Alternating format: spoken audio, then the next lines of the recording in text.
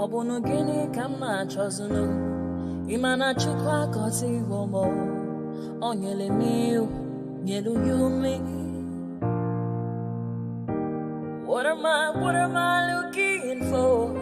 See my God, he don't bless me, yo. He give you me, give me you. Obunu kife la chasha so Obunu kife me chasha me. My baby, you know, say you go love for me. Hey, yeah. I do go. I could go. When I call your name, Shakara for me. Oh, Roma.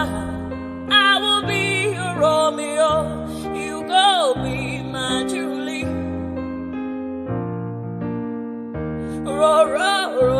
Roma, I will be your Romeo. You will be my Julia. Oh, give me your love and I'll go run away. Show me your love and I'll go use you play. Carry me, go me, I go follow you way. Follow you, they go. Maka Munagi, me and you. Okwa Munagi, my baby and me and you. Me and you, Aqua Monagi, my baby. Obuzi kife la chasha so, Obuni kife la chasha me. My baby, you know, say you go love me. I do go. I could go. When I call your name, Shakara for me. Oh, Roma, I will be your Romeo. You go be my Julie. Yeah, Roma, I will be your Romeo. You will be my Julia. Oh, Roma, I will be your Romeo. You will be my Juliet. Roma, I will be your Romeo. You will be my Juliet.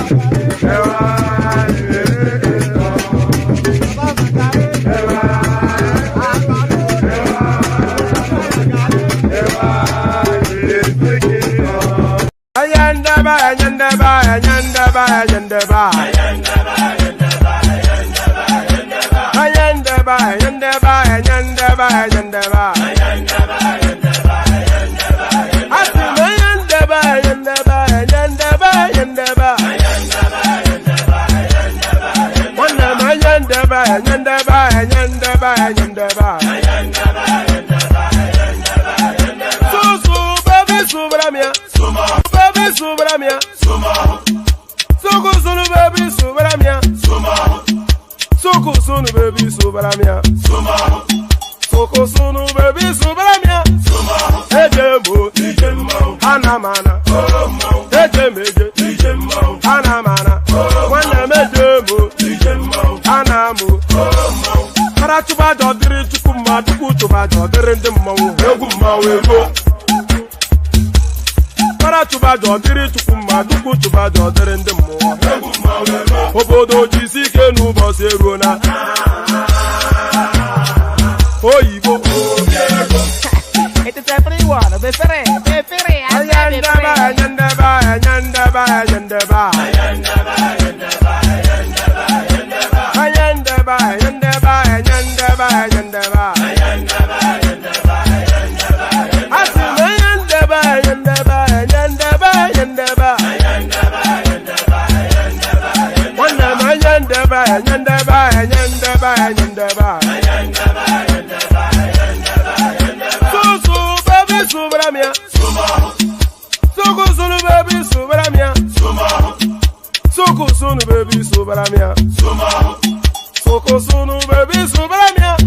Ladies and gentlemen, sometimes you just have to act like you are drunk, like you are crazy. Confuse your enemies, confuse them. We mo. Yeah, we mo. We mo. No basa ega kontumo. Yeah, dear Google. Okwitara kara mi nguru ma mi ga kwuru mu gwo ya baby mo. Abe Maria. Why feeling? Ayandaba.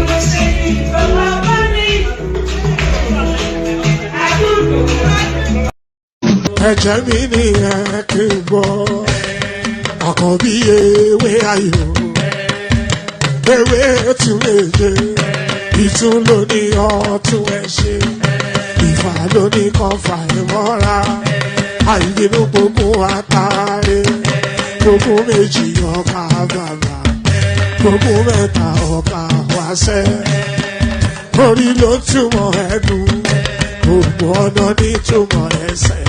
Akọni ìmọ̀ tú ìmọ̀ ọjọ́ ìmọ̀ èmi ni wọn kì í dálẹ̀ bọ́bá lọ mẹ́lẹ́mọ́ wá fi jóye ẹlẹ́mọ́ akọni bọ́bá lọ gbé fèrè wá fi jóye ẹlòkò bọ́wọ́ wọn bá tẹ̀lé wá fi jóye aláre àwọn mẹ́tẹ̀ẹ̀ta parapọ̀.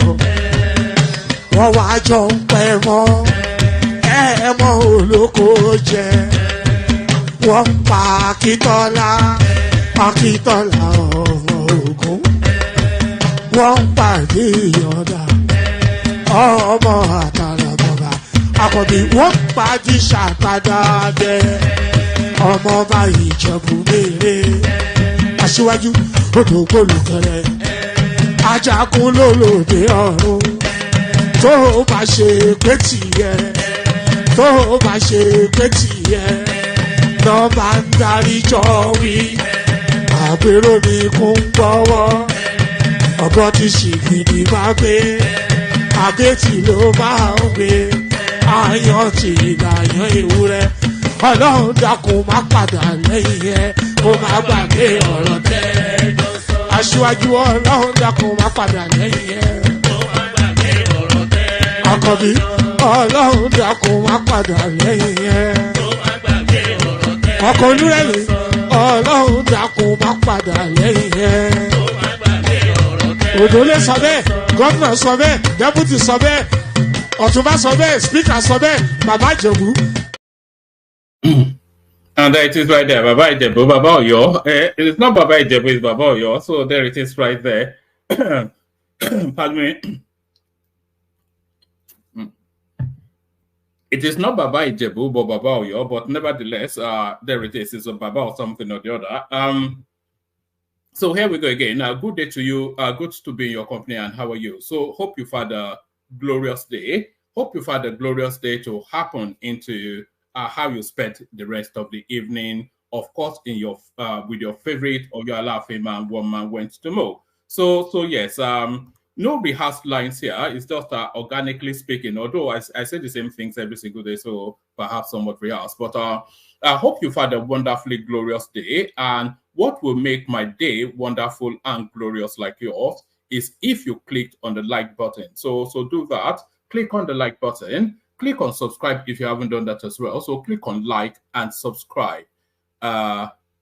Kesintin is something by but I don't know quite what you mean by that, Adeola, but so that it is. Click on like, click on subscribe. If you have not, and by the way, I hope I hope this doesn't apply to anybody listening, because I rate the intelligent quotient of my subscribers quite highly, only really judging by the sort of panelists that assemble here.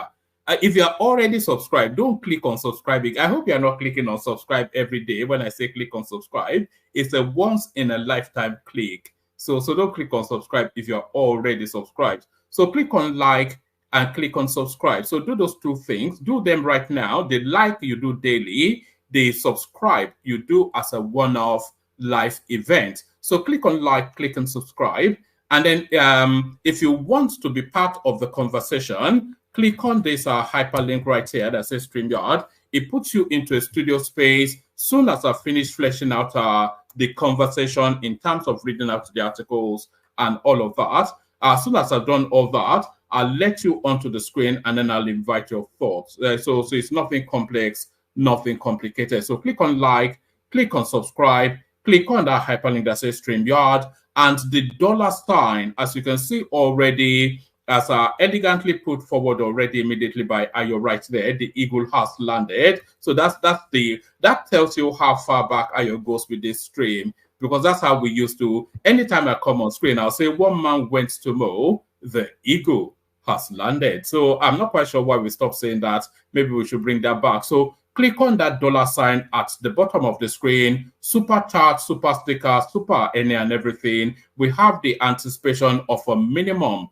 of 5 super interactions with the platform. So do that. Click on like, click on subscribe, click on the hyperlink that says StreamYard, click on the $sign as excellently exemplified by Ayo and RB. So RD, not RB, also as excellently exemplified by Ayo and RB. So because the platform has to be lubricated, you see, and that lubrication is the super chat. So lubricate the platform with super chat. If you are watching on Facebook, lubricate similarly in the fashion done over there. Lubricate similarly. I don't quite know what the lubricant is on Twitter and Instagram, because those are new places that we're just making incursions into. But the places that we are embedded in are Facebook and YouTube. So do the necessary as exemplified by Ayo and RD. So do all those nice, warm, cozy things. And as I say, you'll be subsumed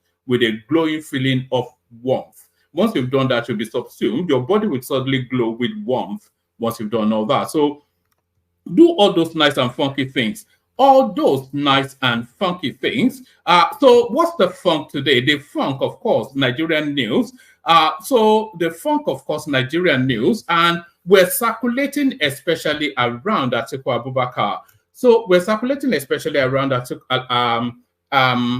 Abubakar, because Atiku Abubakar is playing a particularly nuanced, it's not even a nuanced politics, but it's a traditional politics, but that has been mastered and played over time. It's playing ethno-religious politics and is going back to his talk to say, are we going to let these people change because if Tinubu rules the country for, not rule, because of course, I hate that term rule. We use those terms for military dictatorships or ex-military turned civilian, but really it's to administer. So if Tinubu administers that country for 2 cycles, which will be 8 years, it will change the dynamics of politics in that country permanently. You know, and they know that. So the traditional stakeholders that have brutalized and bastardized and comatose that country, they are sitting on a mountain of dollars, looking down at how Tinubu is gravitating around that landscape.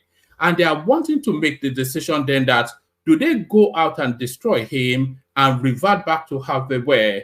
But they feel, I suspect, that they may well have pushed the country to breaking point. So are they going to let him have the 2 term and change the country permanently in a positive and an upward trajectory? Or are they going to try to revert us back to that feudalistic sort of ethno-northern conservatism that we've always had and has led us to where we are? So that's the politics that is being played, and the master of that politics, of course, Atiku Abubakar. So we kick it off with Atiku Abubakar.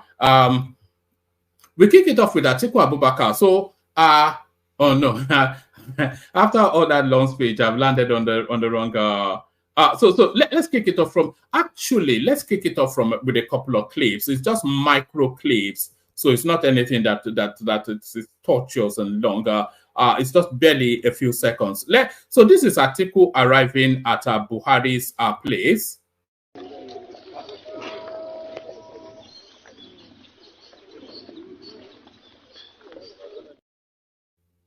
So that's Atiku arriving at Buhari's place, and this is Atiku in conversation with the Mala from Daura.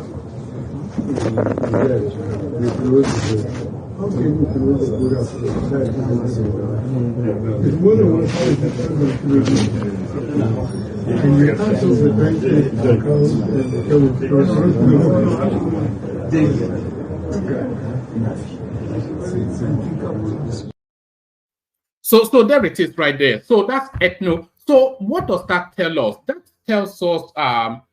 tells us immediately, before we even get into any of the readings, that tells us immediately that Atiku Abubakar is going to give it one more shot. We know that. And he went to the meetings with Tambuwal, by the way. So that tells you already that the PDP ticket is bagged and tagged Atiku Abubakar, plate against Sam, one more for the road, sort of a thing. So we know Atiku Abubakar is going to contest, but will he have the backing of this? The visit that we're going to be discussing is his visit to Daura, but in the course of that journey to Daura, he stopped at Mina, where he visited Babangida, which was well publicized, and he also visited Abdul Salami, which was well publicized too. So it's not just felicitation. They like to use that word a lot in Nigeria. It's not just felicitation. It's asking them that is the road clear, and are we taking it back from him? So that's the question that is canvassing around the north, and is going, as I said, to that ethno-religious, tried and trusted backdrop that has always been the thing that went through in Nigerian politics. So it's a real, it's a duke it out. That 2020, forget Peter Obi. Peter Obi is not an equation in 2027. 2027 between Atiku Abubakar and Bola Tinubu is going to be brutal.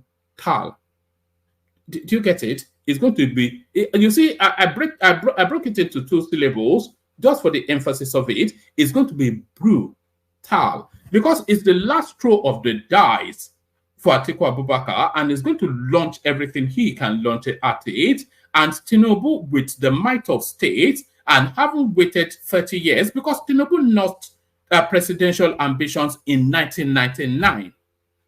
It was in 1999 that the Fourth Republic. Tinubu has been nursing presidential ambitions since 1999, and we saw just how brutal and grueling and just so tormentuous the journey was for him to. Is he going to fight that fight and then hand it over in one term? So the fight for 2027 is going to make 2023 look like a cakewalk, and that fight has already begun. So let's kick it off. So let's kick it off. Atiku Abubakar visits former President Buhari. So there it is. It won't tell you much, but it will only give you the presidential candidate of the People's Democratic Party, PDP, in the 2023 presidential election. Atiku Abubakar has paid a visit to the immediate past president, Muhammadu Buhari. Correspondence reports that Atiku, a former vice president, visited Buhari at his Daura residence on Saturday. It was gathered that Senator Aminu Tambuwal, so Aminu Tambuwal, of course, the one that stabbed Wike in the back, that made him make that decision that he was going all out to destroy them, and he did. It was gathered that Senator Aminu Tambuwal, the immediate past governor of Sokoto State, alongside other PDP stakeholders, accompanied Atiku to his visit. So yes, all right. It cascades into this, actually. So maybe we'll read this one as well. This is one of the stories we'll be treating as well. The visit to Buhari comes few days after Atiku paid a similar visit to former military president Ibrahim Babangida and former head of state Abdulsalami Abubakar in Niger State. So that's that. So let's just quickly capture this because it's one of the stories I have lined up anyway. Court orders final forfeiture of over 12.18 billion naira property linked to Emefiele. So if that was dollars, then we'll start talking. But that's still change that they found just behind this so far. In other news, the Federal High Court in Lagos has issued a final order for the forfeiture of properties worth 11.14 billion naira and an additional 1.04 billion naira linked to former governor of the central bank, Godwin Emefiele. Correspondence reports that Justice Chukwujeku Aneke issued the order after considering an application presented by the Economic and Financial Crimes Commission Council. Previously, on June the 5th, 2024, the court granted a temporary forfeiture of the properties based on a motion filed by the EFCC, presented by the senior advocate Rotimi Oyedepo. If they are securing forfeitures, that is to tell you then that a crime has been identified. So it couldn't have been. And how could he have let it? But it was the governor of the central bank. But nevertheless, how could he have acquired properties of the value of what was it? Of the value of 12.18 billion naira. So if he's making that forfeiture, then a crime would have been established. So already there's already a jail term guaranteed off the back of that forfeiture. So let's just leave that there because we're really with the article story at the moment. So it says 2027, this is definitely a political move. This is Doyin Okokwe reacting to Atiku Abubakar, but we'll get to that in a moment. Just saying, Atiku, Tambuwal, PDP leaders stare 2027 presidency rumor, visit ex-president Buhari in Daura. So I would say that this visit I beat too early actually in the cycle of the politics.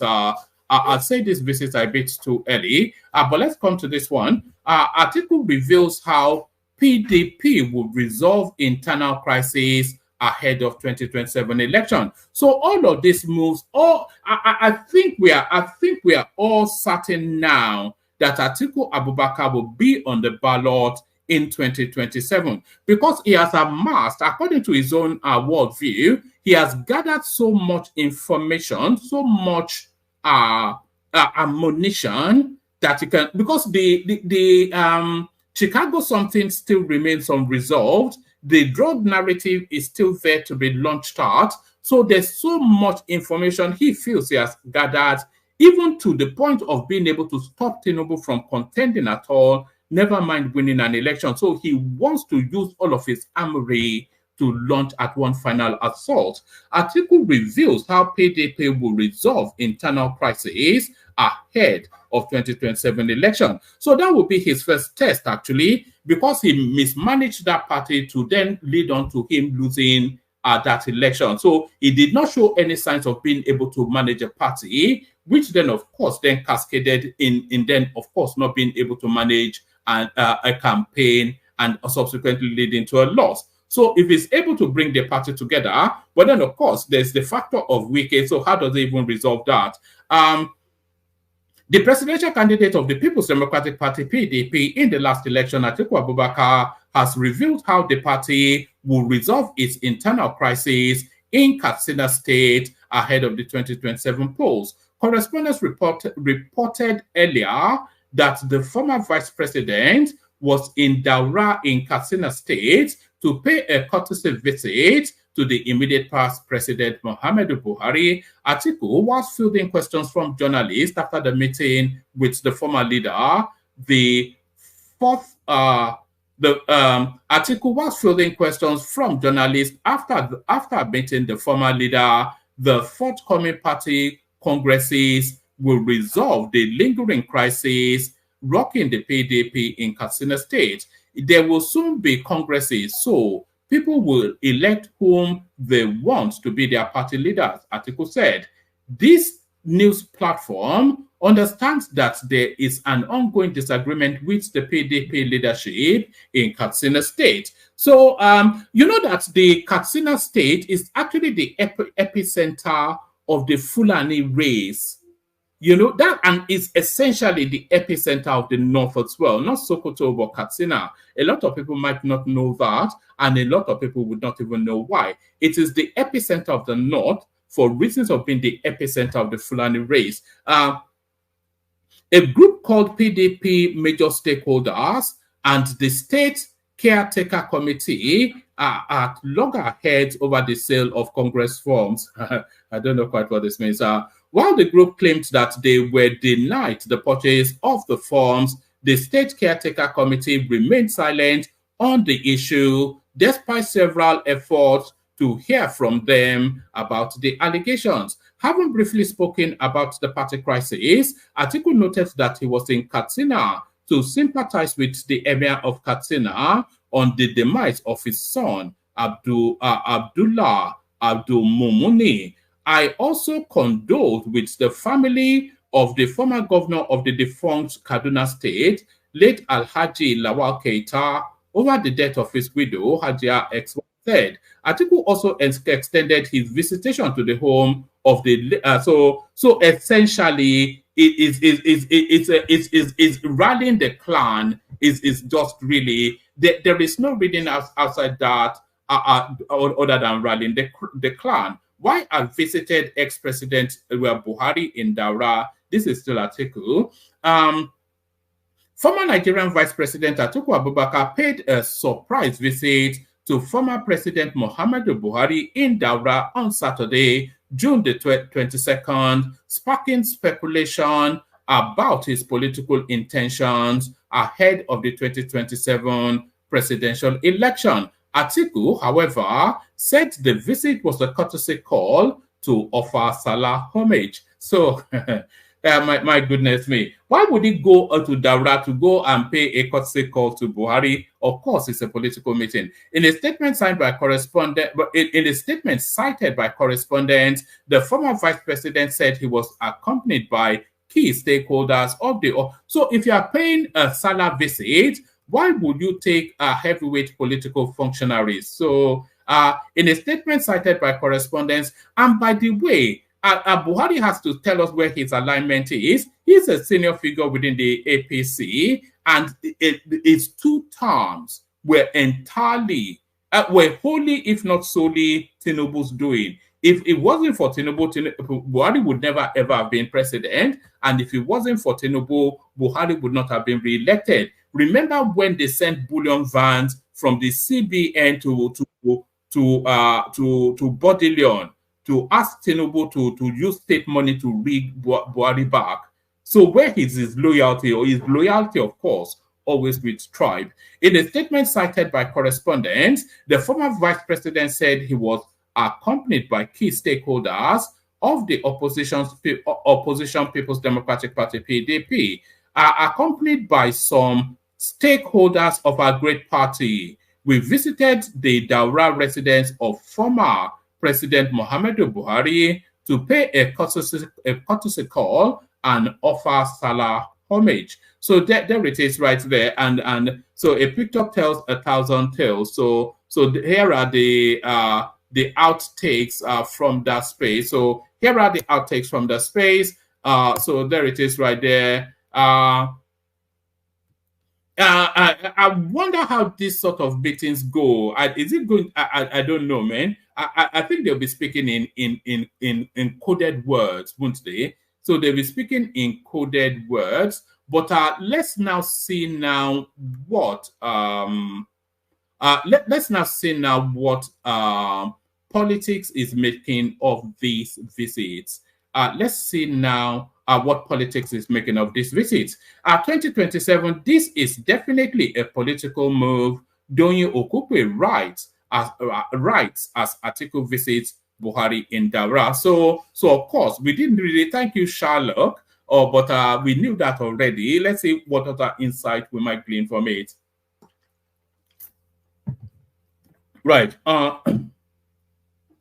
Former presidential candidate of the People's Democratic Party (PDP) in the 2023 elections, Atiku Abubakar, on Saturday, June the 22nd, paid a visit to former President Muhammadu Buhari in his hometown Daura in Katsina State. The former vice president arrived at the Umaru Musa Yar'Adua Airport, Katsina, aboard a private jet at about 11 something or the other, from where he went straight to Daura, where he visited the former president in his own home.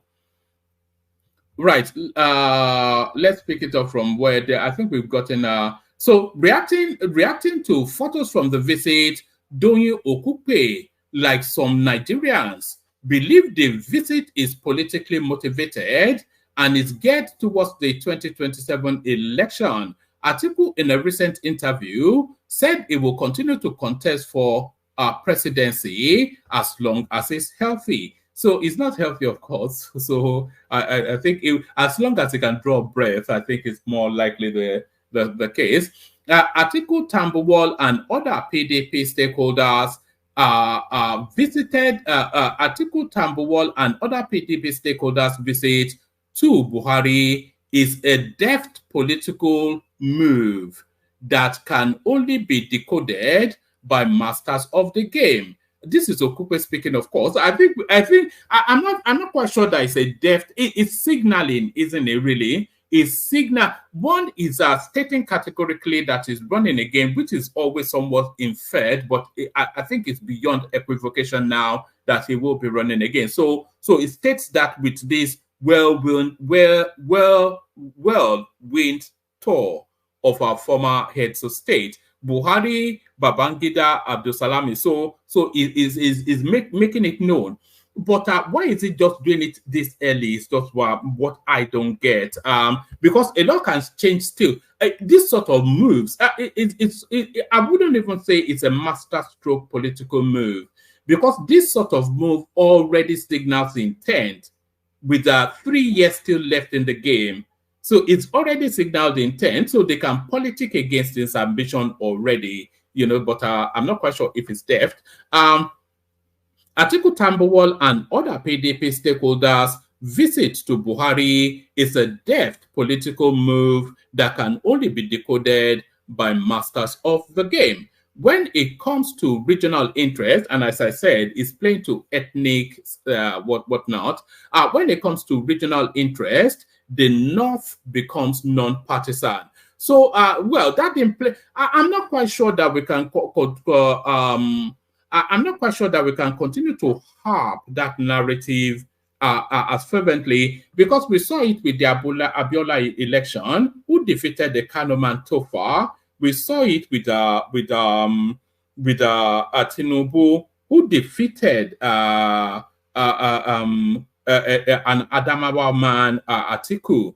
So I think we don't accord enough sophistry to how politics is being played in the North. I would even go as far as to suggest that we in the South play more ethnic politics than our cousins in the North. Atiku Tambuwal and other PDP stakeholders' visit to Buhari is a deft political move that can only be decoded by masters of the game. When it comes to regional interest, the North cannot be, the North becomes non-partisan. Poser, under what condition will 2027 be considered regional interest by the North? So yes, I think a lot of Tinubu's second term is in his hands.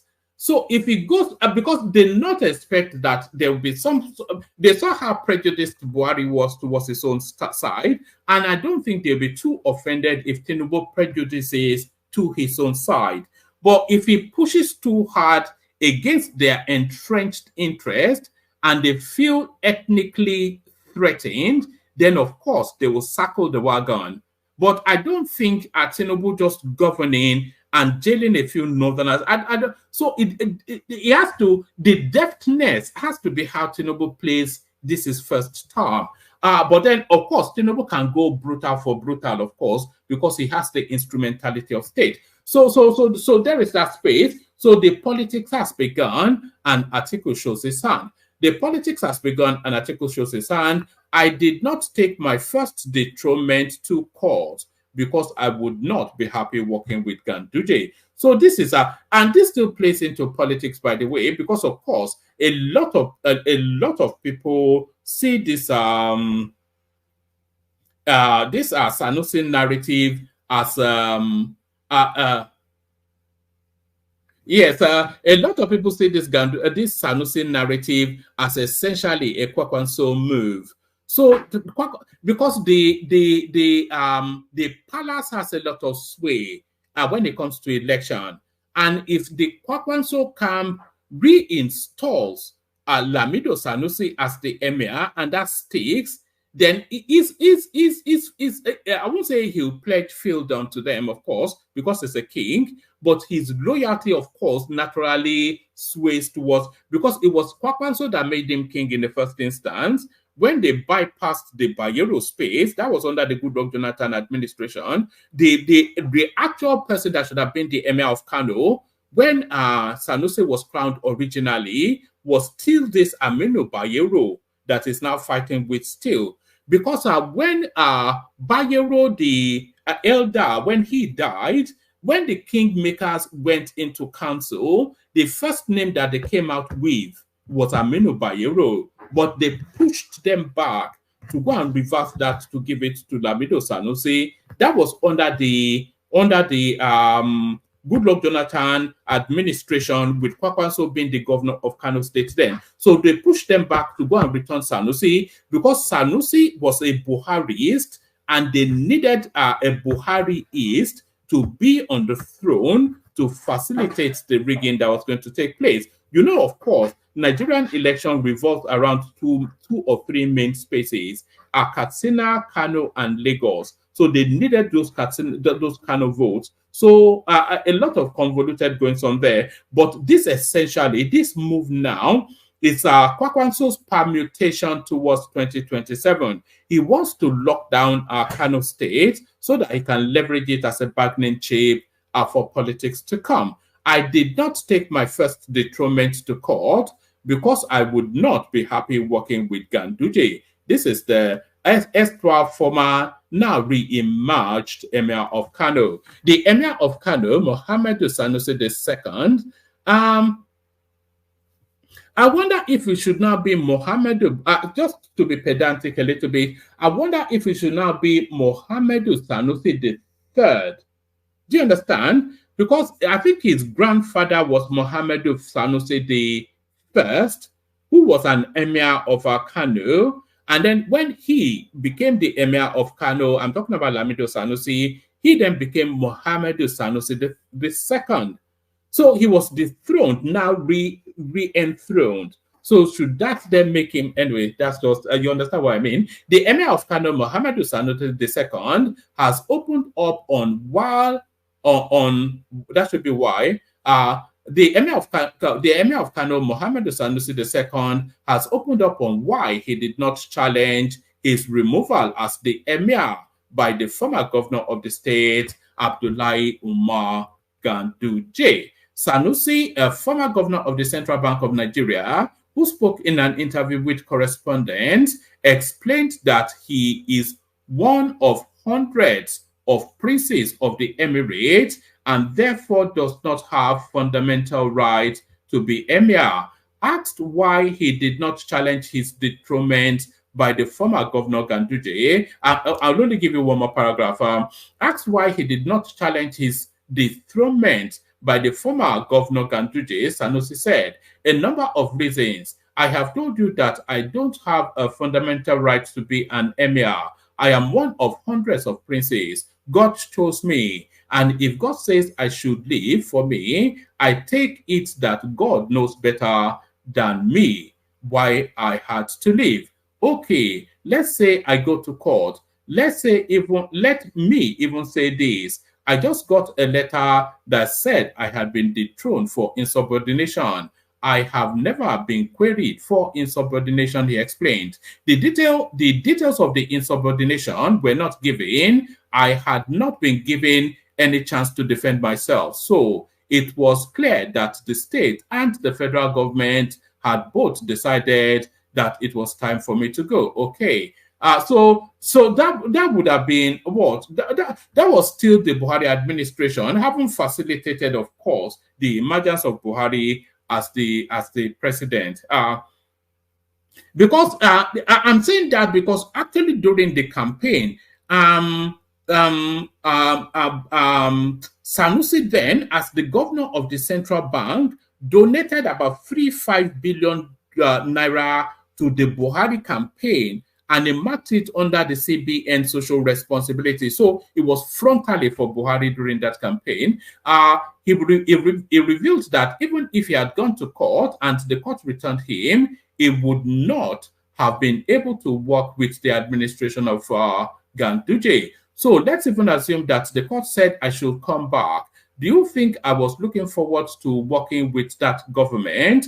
Would I have been happy as an emir in the last 3 years working with that government? You are under a governor.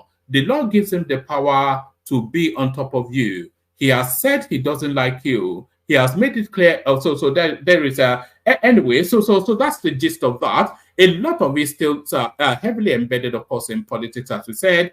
This was on the headlines as well, but we've already gone through it. Court orders for future. So there it is right there. What else do we have? It's a case of bring your own. No, so I hope we have one more. Yes, I hope the pan. Oh, we have 2 more. I'll be very quick though. I think now we have been pushed for time somewhat. We have 2 more.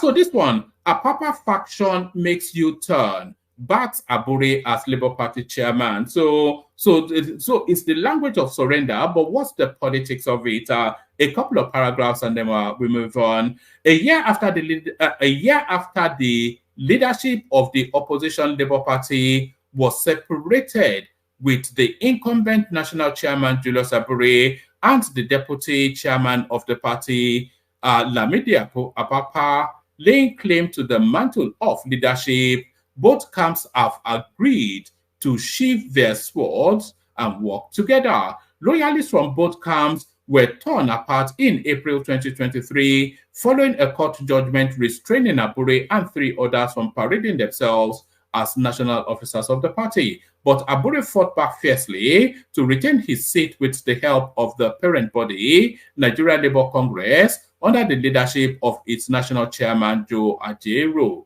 The embattled LP chairman, however, fell out of favor with the NLC following a contentious national convention held in Anambra that returned him and all his loyalists of the National Working Committee to office 3 months ago. Despite a series of picketing at the LP Secretariat nationwide and other threats by the unionists, amidst calls for an expansive and inclusive convention that should start from the grassroots, Abure did not budge. The action subsequently compelled the NLC Political Commission to void the new leadership and set up an interim committee saddled with the task of engaging stakeholders of the party and conducting a fresh convention in 90 days. It's us at the LP National Secretariat who preferred anonymity because he was not authorized to speak to the media, explained that Abure felt the urgent need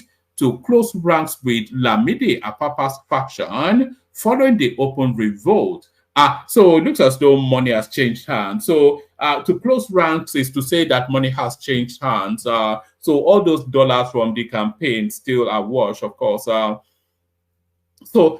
as far as at the LP National Secretariat, who preferred anonymity because he was not authorized to speak to the media, explained that Abure felt the urgent need to close ranks with the Lamidi Apapa faction following the open revolt and media war from its presidential candidate Peter Obi, as well as the pressure from the NLC. It is the only logical way for him to have a united front against the threat of the NLC in particular. I believe you already know Abure has a long history with Lamidi Apapa and Abayomi Arabambi before now. Correspondents, when correspondents contacted the Apapa camp, the factional spokesman Abayomi Arabambi confirmed the development. Arabambi, so the last paragraph, Arabambi told our reporter that they had no problem with Abure from the outset because they knew he was being influenced and misled by some leading officers in the NLC. Okay, let me just give you. Is that the last two? Oh, all right. So let's leave that there. Let me just give you one more. Then we come into the room, kick off the conversation. So this is good news for some and bad news for others. This is very much to the chagrin of the naysayers. This is very much to the chagrin of the naysayers. To the chagrin of the naysayers, Lagos to Calabar road project, solid concrete. So it's going to be a road that will last for 100 years. That's what they're building. The contractor is making significant progress, demonstrating that this is not business as usual. The concreting, let's do that again. After a swig of water. Right, Lagos to Calabar road project, solid concrete. The contractor is making significant progress, demonstrating that this is not business as usual. The concreting on both sides of the road is progressing steadily, a unique achievement that we can all be proud of. We commend the renewed hope. So this is, of course, this is APC United Kingdom. I'm not part of it, by the way, before you start making comments. Yes, it's Lagos to Calabar road project, solid concrete. The contractor is making significant progress, demonstrating that this is not business as usual. The concreting on both sides of the road is progressing steadily, a unique achievement that we can all be proud of. I commend the renewed hope administration and the Honorable Minister of Works, His Excellency, Senator Engineer. Look, they like so much. Which one is Senator Engineer? Just call him Mr. You know what? His Excellency Senator Engineer. You know, how much importance can one man need to assuage his ego? They forgot to add chief, because there'll be chief there sometimes. The appellation's longer than the name. His Excellency Senator Engineer Nweze David Umahi CON, for their dedication and effective oversight in ensuring the success of this project. So I'm only really bringing you this, one, to bring you the update, and two, to show you that that road is already, the bits being finished, already in use. So let's catch it up here. Let's catch it up from here, and then after this, we come into the room.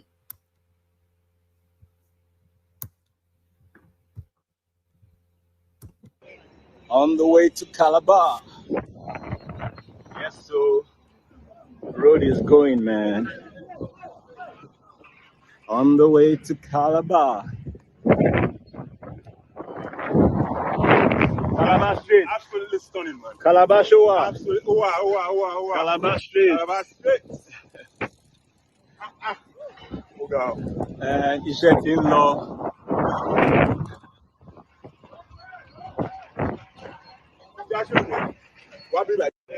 On the way to Calabar. All right. So once that is completed, it will be a world marvel. Do you get me? It will be. It will not even be a Nigerian achievement. It will be a war. It will not be. It will not even be an African something. It will be a world marvel. Once this has been completed, it will be a world marvel. The world will marvel. Nigeria is slowly evolving out of the third world phase. We have the biggest single train refinery in our country exporting. They're exporting diesel to Europe. Whatever their specifications are, we'll meet it. Now we are having a road that would never be surpassed by any country in Africa because they don't have the acuity, they don't have the blue sky thinking, and more to it, they don't have the funds. To talk about South Africa, is a Dutch country in Africa. I doubt even if they have this.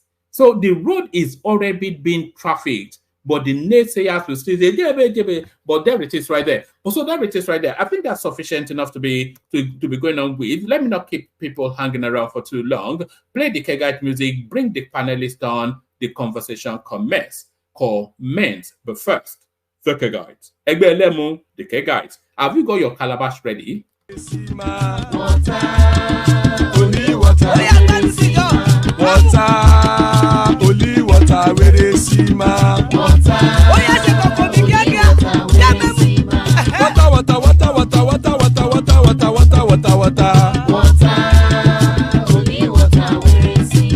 Hapa o naido.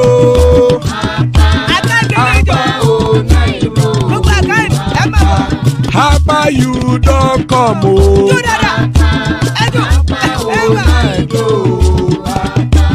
Hapa o naido.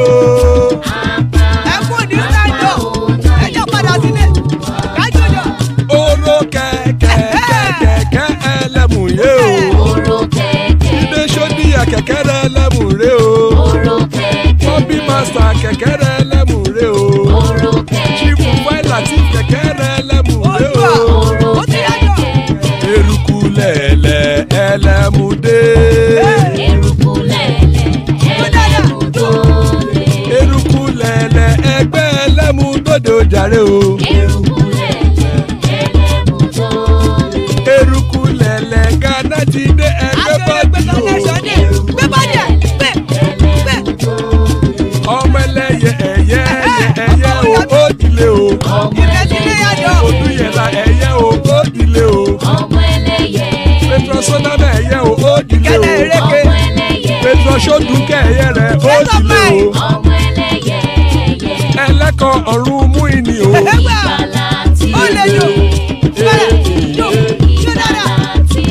Àkùkọ ọ̀run méjìkọ.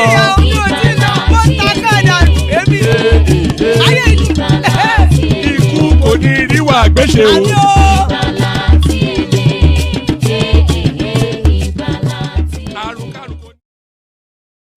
And there it is right there. Àkùkọ ọ̀run méjìkọ, the cockroach of the heavens don't crow yet. Iku Koniri Agwesheme death have nothing to do with us. So amen to that on behalf of myself and you, my friends. Amen to that on behalf of myself and you, my friends. Some of our friends joining us, the housewife's favorite, Prince Daddy, of course. The man now with the data. I used to be Kulata, but is it Larry now? Larry certainly joins us to illuminate the space. The dulcet tones of Paddy in the house. Always a delight when Paddy is here. The progressive makes a cameo appearance. We don't see him often. We see him today. Ola is in the house as well. Your friend and mine. Isaac Black is in the house. Always a thrill to see Isaac. Dewale, who that song may well have been for. So that's Dewale right there. And to set the place up and put a rocket under it. Gas them up. gas them up. So good to have you, gentlemen. A real delight. Let's kick it off. So let's kick it off. Let's kick it. BT joins us just at the last moment. So a real delight. Let's kick it off, and let's kick it off with Prince Daddy. So Prince Daddy, the ink has barely dried on the signature to endorse Tinubu as the president, and the politics. The politics never stopped, by the way. It just cascaded from Tinubu being signed in and carried on still without breaking stride. But there are two different types of politics being played here. There's the politics being played by the Obidient, and the politics now that our article is unfurling. So what are you then making then of this visit the former heads by this vice president that refuses to retire? Prince Daddy, good to have you. Yeah, hello, man. Hello, everyone. Like, share, and subscribe. And do not unsubscribe, but rather subscribe if not subscribed already. and love the show. Yeah, I heard the comment earlier. Are you getting a report that people are unsubscribing, thinking they're subscribing to the show?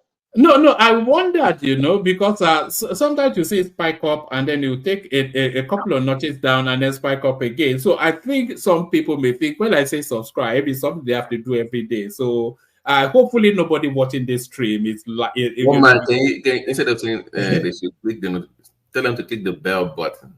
The bell button. Yeah, because all right. The bell. Because when you subscribe, you also have to click the bell button to get the notification. Yeah. All right, brilliant. So let's kick it off then, because we have somewhat of a foolish house, not foolish as in lacking of wheat, but an abundance of people. So let's do 8 minutes monologue, kicking it off with Prince Daddy. Prince, you're first. So yes, Atiku Abubakar he started again. Atiku started again. Well, like he never stopped. So. If I heard it correctly, is it trying to use the Northerners as his tool this time around to get to the presidency, right? I mean, essentially that's what isn't that what he did last time? I mean, PDP had a strong hold on the Southeast constituents. But of course, this last election, he bungled it up. He messed up big time.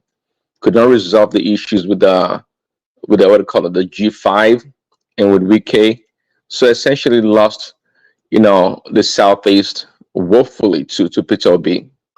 And that really talks about Atiku's Atiku. I can just like Peter Obi in a lot of ways. He commands. He has this aura of a leader. But when it comes to actually doing the work, negotiating, having a foresight to what is going on, he doesn't have that wit at all. So his game plan this time around, I'm not sure how it's going to help. Do you not think, Prince, that is testing the one thing first? The North always decides who becomes the president, because they have the numbers, and the numbers in the South are somewhat broadly split into two stocks, so they have the deciding votes in most instances. Do you not think it's testing the mood in the North to say, look, we have to get rid of this guy? Would you read it like that? I tell you what, man, what Buhari did, if he was complacent or not, I'm not sure to the degree in which it was. But what his administration did to Tinubu this last election, and all the forces that came against Tinubu, really, I mean, they threw at Tinubu everything they had in the bucket. All the wrench they had, they threw at Tinubu. And yeah, Peter Obi played a role, but they did not survive. They didn't make it. So how much more now that Tinubu is in charge, in control of all the levers of power, that they're going to have their way. No, I don't think so. I mean, when Buhari ran twice prior to merging with Tinubu, he had the northern vote. It's not what they say. That's why I was trying to remind Buhala last time on your show, Danny Buhala, that is. it keeps saying that before the election, so Atiku already had in his back pocket the 12 or 10 million vote that Buhari had always commanded. He said that, but do you know, after the election, Tinubu's performance was extraordinary. I'm telling you, it was almost like a 50-50 split from between him and Atiku with the northern votes. That shows how much Tinubu really did. That his way of playing politics didn't start overnight, unlike Peter Obi. He's been doing it for 30 years. And the Northerners, they have their own personality individually, of course, and as a group. And you can trust a Northerner. If they give you that word, they will do it. They're more likely to do it, even more so than the Yorubas. Yes, but if the Northerners turn against you, you are out of power. That is true. And Tinubu has roughed up El Rufai. You know, he's roughed up El Rufai. Yeah, we know that Buhari is not really keen on him. Maybe he'll just let him. But you know, and the North are really agitating that. Look, you have to love us more. Do you not think that ethnic something could well go in favor of Atiku? Nothing has told me that yet. You know, I think maybe Hassan may have alluded to it, and I think we all can have an idea about the northern electorate or voters. They are not a monolith in the voting bloc. They have different factions. Roughing up El-Rufai. See, El-Rufai is a strong voice in the north. Is powerful, but I don't think he has a very strong voting bloc that will support him. I think even I can put money on it that Tinubu has a stronger voting bloc in the north than El-Rufai. I'm telling you, man, that Tinubu does. And don't forget about this Ganduje guy. And I think there's some other characters like him. Ganduje is a loyalist. I know he loves the dollars, but he's a loyalist and he knows how to play the game. He knows how to play the game. It wasn't a coincidence that he became the chairman of the APC party. It's not. Ganduje can nullify El-Rufai, if you ask me. And I don't think Tinubu is damaged his reputation with the Northerners. I don't think so. And I know he would like to court Kwankwaso and the current governor of Kano State. Tinubu is a master planner. The man is brilliant. No matter what the Obidient say, the guy knows how to play politics and he understands Nigerian politics to the core. He's one of a kind, and I don't think we've seen someone like him in a long time. If you look back to Obasanjo, I don't think even Obasanjo was not a politician in that regard. They favored him. They brought him to power. He won. Then he rigged the election left and right, brought about Yador. Then Jonathan showed up, and because they had the apparatus, they were able to win this. Tinubu is the man. Sorry, it's absolutely. Are you suggesting that OBJ was a puppet? Well, absolutely. I mean, what more can we say? Was it not? I mean, I'm just asking the question. That's all. Yeah. Was it not BT? Was OBJ not a puppet? I was just asking the question. That's all. You should answer the question now. I was just raising the question based on what you said, sir. That's all. Thank you. You know, OBJ was handpicked to be slotted in that space, but I think he then broke the shackles off his ankles once he became president. But he could not really break off of it. You know that's why I don't know the validity of the story that he had to kneel down for Atiku. I mean, it should, because he didn't have the power. It was chosen and everything was, you know, he had to kowtow to a lot of things. He had to accept a lot of things back then. So it was not a true politician in that regards. So they came PDP, they gained power or seized power, and they, that everything else was history, and they became too arrogant. And Tinubu, man, that guy, I'm telling you, I'm still waiting for his book, for him to write a new book, I guess. This guy, was able to crush.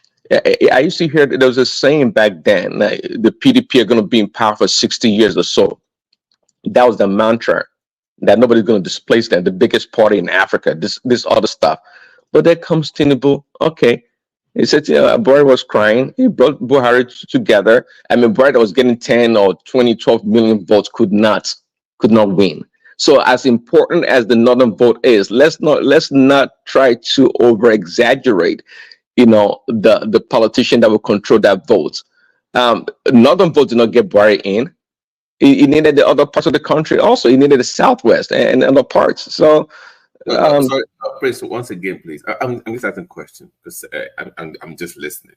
So, you said that Tinubu is more skilled. So, let's just do a ratio scale. How influential is Atiku in the North really compared to the likes of Buhari? How influential or how powerful politically is he? I think that was tested during the election, was it not? Is it a ratio 1-4, 1-5, or can you give me like just scale, like how? Because Buhari is obviously more, but does it really have any sway? Like if you compare him to a Buhari up north? I see. See, Buhari, if you ask me for my analysis, Buhari is liked by the politicians. Is a liked politician. Buhari is an absolutely a poor politician. Is not a politician in any regards to be reckoned with. Atiku has been a vice president. He's a politician. Why? Because he's been trying to become a president for the past how many years that he's tried. And for that reason, he has a name and he has influence in the North. But overall, he's shown himself to be a poor politician also. He's not a good politician at all. I don't think the North likes Atiku. I think they find him too lascivious. I think they find him too... can you use language that we can actually understand? What I'm going we're not as educated as you, obviously. Look at this. Two masters in medical science. We are not... but they find him too lascivious. They find him too Lagos. They find him too loose of moral. The sort of people that the North like are people like Buhari, who is very religious. It projects piety, humility, simplicity, very, very humble, very Spartan in his lifestyle. But are not this Owambe sort of yes. I don't think yeah. No, because I'm saying, Prince, you agree with that? Do you agree with one man on that one? Yeah, I agree with all the adjectives that one man used, but I'm telling you because they liked him. They liked Buhari. That's the difference. But in the North, this is what I was trying to get at. How does that translate to the politics of it? Is what I'm trying to get at. So everything one man just said. How does that translate for both? I mean, we've seen that I would have translated for Buhari, but for an Atiku so far, if you have to compare both, how does that translate for Atiku? Because he's going to probably face somebody from the South again if he runs for office, which he's going to most likely do. But how does that, if you have to compare it, because I'm trying to figure out what how in meeting Buhari is going to help him, because Buhari is APC, obviously. So how does this help him, and how much influence does he have in the political space that will equate to votes? Because that is what it boils down to, right? Votes. So how does that boil down to? That's what I'm trying to ask. I'm trying to figure out. I think Kulata may have answered that. He says that Buhari has a following. Atiku is just a political. So it's just it's just okay. Yeah, maybe Kulata may have summarized what I was saying. I just said it, that Atiku has been in politics for such a long time, so he has some kind of political capital in the North. Not because he's a great politician. He's shown himself to be actually weak, perhaps even weaker than Buhari. And in politics, people just have to like you. In Buhari's case, again, he was not a good politician at all, but the people liked him because of the values he espoused, and that's why, as you mentioned one man, and that's why they like Buhari, and that's why they voted for him. But I'm telling you, just like I said earlier, that between Atiku and Tinubu, it does not, I mean, and this past election showed it, it was almost 50-50. Tinubu commanded almost 50% of the northern vote. That shows how strong the man is, and he understands politics. So Yeah. Yeah, go on. Prince Daddy, you would not know her, of course, but a good friend of Babati, look what the cat dragged in. Bia, our fight is not finished. I thought it was a fight for life. Bia, good to see you. Bia, Hi, woman. Where you which one? go? What's this? What's this voice again? Have you been at that red wine again? You're my lost darling now. We can't fight. Look Nigerians at don't need that. fight, so we can never fight. You know we are Uh, brothers and sisters. No, no, we This can fight. It only politics, makes it makes the making up even the more, whatever it bitter. is that is. Yes, so Exactly. How so are you? It's been a moment. yes, so when two Nigerians are fighting, guys, let nobody stay in between, because they will always settle somehow. Yeah, I've been good myself. Been busy. Lost interest in politics because of all the punches we throw at one another. It got extremely toxic, didn't it? Yes, very, very distressing. That sometimes it was even affecting my business, my studies, and that's why I just had to decide to choose what to focus on that is more important and for my own mental health.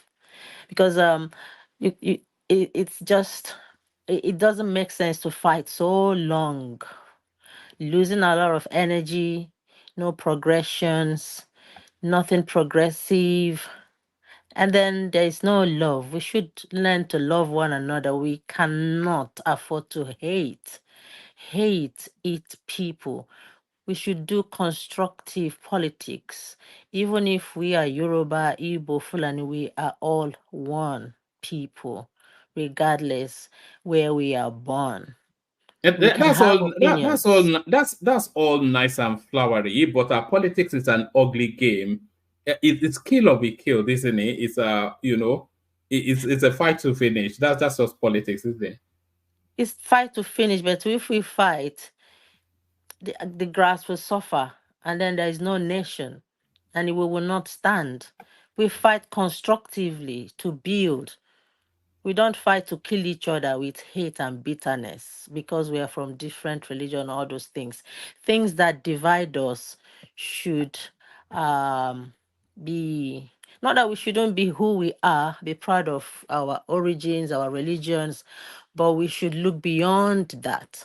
We should learn to tolerate people, even in politics, that if you win today, if you and I is running 100 meters race and you're from Yoruba and I'm Igbo, and you win today, I will not be bitter. I'll have to learn from you and become better. If we are going to be one Nigeria, we should learn from one another and choose the best bit of every part of Have Nigeria. you been drinking beer? Have you been drinking? This is who I am. I want my bet. You got me wrong. Me, I'm someone that if No, you no, poke no, me, no. Your voice, no, the texture of it. I'm not saying you sound slurred, but yeah, I know your voice. So, you've been at the red wine again, you have don't you? know my voice. You I don't got know me your voice. high. Uh, You fed me with a lot of pollen. Your platform was the first platform I ever appeared, and I learned a lot as I proceed to know that I life is hope it's all short. good things that you learn. It's Look, good, listen. yeah. Listen, Pia, if you're fed up with the politics, then I have good news for you. We have shows on Sunday hosted by an excellent lady called Dupsy, and nothing at all to do with politics. So if you want to reimagine to the space, that might well be your first step in, back into, public discourse. Yeah, I do listen in the background. She presents very, very well and fun to listen to. A calm session and a lot to learn from people with different ideologies, which is really good. Uh, um, a place to I be. can still hear red wine in your voice. I'm not drunk woman. This is exactly Eh? who I am. To be honest, I'm a peaceful person, but I have how do I say? Because I've been through bullies and I learned the hard way, so to stand up for myself. So when you poke that side of me, you won't like me. But it doesn't mean I hate. I'm someone that once we fight, I just it's done. That's it. That's me. So I have respect for you, one man, regardless of your opinion. We may not agree sometimes, but I know or you mean well for Nigeria. I believe I don't believe you're a racist or you hate Igbos. You understand? I got to understand you after a while, and I felt okay. Let me just chill out. One man, one man is one man. You know. So I don't have I cannot hate. Even when I was in damages and stuff, like sometimes I look at my brothers when you guys are talking, regardless how uh, funny I present myself, inside of me I'm laughing and having fun as well. You know, so kudos to you guys. Who is that? I can't hear you very well, dear. Sorry, who is that? You can tell from the bad microphone. You have to be Dewale now. Adewale. Yeah, hey, I think our boys, I was trying to figure out who the hell is the speaker. Now I understand. One man is rude Adewale. to, one man is rude to tell a woman that she's drunk on your show. Even if she's drunk. Can't say I, that here. I'm not No, drunk. Bia is an old school member of the Bia. I mean, it's been 3 years that you've been part of this team now, That going is on. the ginger. That is the ginger. You have to have that Holy Spirit in you. You know, when you put that Holy Water in your system, it helps you. I No, understand, excuse me one for man. being drunk. It's a lubricant. Well, sadly, I don't drink red wine anymore because it just makes me balloon. I don't even drink beer anymore. You know, it's just it's too fattening. I don't drink. I haven't Oh man, stopped don't drinking. die young. Continue drinking beer. I mean, drinking red wine. No, you know what I drink now? I drink a Nigerian something called Origin with Red Bull. Sometimes that's my go-to now. But So we are drinking cheap now. That's what we're doing. Oh, my. no, we're not drinking cheap, but it satiates. It's You didn't take time. You didn't go go. Let's not jump it, in. You didn't take time. You didn't go go. it's herbal medicine, isn't it? It's herbal something. Okwaye is Okwaye Oh man, see, okay, no something. comment. Let's move on. Eh, Look at that. Well, but yeah, a couple more words from you, Bea, and then we get back to Prince. Well, where is my Ajanle Coco? Is that it's coming? You know, Ajale Koko is a businessman. You know. She Okay. relegated to the second match, second team. It's He's not longer on awesome. the first back. It's awesome. One man, your show is very interactive, and I love the way you have progressed yourself. You've learned a lot. I can tell. You understand? So I do listen to you guys at work, and you guys sometimes send me to sleep. At work, I shouldn't be sleeping.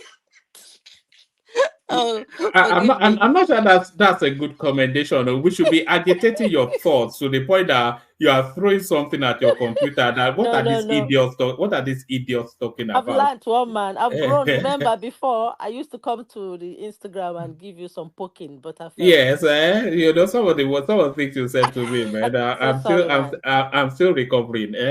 Don't It's, recover. It was just all good. It's coming from a sisterly place. Like I felt, how can this guy dislike Igbo like this? But I no, but I later don't. realized. But I'm a little bit upset that you even think I did. They are my best. You know, it's a bit like a racist say that his best I'm friend is my sorry. it's a black I'm man. But sorry, I woman. love it. I love the good people, and they like me too. I'm sure. You know, but no, it's We all are good. beginning to like you. Okay, so keep up the good works. You're doing amazing.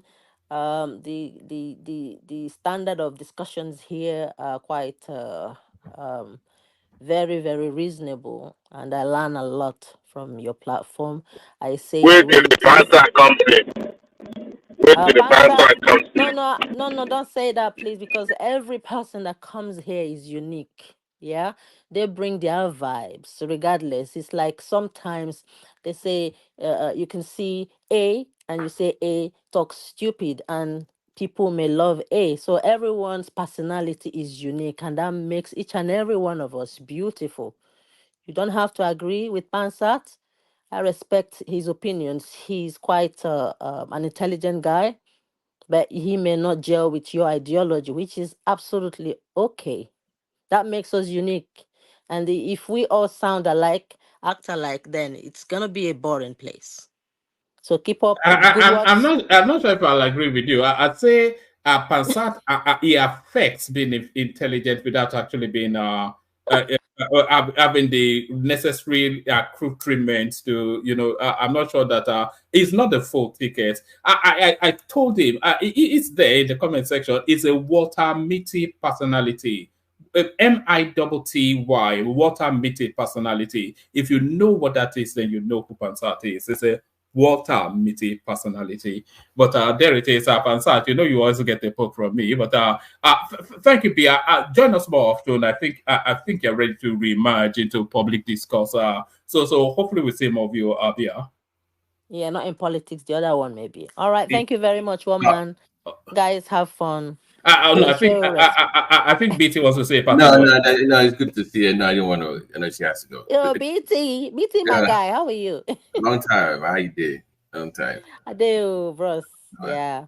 All right. Thank you for all your time, and it's nice reconnecting with you guys again. Please keep showing love to one another, regardless. Yeah, we are one people, one love, and take care, guys, and bye for now. Thank you. All right, brilliant. So that's the excellent Bia Odua. I think she's changed her money.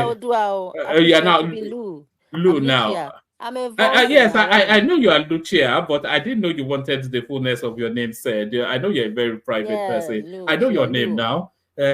Lucy Lou. Well, are you married to Rupert Murdoch? I think Lucy Lou was married to Rupert Murdoch. Did you see how I laugh like a village champion? I beg. Yeah, go now. All right, excellent. Thank you, Bia. So that's Bia, of course. Before you go ahead, I apologize. Can you hear me, one man? Before you yes, I can. I think on behalf of just for the channel, we need to set up a good forming to buy the Wale mic. It's just as much as we enjoy his commentaries, we would like to hear it. Yes, Hey, I have no idea what is wrong with my phone. It's my phone. It's not my mic. It's the phone. Okay. Hashtag buy the Wale new phone. If that's what it would take, because it is. There's this new invention that they call an iPhone. I'm not quite sure if it. And I hear it more than anything. Have you heard of it? The version called. I've heard about it, but I hear that phone more than anything.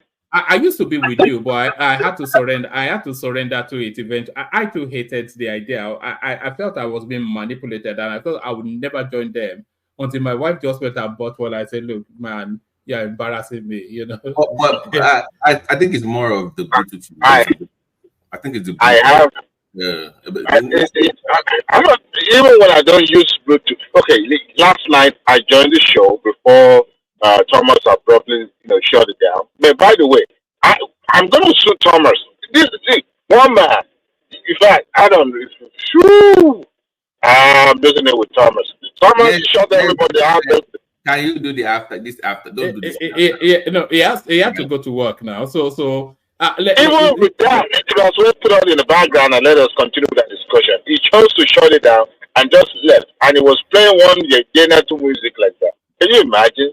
Woman, can you give the Wale his own after hours? Yes, come with the bottle. Come with the bottle of red wine. I'm telling you, if you don't have bottle with you, you won't be part of that show.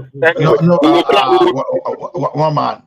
I think guys are serious about that thing though, because I know that yesterday people really wanted to stay behind, but from Thomas' assumption, it's like you gave him order to shut everyone out. I don't know. No, I didn't tell him to shut everyone out. So he had to go, so he had to end the stream because we don't want to end it. But when he ends it, you're still in the back studio to continue your chats. No, that is what he request. That's what people requested, but he decided to shut everybody out and just left. That's what Adewale is reacting to. All right. All right. Maybe I'll speak with him then. All right. Thank you. So let's get back to the structure. Prince, back to you. So you were with Atiku Abubakar. I'm not sure if you if you remember where you were. Yeah, one minute. Yeah, I think we're done with article. Article is I don't think it has any leverage over Tinubu in the north. I don't think it does. I think Tinubu has other allies apart from El Rufai. There's Ganduje there and Kwankwaso and some other ones that we don't know about. The guy's been building his platform for the past 30 years or so with the Northerners. So it's gonna take a while. It's gonna take time to dislodge him, and we know for sure. Again, the feat he pulled in the last election was extraordinary, quite frankly. With all the forces again coming against him, he was able to withstand it. And at the end of the day, he showed up very well in the north based on the votes that he received.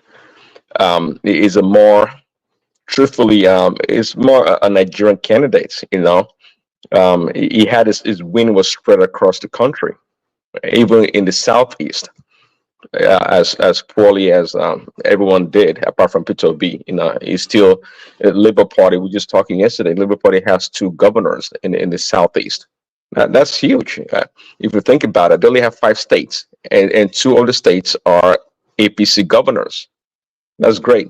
And he's going to continue to get better from there. So yeah, so Atiku can continue to play to find other ways to try to meander, to try to manipulate whatever he does.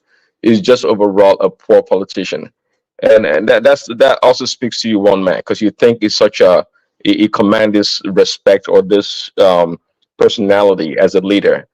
He may because of the way he speaks and present himself. But he has to go down to analyze this man and see what he has to offer. Just like Peter Obi goes around talking, but if you put Peter Obi to the test, put him on a scale, it's lightweight. He has nothing to offer, and he's only able to garner people of I'm not going to question anybody's intelligence, but people, younger people, even though some older people fall for his gimmick, and which kind of surprised me. Also, if Kendu is there, I didn't know Kendu drank Peter Obi's Kool-Aid. I didn't know he did. It was falling for this that slogan. I'm an Obidient. I didn't know that. He is. Well, he was saying. I mean, he said between Tinubu and Obi, Tinubu can barely speak, but he loves Peter Obi's mantra from production to corruption mantra that he goes around speaking. No way he said that. No way he said that. No way. It did. He just said a couple days ago. What's wrong with him saying that? No. The person speaking is already drank some mega Kool-Aid. So what are we talking about? No. I'm not even discussing that whatever. But I know his politics, so I'm surprised he supports. It's kind of. Am I Prince? I'm kind of surprised he's leaning that way. I was surprised too. I didn't know it was leaning that way. I was surprised. I'm not arguing about what he said, but I'm just surprised he. That's what I'm prestige. So come on, I'm not debating that. Yeah, it is but you have to deep. Go ahead. No. I was waiting for you to learn. I wanted to take you on to the next talking points, and then from there onto Larry. So now, as much as this has been heavily criticized, it is coming to fruition whether you like it or not. Over budgeted, under budgeted, adequately budgeted, corruption, whatever it is, do we need it, don't we? The Lagos Calabar Coastal Highway, the bikers are already enjoying it. So what are you then making then of the speed at which and the quality that this project is being executed? Wow. Are you saying this is actually part of the construction that they're biking on the road? Or it's something that's been there before? No, that's the finished portion. They are telling us that they're going to commission the first portion of it in second quarter next year. So within next 6 months. Yeah, that is great. The expediency of this project really speaks to the leadership and the determination of Tinubu and the people involved. They really want the realization of this project as soon as possible for the benefit of Nigerians. So it's all good. I mean, it's all good. Yeah. What can we say? It's all good. I mean, there's so much belief that it's going to bring about a huge economic benefit to the country overall, and help improve the lives of the people and auxiliary businesses that will come from it. I don't know. I think we don't. I mean, road is always good in in any country, right? There's a Chinese proverb that talks about the importance of road. It opens things up greatly in a country. So building a road, um, it's always positive. It will bring about good things, no doubt. It can go in the other way, negative way, but it will bring about good things, and um, yeah, it bring more opportunity to Nigerians, and All right, make. Prince. I'm not sure if you're losing me or if we're losing Prince. Can people hear very clearly? Yeah, we can hear him clearly. Can people hear me clearly? Yes, we can hear Yeah, you. yeah. Prince. Yeah, Was Prince. I it? think you're breaking up a bit. Oh, sorry, was it me? No, Yeah, Prince I is think not it was. breaking up. We can hear Prince, we can hear you. All right. Maybe it's my system. All right, carry on. Yeah, so it's all good. My only concern, of course, okay, I don't want to go back in time, so to speak, but let's see. So they awarded the project for this construction to what's his name, the Kajuri, or how do you call it, the Lebanese Nigerian guy, without an open bid to the public. Um, that was kind of fishy, being a public project, and such a huge amount of money to be invested. Also, that was kind of fishy, but but they did it. Um, the only thing I would say about this project is to make sure they have the numbers, transparent. Um, I don't want them to use the cost overrun to siphon money and to flee Nigerians. I think they should make it public as much as possible. And the media, instead of them playing these silly games, the media is kind of lazy. They become sensational. They become people. They're not like publishers. They're like platform owners. People have their own YouTube channels or whatever, and they don't go after real news or trying to uncover what the government is doing good or bad. They only complain. It would be nice to have all these media outlets, from Arise to to TVC, and of course Channel, the big ones, to track this project and give updates to the Nigerian people, to know, so we know what is going on. See, we've always talked about, Tinubu and its ministers or whatnot should always have they should have they should always communicate to the Nigerian people. Well, man, it's not always the case. Even in America, when they have all this stuff going on, the White House or the politicians don't do a good job communicating. It's usually the media that goes and uncovers stuff and brings it to the public knowledge, and that's why people question things and ask questions. Okay, the government can tell you what they want to tell you, but what is the media telling us about what is going on internally? That's what we're concerned about. That defeats of what benefit does does promoting this what does it do to help Arise TV's agenda? So you got to look at the politics of those news channels first. So those that are pro-government, of course, should do more. Those against that will not promote it. So any media outlet that you're looking at, you have to first understand their politics. That will tell you how they're going to shape their own coverage of news stories. So you don't expect Arise to promote this. You know how they were violently against this in the first place. So the politics of the media house will determine how well they cover it. That's just the way it is. But Babaji, I think I do disagree with you. It's not about promotion. Yeah, just because you're in support of the government, just going to be promoting it. Yeah, that's part of it. I mean, the other media has wait a minute. The other media has a duty to cover it, to investigate, to see where things, give us the real data. So it can be both ways. It's not just because you are part of this government or you support the media of this government, then we have to hear from you, because that, that can be half truth. So it's both. They're supposed to cover. Nigerian media is not doing the same thing, because if you look here, even after Biden is having a project, Fox News is going to cover it. They have to discredit it where, where it warrant discrediting. So that's the way I see it. Yeah, Nobody's saying favorable coverage to show in it, like people are putting it online, is what I'm saying, without adding unnecessary commentaries from knuckleheads like Rufai and Co. Is what I'm saying. But they're not going to do that. If, let's say, there's a pothole that comes up in this first phase, trust me, they'll cover it. You see what I'm saying? When that's the job of media. Yes, very quickly. They will cover it very, very quickly. Yes. Sorry, where is this road? Why not? Where is this road?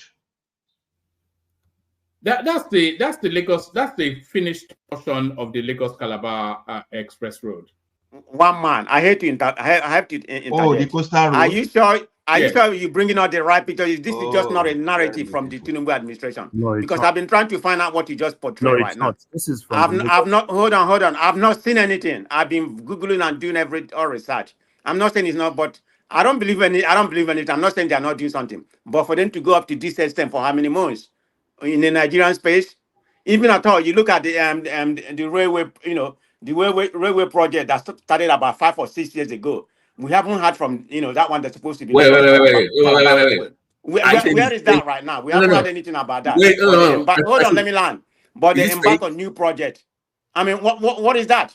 So what's your point? I mean, if you look at the line, the rail line, it's supposed to get to the same place, from Calabar, Lagos to Calabar, going to Port Harcourt, Aba, Onitsha, and some other place, a lot of the start place before coming back, So, but anyway. Hold on, please. Man of prestige. Oh, no. Wait, don't let him get it with this. Are you saying that this is not real? Is this AI generated? Is this fake? Or what are you really saying? This is video. I doubt if it is rare.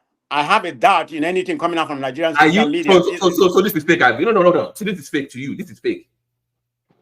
What? I'm asking you. So this video is fake. Yes, I said it may not be rare. I use the word may. Why are you interacting with Man of Prestige? Man of Prestige know Lagos. Interacting with me. I'm Nigerian. Do you know Lagos? Do you even know Lagos? I have a right. This road that you can see. I know this place very well. I know this route very well. Everything in Nigeria, Mecca, Of course, when you don't know. You're a negative energy. You're a negative entity. Nothing good in Nigeria can impress you. The only thing Man of Prestige wants to hear is death, war, poverty, and hunger. That's the only thing Man of Prestige wants to hear. But we know how Nigerian space. We know how Nigerian space operates. All right. Yes. Hold on, everybody. Just to get just for him to clarify. See, let me, woman, can I just say something? Can I just say something? A second, right? Just a second. I'm not coming in. Just a second. You see, some Nigerians who live abroad, right? They always want to validate the reason why they left Nigeria or why they still want to stay abroad. So bad news in Nigeria makes them feel happy. Good news in Nigeria makes them feel sad. And these people are people who are frustrated abroad. They want to validate reasons why. Oh, I left Nigeria because it's bad. I left Nigeria because it's not going well. Man of Prestige belong to that category of people who want to only hear bad news in Nigeria. Anything good in Nigeria pisses him off. These are wicked Nigerians who want to validate why they are still abroad instead of going back home. Emeka, you don't know me. So I'm not going to be going back on front, whether we are wicked or what. I don't know that word you said. Did you say something about poor? So I'm not going to go there with you, okay? But I leave it at that. But I have my opinion. I have a reason to that because of how Nigerians face the propaganda, the institution where the institution where we come from. I have reason to that. I hope it's reality, but in my own opinion, I doubt it. So I'm going to state it again. So if you don't like what I said, Emeka, go and read the transformer. No, don't say that. Okay. Everybody, just hold on. Let's not turn up the volume too highly. Just this early. Have that say BT round of that space Prince, and then we go to Larry. Just a quick question to Prestige. Just a brief comment. You said this is not real. So are you saying is this AI generated or a different location? Like, just briefly explain what you mean by it not being Okay, real. let me explain. Yeah. I use the word may. That means I don't have the fact, to back what I'm saying. But I said, yeah, it could be AI generated something just for social media, because this person that did this, he tried to generate traffic. It may try to. Let me use the word may. I have to, I have to use that word. It may try to generate traffic to back his narrative or to back the government. There's a lot of hard slave people in Nigeria behaving this way. So until I actually see the right, the right information, then I will believe if this is true, it's a right progress. But for you to come here, I'm not an idiot, like the Emeka stated, but and I'm not gonna curse him, So as thank you. But anyway, having said that, I'm not just gonna believe anything that come out of Nigerian space. They all have big news to me. Thank you. That's because I see Nigerian space. Thank you, Prestige. Thank you. One man. This is AI according to Prestige. Thank you very much. Let's just move. Well, there it is. Man of Prestige is Thomas part of your name? Am I a Dr. Thomas? Yes, you can call me Dr. Thomas when it comes to Nigeria, okay? I will honor you wear the badge.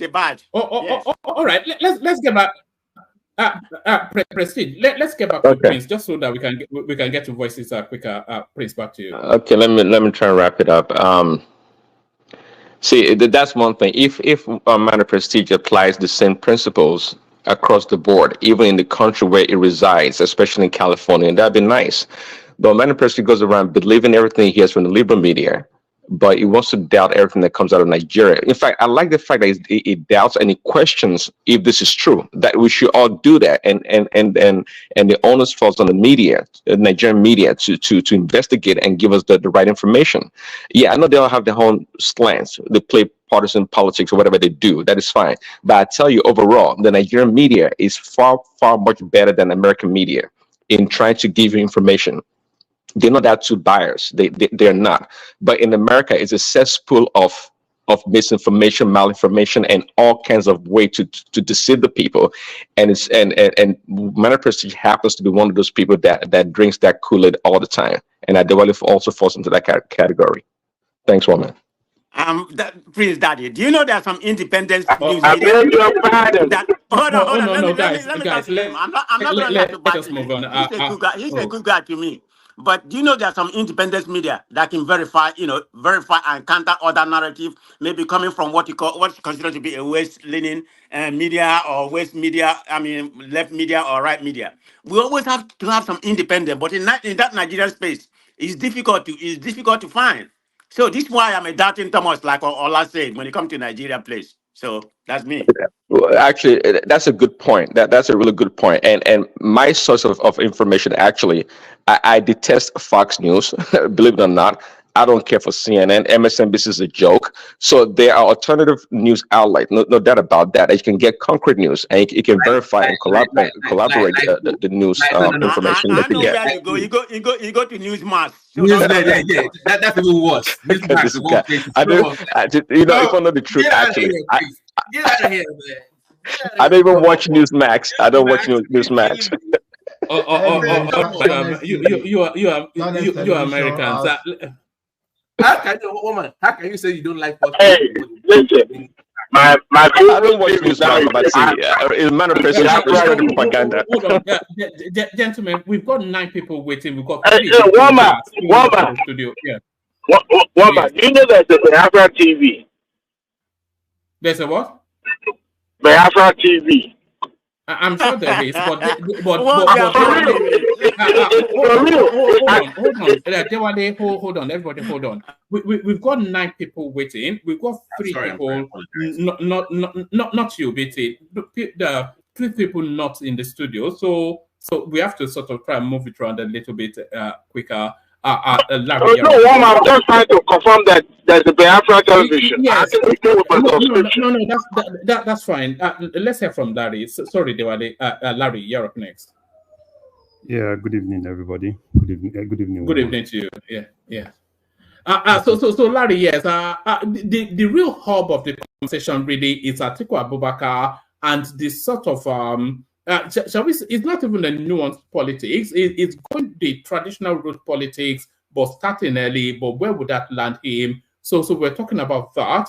We were talking about the forfeiture in Mayfield, 12 billion naira in properties. So that already should secure some sort of jail term. Labido Sanusi that it's explaining why he did not contest his dethronement. So we're talking about that. And then we're also talking about this Lagos Calabar Expressway, controversial as it is, fast being progressed, as we can see visually. So we're wrapping conversations around that, but come at it as you will, or you can even speak to whatever it is that particularly tickles your fancy. Yeah, thank you, Oman. Let me start from Atiku.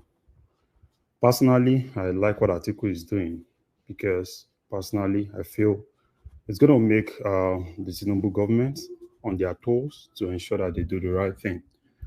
Yeah, politically, I don't really see that as anything that's going to move the Tinubu government because I think Tinubu is presently playing the right game. If you play some of those games, right, you see how the game has actually been going, and he's actually playing that game right. A lot of people don't know 2027 starts in December 2025 because that's when Tinubu is going to, nominate another INEC chairman. That's when 2027 starts. And the next INEC chairman might, probability of that person coming from the south is huge because the last two people we had were basically from the north. So that's when 2027 starts.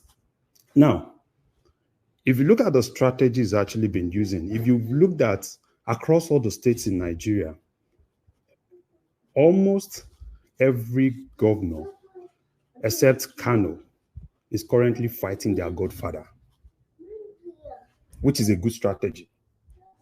If you look at what is happening in Kaduna governor and El-Rufai, they are actually at the loggerhead, right? Which makes the power that El-Rufai has in Kaduna, it waters it down. That's number one. If you go to Rivers, Wike and Fubara are currently having issues, right? Which makes the influence that Wike also has get watered down. And Tinubu has actually been playing a good game, trying to be a little bit neutral, right? And looking neutral, it's a good game for him. And even if you look at Kano, now, Kwankwaso and the governor, they are still on the same path. But I saw a politics being played, particularly when the governor visited Ribadu, right? There was something that the deputy governor said. After that, they apologized. The governor went to meet Ribadu, and thereafter, there was a little bit of politicking going on there, which a lot of people didn't look at. So I think Tinubu is still playing well in terms politically which I'm not really comfortable with, right? Because I don't really like people focusing on politics and not governance. So, because personally, if you ask me, there are a lot of lapses in the government that I think the government needs to focus on. So if, Atiku moving from here to there, if that's going to put them on their toes, I love it. It's really going to benefit, all Nigerians, because it's really going to make them know that, they don't have everything. Do you think Atiku is doing it to intimidate the government? It's normal. That's it. That's just it. It's a normal strategy, right? That's just it. When you want to intimidate someone, there are several strategies you use, right? To kind of like solidify your base for that person to kind of like think that you are a key competitor. That's a normal strategy. You use it in business, use it in politics. So it's basically using that, right? And basically, when you want to do that, you go to people that are not your close allies. You go to your competitor's ally, right? And try to like form some kind of like allegiance. So that's a normal strategy that it's being used. They use it in business, they use it in politics, and that's exactly what Atiku is using. So my enemy's enemy is my friend, Abi. Yeah, it's a normal strategy. You know that. So it's basically using that strategy, which I think, it's good. But I think Tinubu also, is playing his own game well too. He's a strategist, trying to water down all the key guys in order to make them, at the point when you water down all the key guys, which are the basic gladiators, you water down them, you kind of like reduce their power, and at that time you'll be able to negotiate well. So which I think is also playing too, right? So, but for me personally, like I said, I would like what those guys doing. I want Obi to do more. You understand what I'm saying? I like El-Rufai to do more too, because that's really going to help, them to start thinking about governance, to start thinking about what they can actually do to make things actually better. And that I suspect, all those moves might actually prompt him to rejig his cabinet. So I'm looking at probably when that cabinet is a year old, there's a very key possibility of him rejigging that cabinet. So, and these are things that I really like, right? Because it's good for Nigerians, it's good for governance. So that's what I see in that space. And hopefully, let's see what happens. For me, I want to see what is going to happen in December 2025. That's the end of Mahmoud's tenure, and someone else is coming. So that's the politics. That's where the politics starts.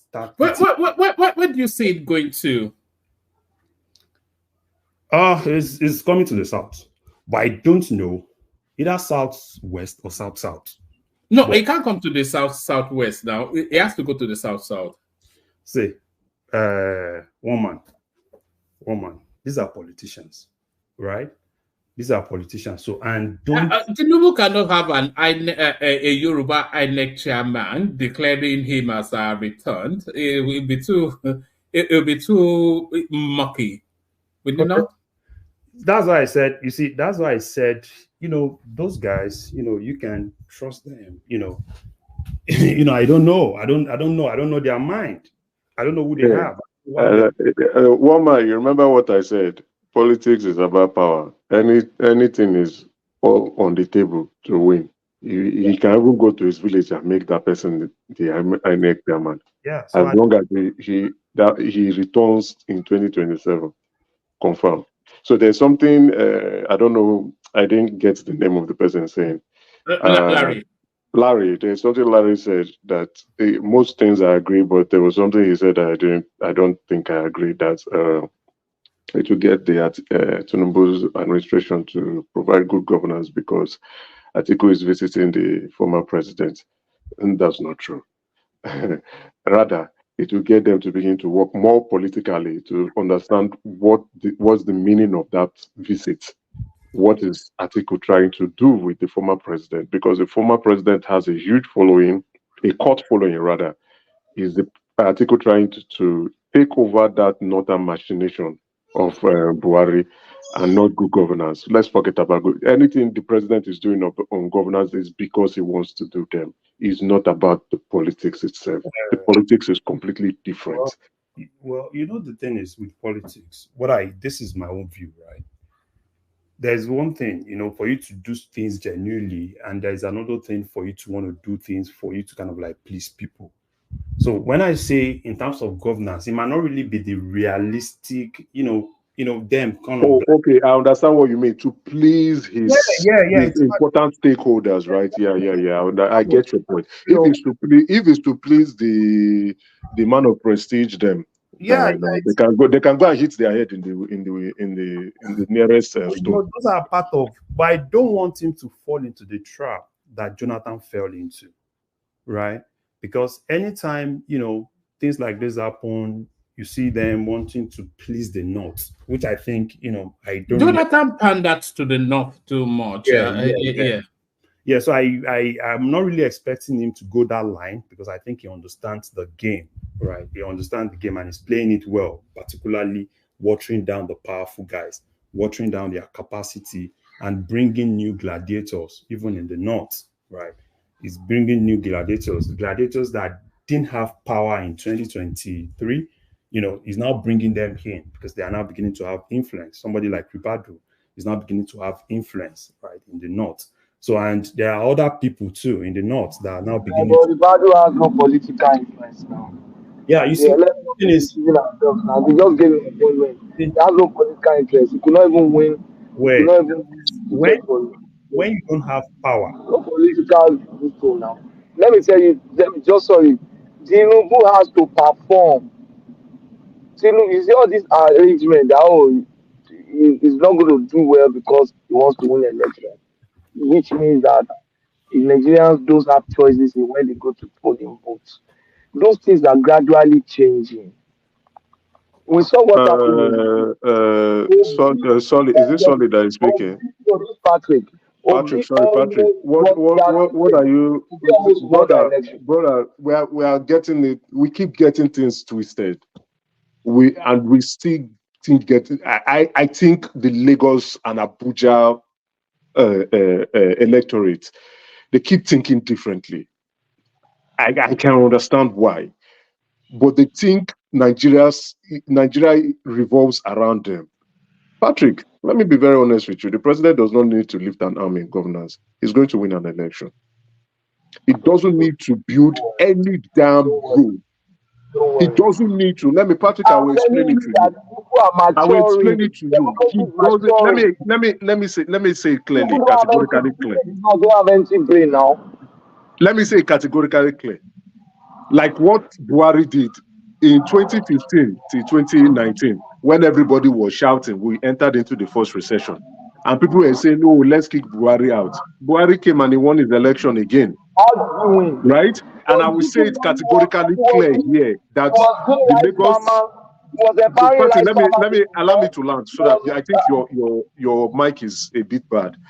So I will say categorically the Lagos population and the Abuja electorate, rather not population, electorate, keep getting things twisted.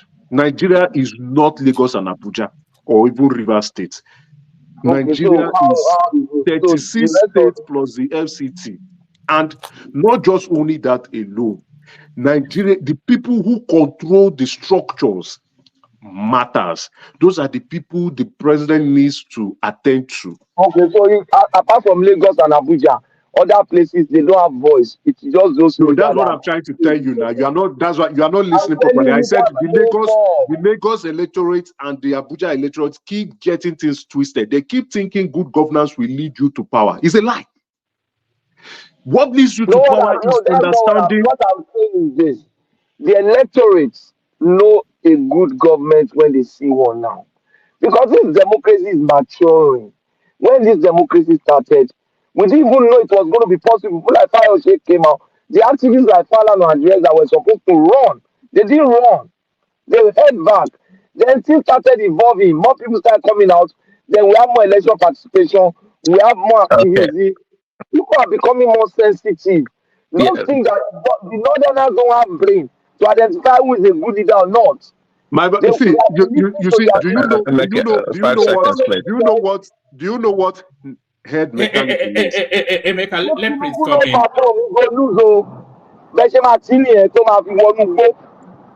Okay,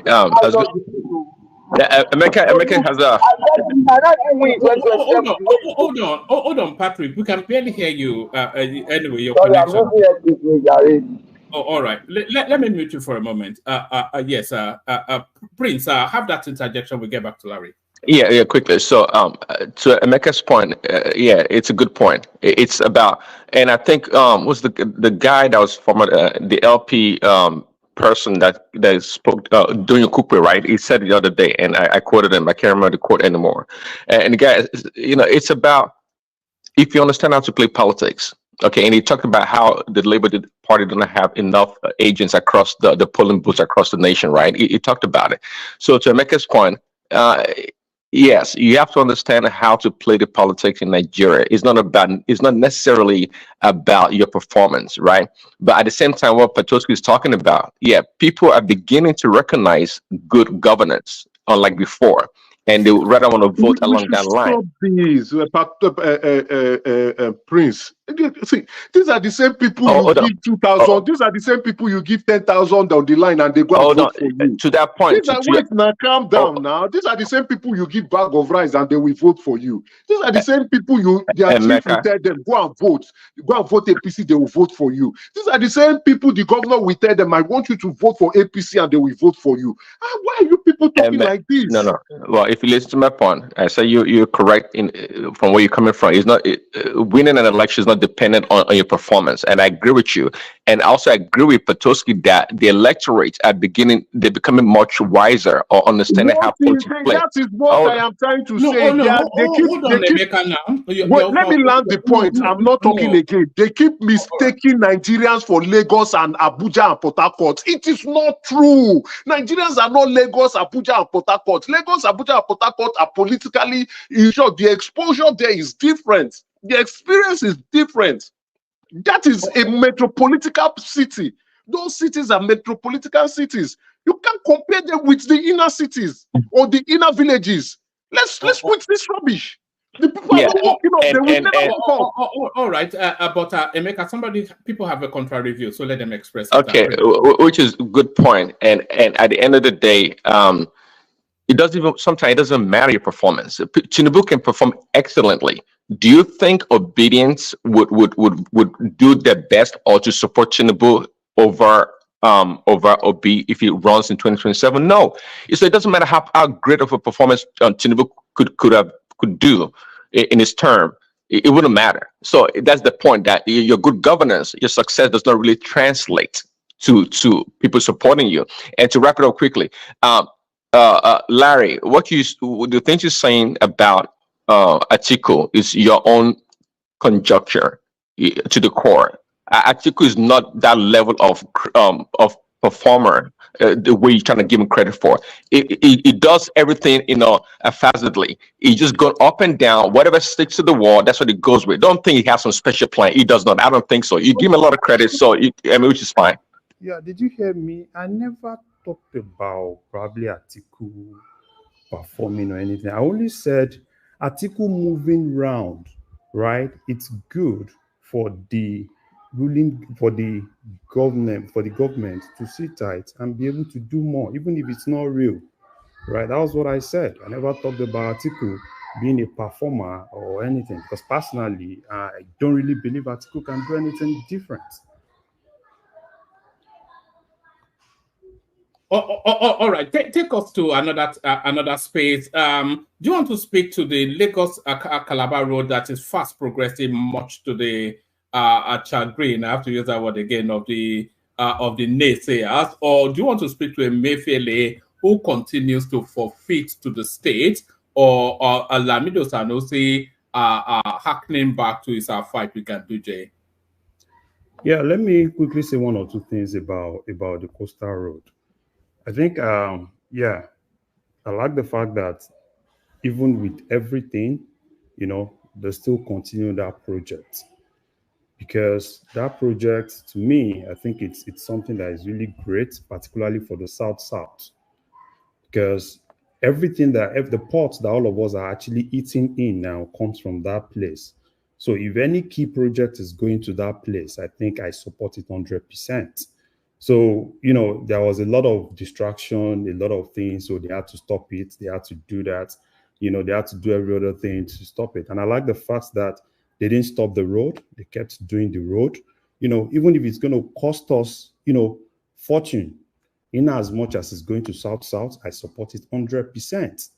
Because, for me, I have this, I have this support for South, because they have everything, right? And and to me, I still believe that they are not really getting what they deserve to get from Nigeria. So anything that goes to them, I support it 100%. If it's expensive, let's do it and make it a reality. And I like the fact that we're doing it.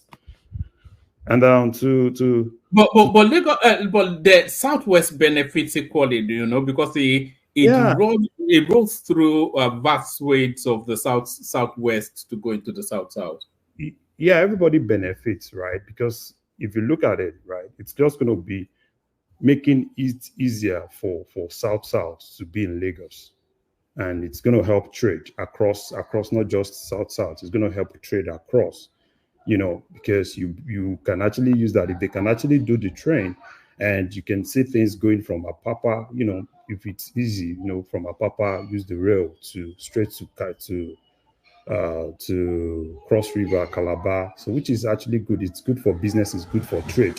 So for me personally, I just like the fact that, the intimidation and everything didn't let them stop the road. They kept doing it. So I'm actually more interested in what they can do, how the progress is actually going, and how soon they can actually complete the first phase of the road.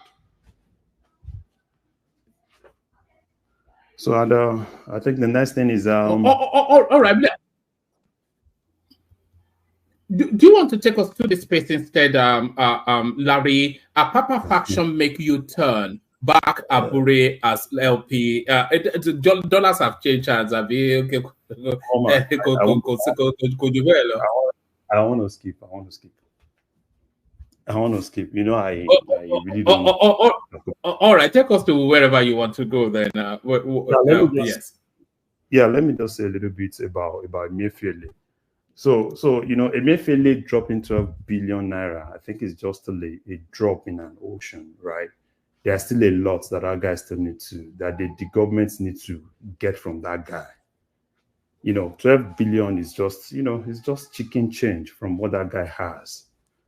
He has a lot. So, and, all those 12 billion and all those things, to me personally, I don't want to see it as more bargain, right? All those if they are not recovering heavy dollars from Emefiele, they are not recovering. What's 12 billion naira to? That's probably the take-home pay of his driver. Yeah. And I think I'm not sure if they've actually got the wife. I think the wife, at the point they were trying to declare the wife, declare the wife. Did she escape? Is she out of the country? I think she did. And that's the key thing in that case. So they need to get the wife. They need to do more. They need to get more. Every dime that belongs to Nigeria that Emefiele is keeping, they need to get it. Right? They need to get it. There is a whole lot of things. I know the CBN governor is actually doing a lot of things, right? Trying to, some deals, even some banks that those guys did these transactions and everything. So they just need to just go all out. EFCC needs to do their job. And I like the fact that nobody's giving the EFCC that power to do their job, right? And they should just continue doing their job, and they should get more. 12 billion is too small. Emefiele is bigger than 12 billion. It's just too small. That's all right. All right. Is there anything else that struck you in the news cycle before we go on to Larry? No. You can go to other people. I think there's not to Larry or to Paddy. You are Larry. Yeah, there are a lot of people on the queue, so you can go to other people. All right, brilliant, excellent. So up next, a voice that equally delights, Paddy, of course, your friend of mine. So that's Paddy right there, the man of the moment. So Paddy, you're up next. You know the conversation. Article Sly Fox politics. The Lagos Calabar road fast are progressing, much to the consternation. Let me use that one. Of the naysayers. Papa calling peace with Abure, etc., etc. Good to see you, Paddy. Good evening, one man. Good evening to you. Perfectly. Carry on. All right, awesome. I would just like to chime in first off on the article piece. And for a moment, when I heard everyone conversing and discussing, I thought we were discussing some Rico Suave of politics. We're discussing Atiku Abubakar here. Probably like the most useless politician ever. That dude has been running for elections since 1990, and he hasn't won anything. The only gubernatorial election that he won, he couldn't even run office. This guy ran for governor 1990. He lost in Adamawa. He ran for governor in 96. He lost in Adamawa. He ran for presidency in 93. He lost. He's been losing presidency since then. So suddenly we think he's that Don Julio of politics. Whatever he's doing is not moving. I doubt it's moving Tinubu to anywhere. And I also very strongly doubt that the North would want to create this kind of political rancor. The least people they can try that BS with is the Southwesterners. The agreement is 8 terms. Tinubu will run his 8 terms and then he moves to the north. Everybody, I mean, we all know that. That Atiku is even trying to run further proves that that dude is not the political juggernaut that we are seemingly touting him to be. Man doesn't know what he has to do. The person is going to meet, he's going to meet Buhari. Buhari has zoned out from politics since when? Like we all sorry, Paddy. I think the audience wants you to bring your voice up just a tad. Okay, maybe I need to get off my headphone then. I'll probably switch on my Bluetooth. Is this any better? Much better. Carry on. Okay, all right. I have to turn on my AirPod Max. All right, yeah. So, but Atiku is not that guy. He hasn't proven to be that guy. I mean, he lost to Goodluck, whimsical Goodluck. He lost to the worst of Buhari when Buhari had a very crappy economy. Forget that. He didn't do anything. He lost when the entirety of political landscape of somewhat and the big wigs were neutral. Let's forget that we had El Rufai who was on what's it called, on Tinubu. That election was Atiku's to win or to lose. Yeah, everything was going well for him, and he still lost. He was closer to the third than it was further from the first. So it wasn't maybe Tinubu got 8.3, Atiku got like maybe 7.9. No, Atiku and Obi almost got the same thing. That man hasn't proven to know what he's doing. He would always buy his northern votes. He would always, use that sentiment. But like you said, he's not that person that everyone just feels like this man knows what he's doing. Sorry, a message was coming in for me. Yeah, I get where everyone is coming from, but I don't think he's milfing or moving Tinubu. The North are not people you pander to or you shake or whenever they cough. The only person who has done that didn't even get away with it, and that was Goodluck. The North are so people. What I know of the North, I mean, from as far back as even modern history or recent history, even from the 1950s, whatever terms you agree with them, keep to it. They'll keep to theirs. When you try to pander and shake when they cough, then they'll trample up on you. They'll bring up all the crazy stuff that they would do. Tinubu has his agreements with the North, and it's fulfilling his own pact. That's all. And they all know that, look, 8 years, we'll relax, we'll have our key offices, we'll have our ministerial roles, we'll do the things we want to do, we'll enjoy our mining and our extractions, you won't trample upon us a little bit, we'll let you have your bureau de change that you've come a little bit to an extent. So, I mean, they'll compromise, but that they will now do 4 years, and then Tinubu will decide to do 4 years, and then they'll come and take it back after 4 years. That's when Nigeria will break. All this, but they not always get finicky when they don't have power. They always feel exposed, don't they, when they don't have power? They're not far off of power. They have, I mean, they're not complaining. They have their guys everywhere. That Gandola is still there. And there's a subsect play. Sorry, Paddy. There's a subsect play as well within that North. There's a mortal rivalry between the Fulanis and the Kanuris. And a Kanuri man is the vice president, and Atiku Abubakar, of course, is the Fulani man, so there is that politics within it as well to be played that because a two term, if Tinubu serves 2 terms, then that would the Fulanis will never really have straddle of that country again. No, they will.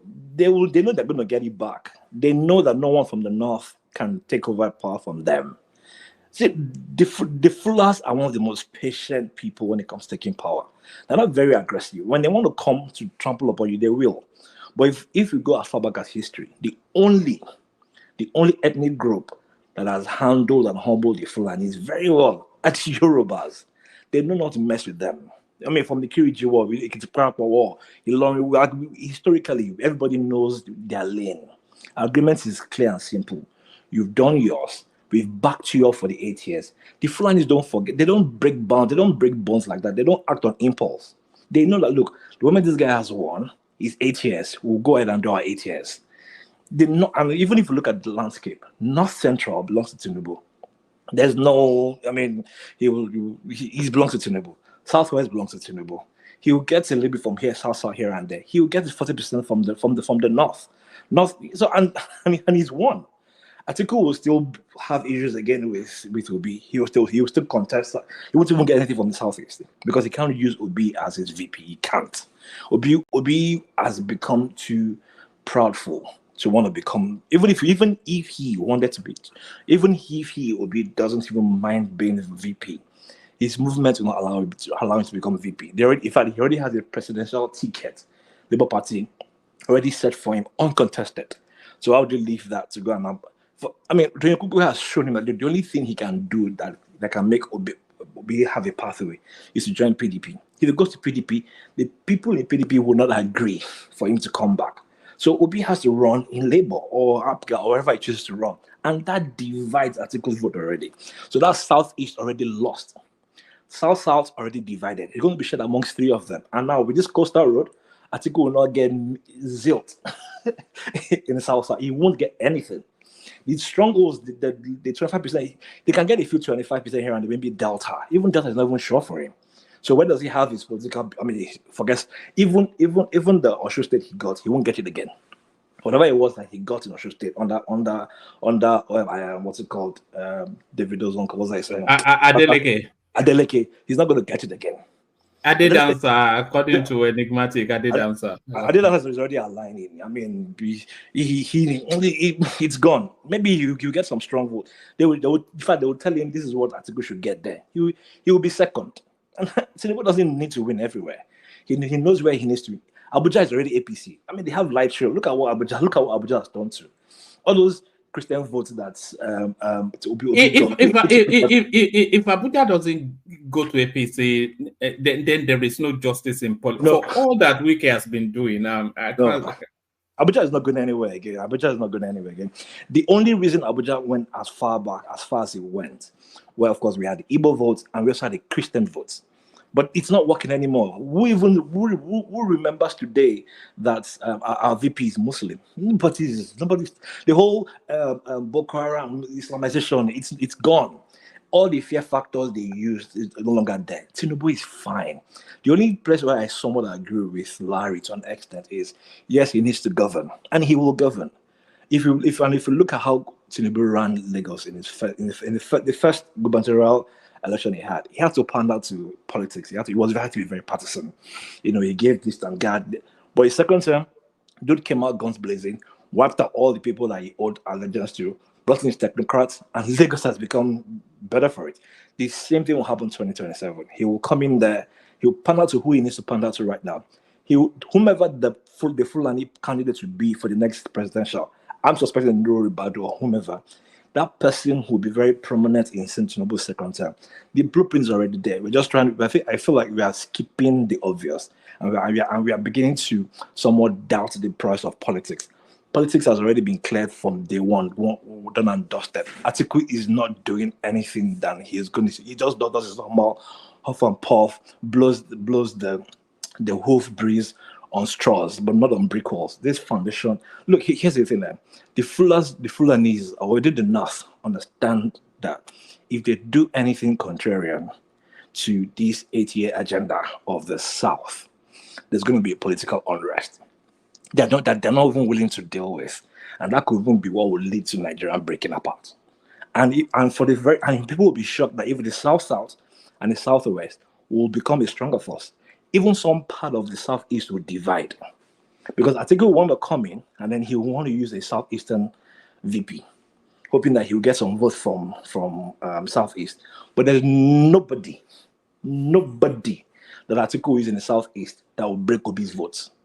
There's absolutely nobody right now. No one. Obi is Obi. He's the king of Southeast, and they're adoring him, and nothing's going to happen. So what's Atiku going to do? Atiku, and the person whom he's bringing doesn't even have finance. Atiku needs somebody who has cash. The only cash he can get. Yes, I don't think Atiku has enough money left to. It doesn't. It doesn't. So he needs either someone from Rivers or Delta. So he doesn't. Nobody from Southeast has that cash drop. Nobody. So who is it going to? But there's Fubara. They are hustling Fubara. They are trying to. Fubara will be a one-time governor. all that one that Fubara is doing is, I still feel like Fubara is still. Then see, Fubara is there to keep Wiki at limbo. Like, be doing your arbitrary work and be trying to lose your relevance a little bit. If you huff and puff too much, I mean, so we know why Tinubu is deliberately. You said it yourself. He's deliberately trying to just hands off Fubara a little bit. Somewhat be somewhat neutral. But Fubara is there to just remind Wiki that you're not that Don Julio that you think you are. If you wanted to excel, we want to allow you to excel. Just calm down. But Fubara's after his first term, they will handle him. That one is not even a problem. If Fubara will be foolish to leave his dream of being a second-term governor to go and pursue VP on the article. I mean, Fubara is not going to do that. If he were Fubara's second term, then he would say, okay, fine, his second term, he wants to give it a trial, run for VP, but nobody's going to do that. So Atiku doesn't have a candidature. If he has no candidate that's going to help him win this thing, so why are we even worried about it? The person is going to meet with Buhari. Buhari has zoned out of politics since forever. We know his body language. He will go there, he will listen, he will tell you the much he thinks you want to know. Tinubu will just be smiling and laughing. They will still somebody in that meeting, one of those APC Buhari's boys, will still go and tell Tinubu what happened in that meeting. That's how relaxed they are with Tinubu. Everybody that needs to be catered to are all catered to. Even if you're not seeing them in offices, these people are enjoying their contracts. They're enjoying their largest. They're fine. They're not to be fine. The Fullers don't mind. And this is my last statement on that topic. They don't mind that 8 years. It's not far. I mean, look at we're already 1 year gone. No real person of repute is complaining. Even El-Rufai that we're talking about, he's not complaining. If Tinubu thinks that in 4 years' time there needs to be some sort of compensation for El-Rufai, he will get it.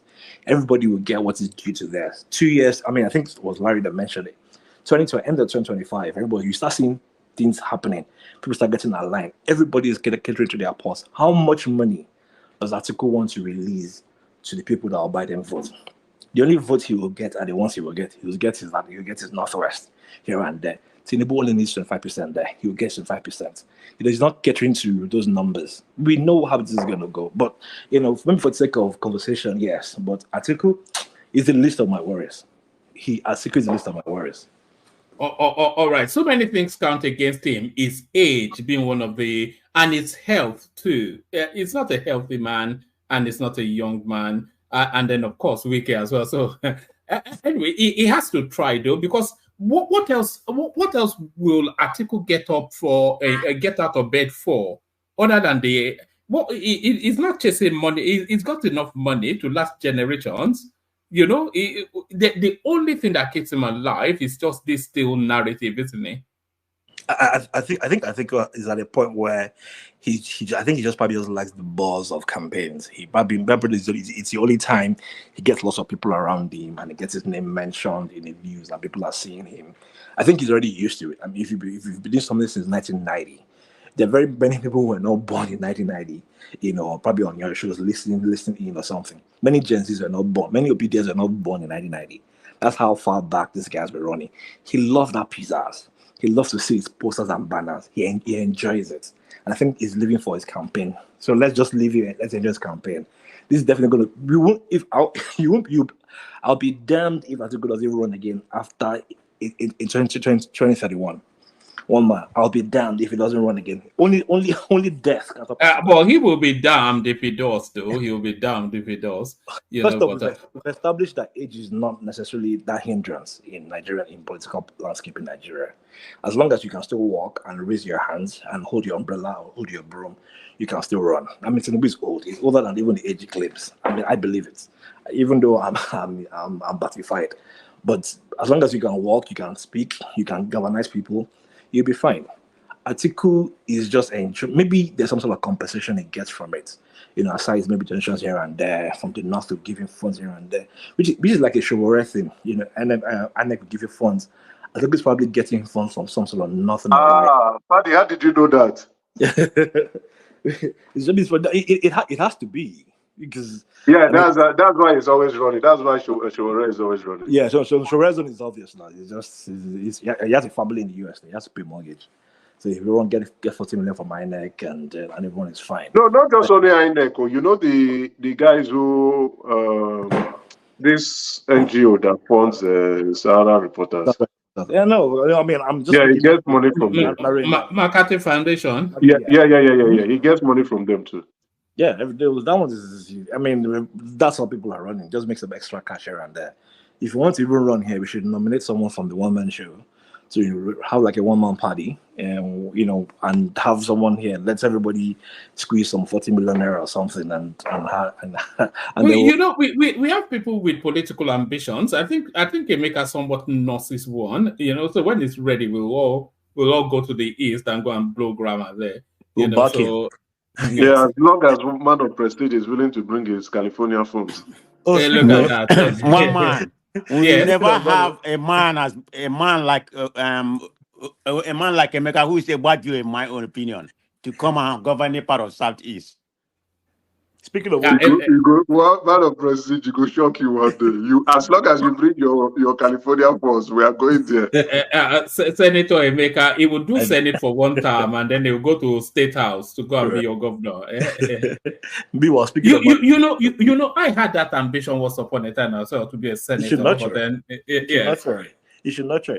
Oh yeah, speaking of maybe on a more lighter note, speaking of man of prestige, I think man of prestige has gotten to that point where progress is a vast progress, and I think it's almost as though when people have gathered and sent so much of vim to say this will not work, and then it's working right before their eyes, that last straw of accepting defeat is where they're holding on to. I mean, how does someone see a video like this that is shared on social media, and for some reason, just out of the possibility of holding on to just some sort of sense of doubt, you call this AI generated? I mean, it's far-fetched now. But anyway, I guess it too. You're just trying to hold on to that. This can be true narrative. So because this is too good to be true, then it has to be false. Then also, maybe if I move to the next topic, I also wanted to ask you, one man, have you considered TikTok? It might seem like it's too much of a platform, but I think there's some sort of huge fan base that I get to see people enjoy on TikTok, and it's something. Let me respond to Paddy. Paddy, do you blame me for being a doubting Thomas when it comes to Nigerian political space? Just come on now, be realistic. Do you blame me for doubting? The only thing I blame you for is not accepting reality when you see one. I use the word may. That means I have doubts. I mean, believe me, I hope it's true. I stated it earlier. Okay, so here's the thing, right? If maybe Emeka had come to tell you that there was progress on that road, of course you can use May. If one man has come to tell you that there was progress on that road, then you can use May.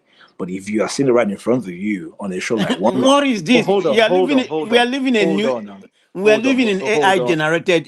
Come on, dude. And you coming to tell me that I have to believe every half-baked story or whatever it is? I'm not born today now. Okay, good. If this had to be AI, then it would do a whole lot much more than this. It won't just be this small stretch. It would be a whole large stretch. You will see probably reviews. You see much more fanfare. They didn't do. There's something people don't just bother to do AI for. I mean, it would be much more than this. But however, if this would make you glad, this stretch that we are seeing is something that this was already pre-built even before the landmark thing was already done, was demolished. So maybe this might cheer up a little bit. So this part that is being shown here is not one of the newest extensions of the road. This one is from the Eco-Atlantic extension that was already pre-built all the way down to almost the beginning of the landmark. So from the landmark, if this is the Eco-Atlantic, that may have been true. But why did they put it as part of the newly they started a few months ago?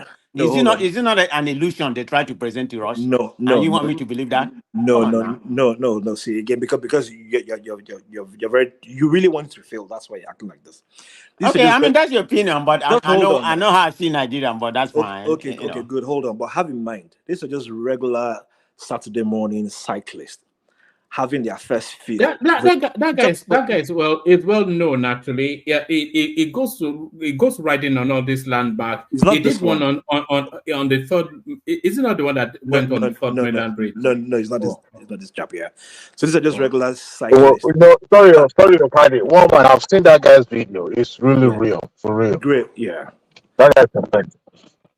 Of course, a lot of Batify here are gonna agree to that narrative. So, but anyway, No, it's because which about a 80% of man of people here are prestige. Batifiers. So, No. what is If new? it is that guy, I can tell you it is real. That guy goes around. He's been to He's not Ibadan, been Jack. to What is other. He's that not the one. He's guy? not the one. Everybody wants to make money in Nigeria. He's Okay, not it the might be guy trying to though. strike a It's different. passage. It's not like the regular There's video. nothing What do you different when call it them? comes to people in He's not the Nigeria. drone So don't shot. That come guy. here, That guy will usually and do. try to spoon Relax feed me now, man of nonsense. prestige. Hold on now. I mean, you made your point. We know your direction towards this. I'm just countering, pushing back a little bit. What this video is was just a random video of a cyclist and his friends just enjoying the ride on a smooth road. Obviously, it's the first time that they are experiencing this entrance from the Eco Atlantic path of the way. So they made a record. But if you went back to all our videos, this same road has been exposed to us before. It's not a new construction. From at the end of this road is where they are continuing the one from Landmark all the way down to to Calabar. But this is just a short stretch. This stretch has been there for quite a minute. I mean a minute. I mean maybe since last year. So don't fret it. This isn't the one. This road here will get to Calabar. They will build it. We will see it. We will enjoy it. You live in California. You have coastal roads in California. Allow them do. Even if you don't believe it, it's fine. Landmark is fine. His property is still there. Shiro's restaurant is still there. He's still enjoying his money. The 50K he earns every day from gate pass to the beach is the only thing that he's missing. He's not hurting him. Everyone, those bouncy castles are no longer there. Those are the people that are really hot. The guy who I can allow you that sells his sunglasses, his shed is still there. People that are making money there are still there. The facade of 2 billion people taxpayers money, quote unquote, that is making, they're still making it. Everyone is fine. The church woman is not fussing. She's on TikTok making money from her church. So calm down, relax, let them build the road. I know You can't tell me to calm down, because I've seen okay, part of this road before. Okay, It could be part of Eco Atlantic, but keep agitating. the way they magnify it, to make it sound like. How long did they start this? I mean, they're having problems, some environmental issue and everything. So are you going to tell me that I'm so naive that I have to believe they have been able to construct such a long road right now for this up to date? I mean, they have not even started. If I have to say, and you're telling me to calm down, you can't tell me to calm down. You calm yourself down. Okay, that's fine. Only a dingbat will believe that this road from here, this short cycle road. What did you say? A dung what? Bat? Listen, just listen.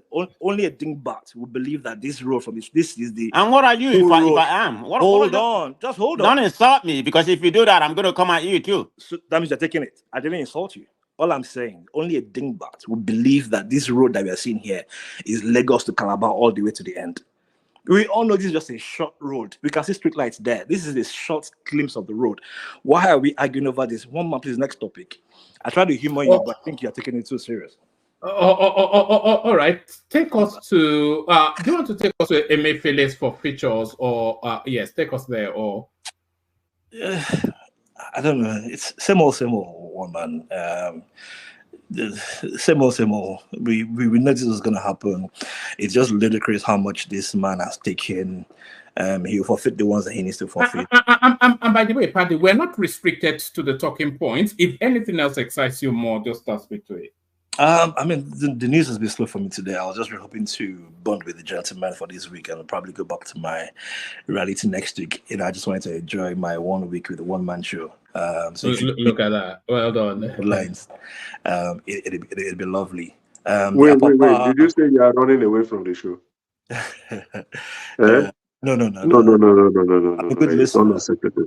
No. We can't be listening to Man of Prestige when you are here now. Please, no. Continue, don't go away. We need people like you coming around. The Apapa faction. I mean, obviously, money has gone down. I don't think this headline is something we should. There's not too much to say about it. Money has gone down. Everybody's aligning. The betrayals are very loud. People are already leaving the party. The party is weakening. Kenneth Okonkwo came the other day to lambast the party. It only makes sense to go back to your pukes and try to settle discourse with people who are in your party. The new influx obviously weakened Labour Party. They thought they could muscle out that profit sharing, bring in new people, bring in new allies. Hopefully things will get better for them, but only for them to realize that their party, the face of their party is such a weakling that doesn't know how to organize structure. I mean, if we are complaining about Atiku not being a unifier, what do we say about Obi? That can't even unify his family, and I apologize for saying that, but I mean he has a broken family. So how much more your party? His son is on the LGBT spectrum. He can't brag about it. You know, it was on the front cover of Pride UK a few months ago. Yeah. So I mean, his daughter refused to even school in the States. And so that's the same man. That's the same man. It's quite a thing actually, because Odunyo Kupe's son is also, you know, even Tinubu's daughter too. Yes, Tinubu's daughter is a lesbian too. So there's something strong about those classist men, those who for some reason have either overly outgrown their kids abroad and have come like. So you forgot to mention Obi2 according to Nnamdi Kanu. There's no evidence. He has a wife. But Nnamdi Kanu said it, so you should believe it. Nnamdi Kanu said some shitty stuff. His wife is Calabar, obviously. I mean, he himself is feminine enough. If I would, this is just a tongue in cheek, anyways. If I would attribute anyone to be, I would say Rufai Hosseini. I think Rufai Hosseini has some very heavy titties that's the Rufai, but that's on the joke side. I mean, I think for me, I've always, and this is just Obi as a person, not him as a figure to to the region or something. But I don't think I can't lay my hands on anything Obi has built himself. The company he brags about was handed over to him by his parents. The party he first ran was handed over to him by Ojukwu. The one he is enjoying now is an SPV. The movements were the ones that adopted him. I mean, the VP that they gave to him, he was dashed. The chairmanship he ran under Goodluck was his election, was a nomination. He hasn't built anything by himself. So how do we expect that kind of person to come in and man a party, create peace, allow every faction to? I mean, that's why he's unable to solve the problems going on in the Labour Party. Exactly. That issue had nothing. There should have been zero reason for that news to be public. This would have been a living room conversation. No, Aburi, Papa, no, don't do that. You do it, and everybody will have been fine. That's all they needed from him. That's all. He couldn't even do it. He couldn't. Like, how do you not sit two people down and have them make peace? How? Even Shetima does a far better reconciliation than have you ever seen Obi join people's hands together? I say you and they hold your hands. Yeah, no more wahala. Every day they're okay. Obi went to Wale Soyinka, came back and he can't even control his mob, and that's the person who wants to be president. Come on, man. There's some things that the Labour Party fraction became so messy. So messy. I'm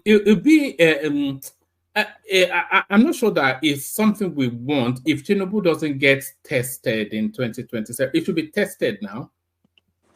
Because if you are just dismissing Atiku out of hand, and Peter Obi, you are saying he has plateaued,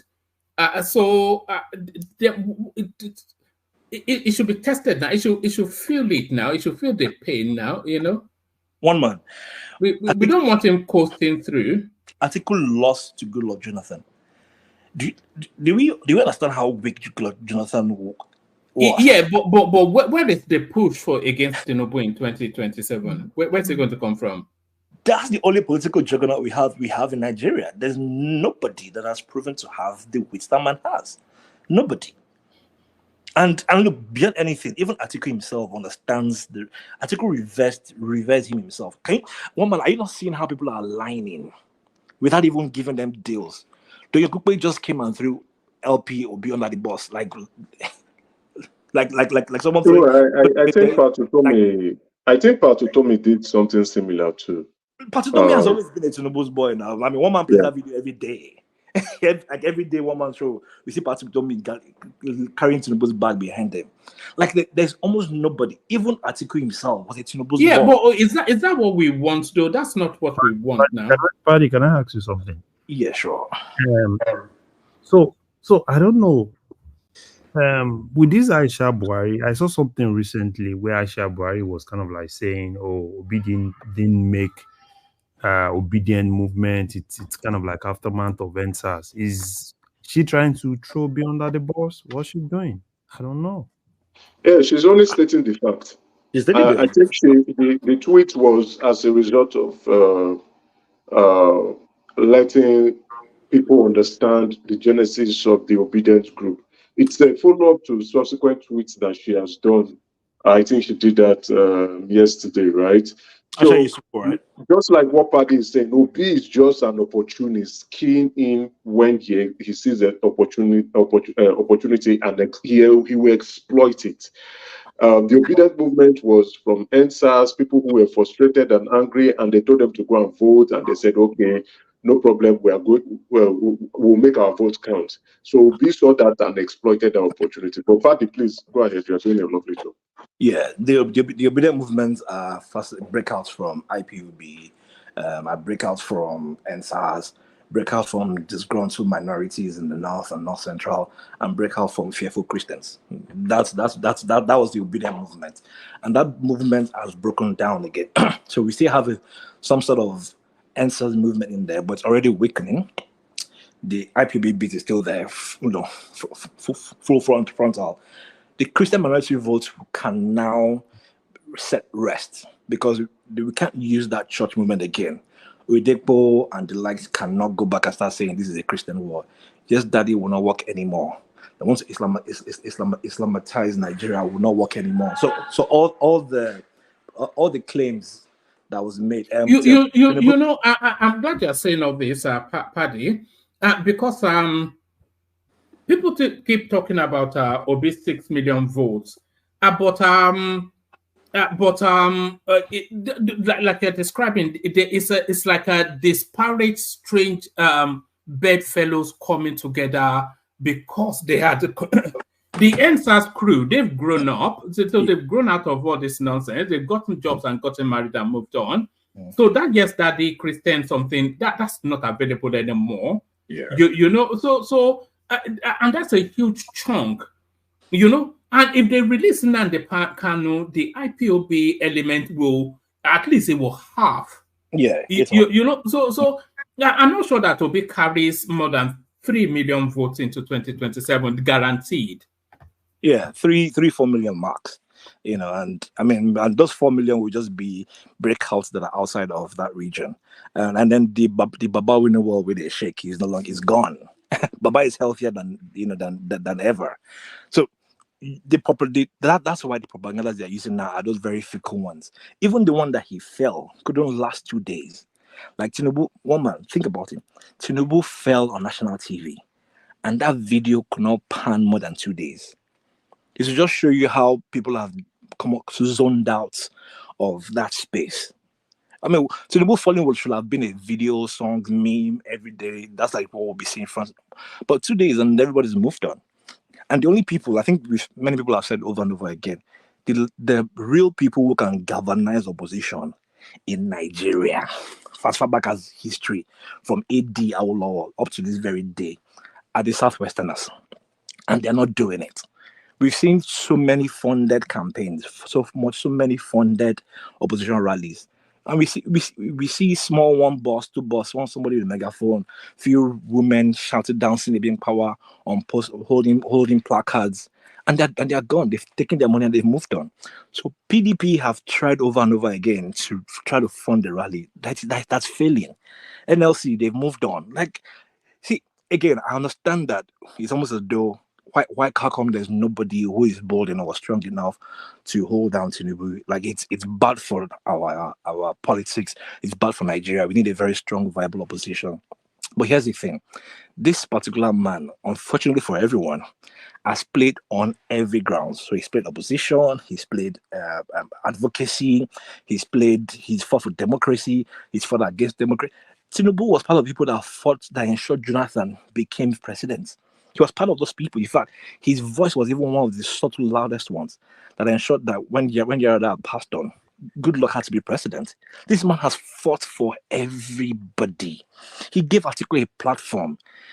He's fought for everybody. He's given the Southwesterners, Easterners platform.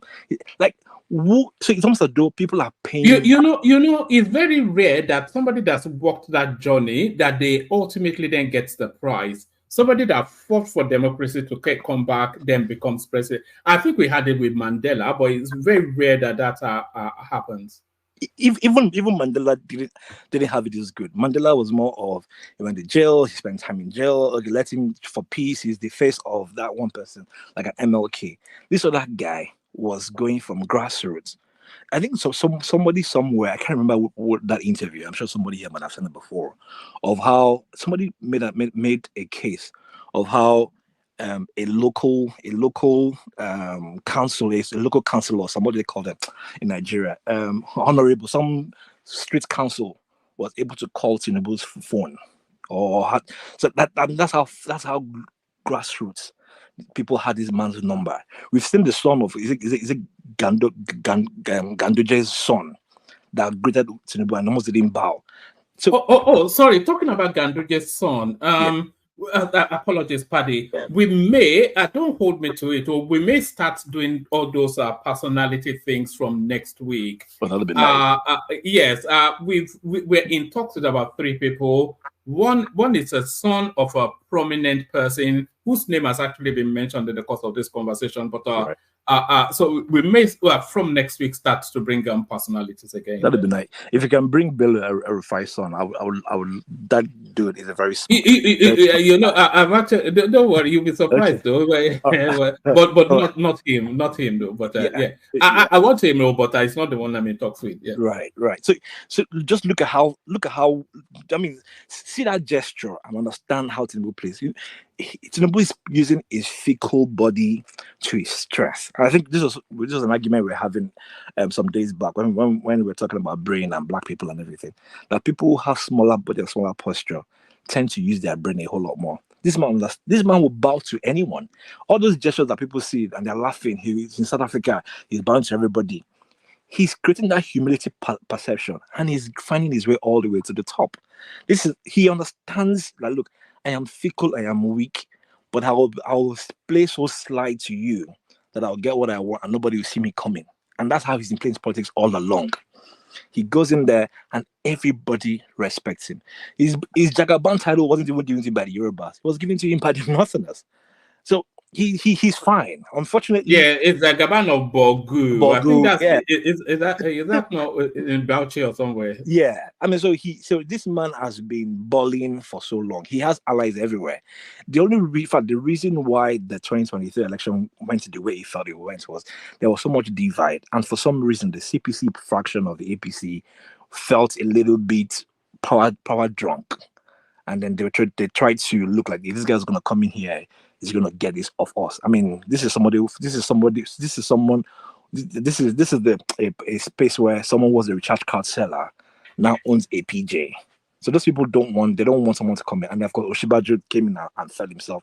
I felt like Tinubu would have groomed people like Oshibajo, Aregbesola, and a few other northern people as well to become political juggernauts. But greed has failed every one of them. He'll be the last of his time. He's someone that we'll all revere years from now. We would even see him and say, okay, Awolowo, Tinubu will be at that level. Maybe Azikwe and the likes and co, Saldana, but just that this would be that guy would have a currency to his name. You're hearing here from one man show. When Tinubu passes on, he will have a Nigerian currency with his face on it. And that's how we should look at how that much political prowess that man has. All right, Vedan. So thank you. So thank you.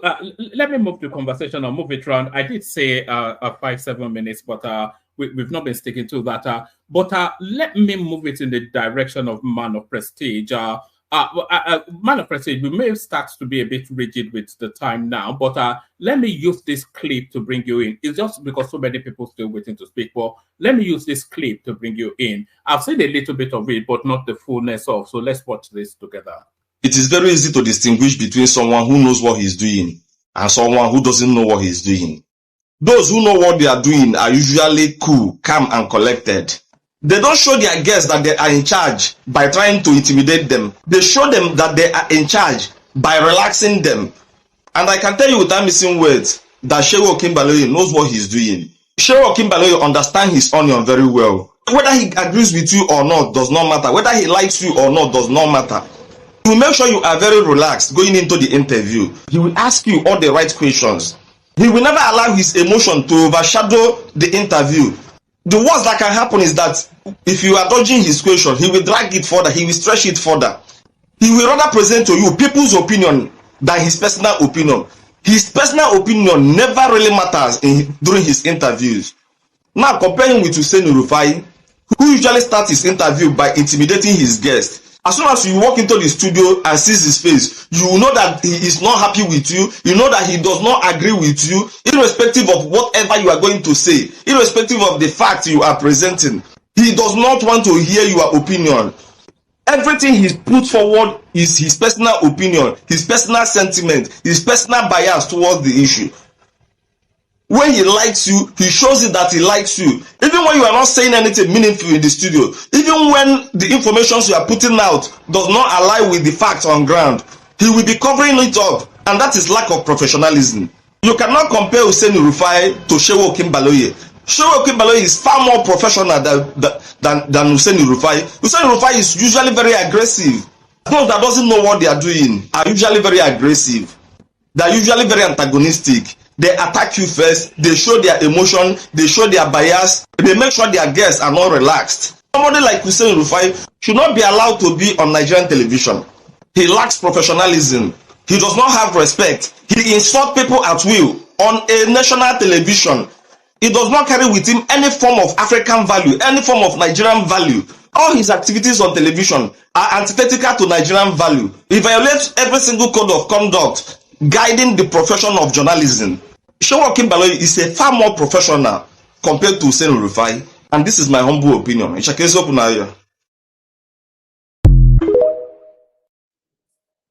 All right, Prestige. So I think there should be universal consensus on that.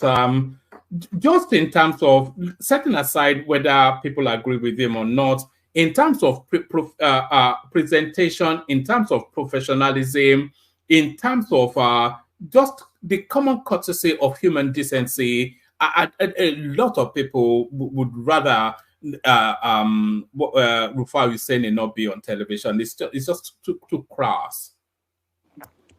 Okay, I didn't want to start from here because I wanted to start from somewhere, but I'm going to get there. Let me speak on this for no. Start from wherever you. I just wanted to. Let me speak on this. I'm not going to dwell that much on this. I think that guy is being too sentimental. About his narrative. So just because you don't like Rufai, the way he you can say he's very combative. But to me, this is just me. Rufai Hussein is my number one, news person in Nigeria. So that's me. I like the way he asks a very hard question. He has like a no spinning zone, and that's what he stands for. So I like his narrative. You may not like it, but we need some people of, hardcore media in that country, that we say how it is, whether you like it or not. And that's what we suppose. Everybody can be singing, can be so mellow, can be singing on the same, kumbaya, what you want to hear. No, it doesn't have, I like Abati, So Abati has his own way of narrating. So there's nothing wrong with that. What's wrong with having a hardcore newscaster who can ask you a hard question? Maybe you don't lie. I wouldn't come the way he come about it because he seems very combative, sometimes very, bravado, but there's nothing wrong with it. That's just his formation of asking, question. I know a lot of people here, knowing how, I've been listening for a while, I know how people talk here, everybody's going to be, I think I may be an exception. I don't even think out of how many people we have here, anybody willing towards what I said. So, but that's all good. So everybody can be of the same opinion. So he's speaking nonsense in my own opinion. So having said that, one man, the reason why I came to this platform is just because of you. And let me say Hold why. on, Prestige. Hold on one Hold second. on. Hold on. Don't interrupt my thought, No, please. no, That's what. Dewale, just let him flow. Stay where you are, Dewale. Yeah. So having said that, one man, I especially came here for you. I was displeased about your commentary. You know what you said. So I'm going to leave it at that. But it's just my own personal opinion. I mean that's beyond banter. Okay, that I already told. Hold on, Prestige. You have to remind me because I say a lot of things. I do What do you this mean? I every have day. to remind you, as intelligent as your memory is not that bad. Just No, happened a few hours ago. So I don't have what to did I remind you. You say? know what you did. What did I do now? I don't. I have no idea. I've not. What have I Okay, said? I'm disappointed. Then I thought you have a good memory. So No, yeah, no. What did I say now? Tell you me. came to a different platform and you called everybody there. That's including me. Where this Biafra people congregating here. That's not the exact word, but that's where I read it. Everybody there is not Biafra. You mean on So Rudolph's yeah, on it's Rudolph? not the first time you did it. You call it a band, and no wonder when you come there, you ask people not to bash you. How would I remember that? I go there and throw jibes all the time now. I No, mean, that's it wasn't beyond even. banter. I mean, I like you a lot, one man. I will just confess, okay. I mean, people may find it differently. I do, and that's why I come here. I even come here, more than any other place. But having said that, You yeah, took I mean, offense to that. It wasn't even at you. I mean, no, it doesn't matter. no. But you are creating Hold a on. immunity, and as much as people want to. I'm just giving. It's just my honest, strictly advice. It doesn't mean Okay, you're a go grown on. man. All right, you People speak. like to listen to you, even over there. People like to listen to One you. man. No, One man. they want just let No, this guy wait speak. now. No. Wait. Just hold on. He wants to say something. Let him say it. Sorry. Just in your own words, tell me exactly what. Let me be clear on what's been said. Okay, so what I'm saying, even that place, where it's kind of lean towards particular echo chamber, people like to hear from you because you are very eloquent in your narrative. They want to hear from you, whether it's good. I mean, I love to see you there, not just come on the on the chat. I like to see you come, and deviate from the norm, make your own statement, which are very good in what it does. But you know, I mean, you can understand where the people coming from when they started, even I thought before you come in, they started bashing you. But, if that's what you like, it's up to you. But I'm just giving you a brotherly advice. It just mean, it doesn't mean, but I just felt hard. For example, I'm not saying, you can't stop you. You're a grown man. Everybody here is a grown man, We're all, we're all intelligent in our own way. But I just want to make that point. But, just a point I'm trying to make. So I'm done with that. Anybody want to say something? No. Let me. You didn't add context though, because I think and I know now. the context. It's not the Okay, first time you're making that commentary. I let you speak now. So you didn't add context to what you just said. The chat that was hosting the space, it was saying on the screen that it's an open space without bias, that everybody can speak freely. And I said I wrote the comment that no, it's essentially an IPOB/Biafra narrative, which essentially is what it is. And that wasn't even at you, so I'm not quite sure why you took umbrage to that. I don't know. I guess I just feel like it's not the first time you're making that. But anyway, that's For you. man That's of me. Prestige, that is true now. That's what happens on that space now. You know. And Emeka, this is not for you. Okay, so just ball up. Okay. I didn't even think of what I was expecting you to say something big. I didn't expect that was what we were saying. But I responded to you on that channel and on that space, and I told you that exactly the same thing I speak. I said, one man, I'm losing respect for you. This was my exact quote. This is beyond banter. I didn't even see it. You know my interaction with that space. I flit in and out. I come in and then I leave. But even after that, I came on their screen just for like about 5 minutes. But I just feel like you're a very nice guy.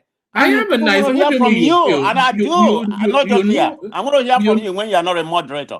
I do. You know This is I'm a just me. nice guy. Now Maybe I'm everybody crying knows because I'm a of the way nice I feel guy. about you. Okay. So I love you too. So how about that? Let's have a hug. Let's have a hug. It's okay. That's not the issue. But anyway, let me go to the topic. Before I go to the topic. No. Before you go to the topic, One man of Prestige is from California, or he stays in California. No, hold on. What has California got to do with my narrative?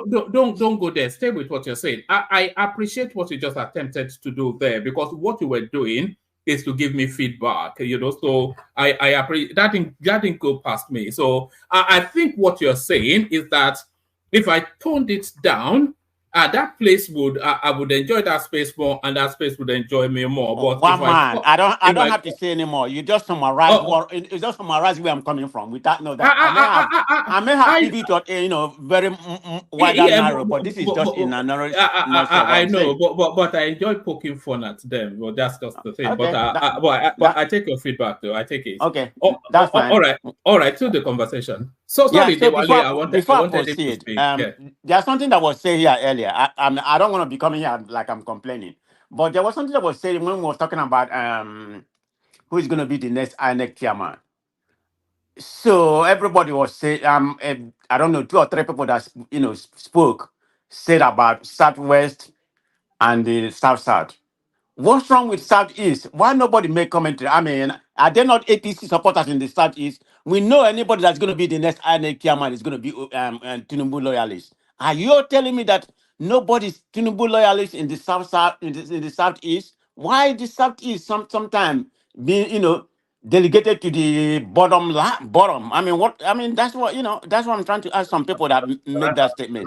They are not thinking in the broader term like South is part of, I don't like to be more regional. They're not thinking that South is not part of Nigeria, or South is are not right to be annexed chairman, which they have been before. Yeah, so yeah, I like the fact that you said part of why I said it's not Southeast is the fact that Maurice Iwu was from Southeast. Who? Right? Maurice Iwu was from Okay, I'm familiar with him, but okay. Yeah. So someone from Southeast has actually occupied that space. So which I think any other person coming from that space would definitely be someone that's not really from a zone that have not occupied it before in the South. That's why I said Southwest. Okay, I have no issue. I was just wondering about that. Your point is well taken. Why don't you just hit the nail on the head? They are not going to give it to the Southeast because of Peter Obi. That's really why. Why are we dancing around? Okay, I just want to point out that. But anyway, let's move on. Okay, Nigeria is Nigeria. So, but anyway. Yes. So to the conversation, articles politics. Labour Party having a group hug. Emefiele, money's been recovered. The coastal highway, or anything else you want to speak about? Okay, let me speak about the coastal highway, which I started, which I'm the only one kind of disagreeing about. That may be an AI generated, or some other places they just took the picture, like a duplicity of, and come and paint it here. The guy, everybody said the guy. I'm not familiar with the guy, but everything that he came on YouTube or wherever, a blog, cannot be 100%, accurate. And I'm telling you the reason why I'm skeptical about when it comes to Nigerian space. There's a lot of propaganda, that comes, to suit people's narratives. So I'm going to take anything that come out of Nigeria as half baked, and that's just where I am right now, in this Nigerian space. Whether it's true, but I hope it's true. I will repeat it again. I hope it's true. But I can't come here and say, oh man, this is moving very fast, more than I expected. No, I'm not going to do that. And that's where I stand on that. So, I mean, they're talking about, just they can't generate enough revenue. I mean, spending most of our money servicing debt. So how are they getting this revenue when we are lacking of revenue right now already? I mean, be able to budget this amount of money on this coastal highway, started this very fast. I have doubt. I have that, but I hope it's true. Like I was saying, I mean, that's all I have to say on that. I don't quite believe in that, but if it is true, let them prove me wrong. Then I will, I will give them salute in that regard. Let me go to the article space. Where everybody's talking about what article is doing right now. Is he playing a good politics? Yeah, that's what we're supposed to do, because you need to give this government a challenge for them to know what's coming to them. You can't just leave them, be running about, thinking that they got everything conquered. But if you ask me as of today, is Tinubu is Tinubu's second time pretty much secure? I would say yeah, because he has put. I mean, the problem we're having right now, this present APC, they spend most of their time preparing for the next election instead of governing. This is the problem we're having right now. You know, so if they spend some time governing, then maybe a little bit preparing for the next election, then the country will be in a better place. Most of the policy, it sounds good, but they have not been implemented, thoroughly. I mean, all they're doing is trial and error. Just put out something there to see if something's going to happen. All these investors, they promise us, to be going all over the country, all over the world, lobbying for investors.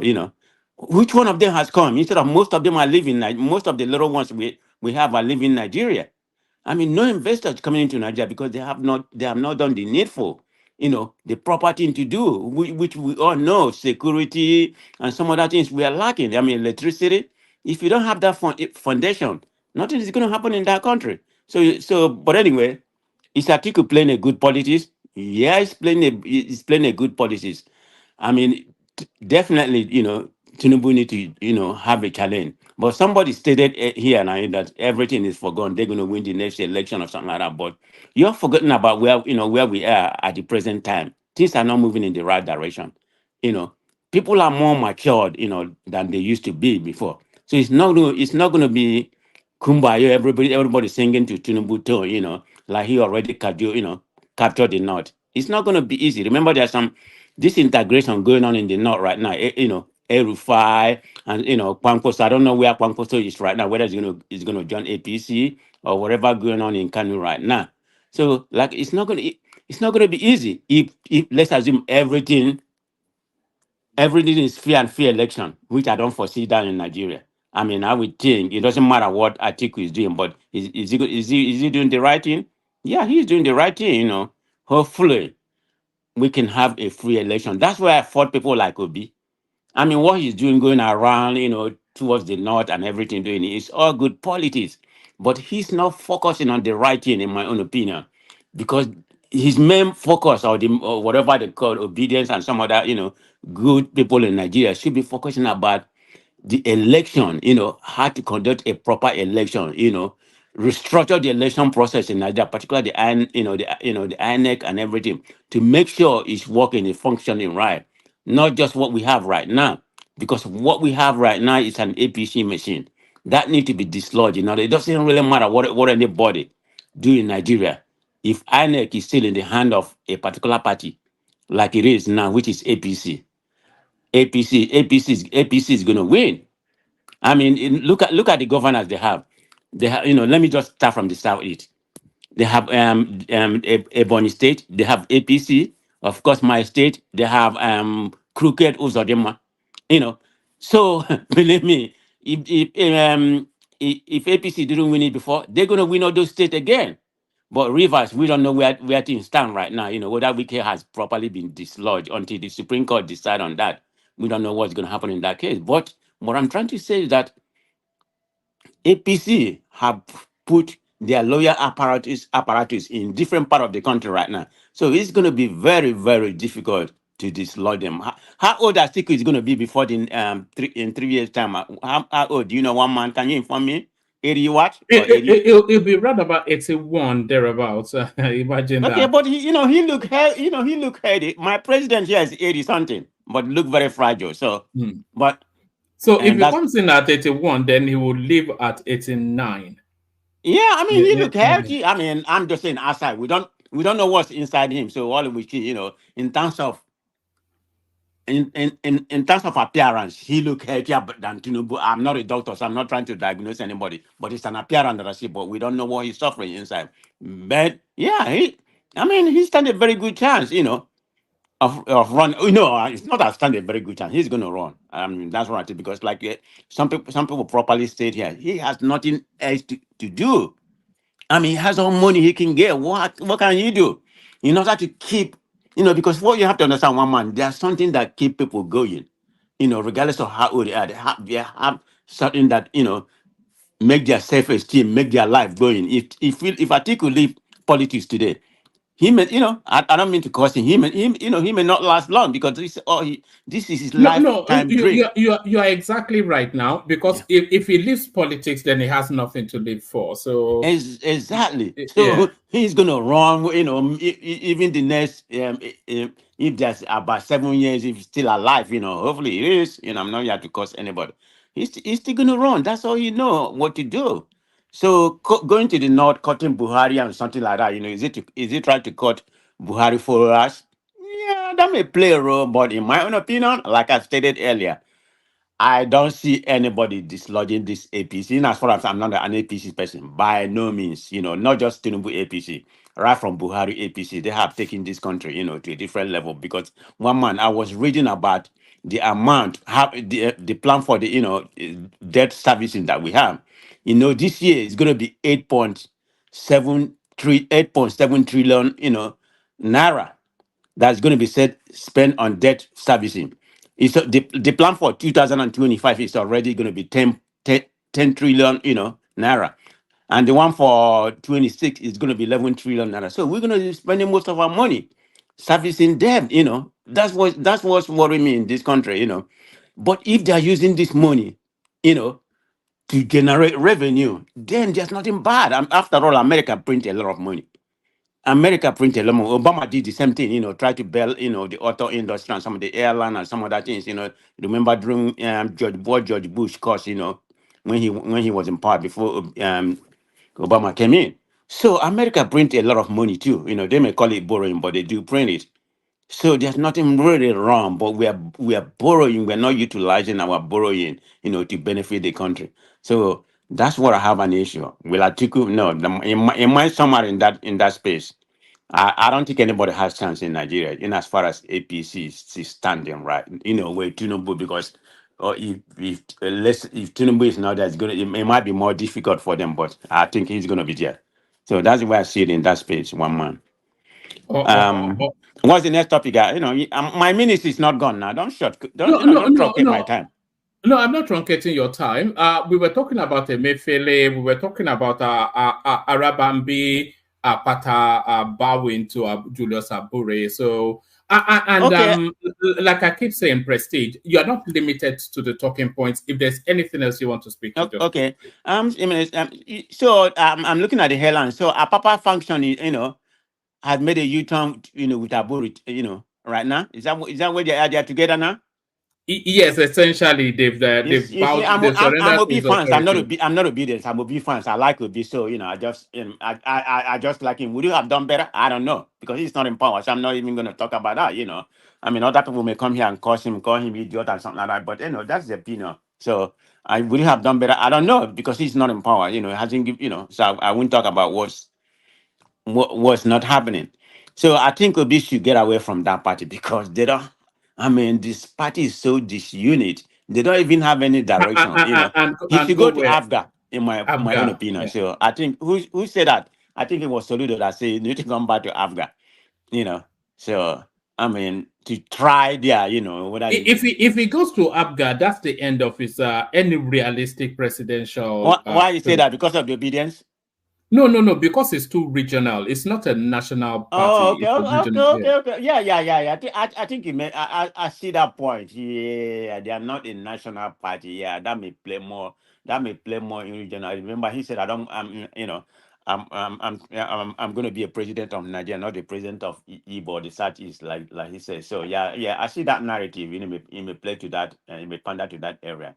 Yeah. So is he going to go back to PDP? Yeah, that probably is only prosperity to be.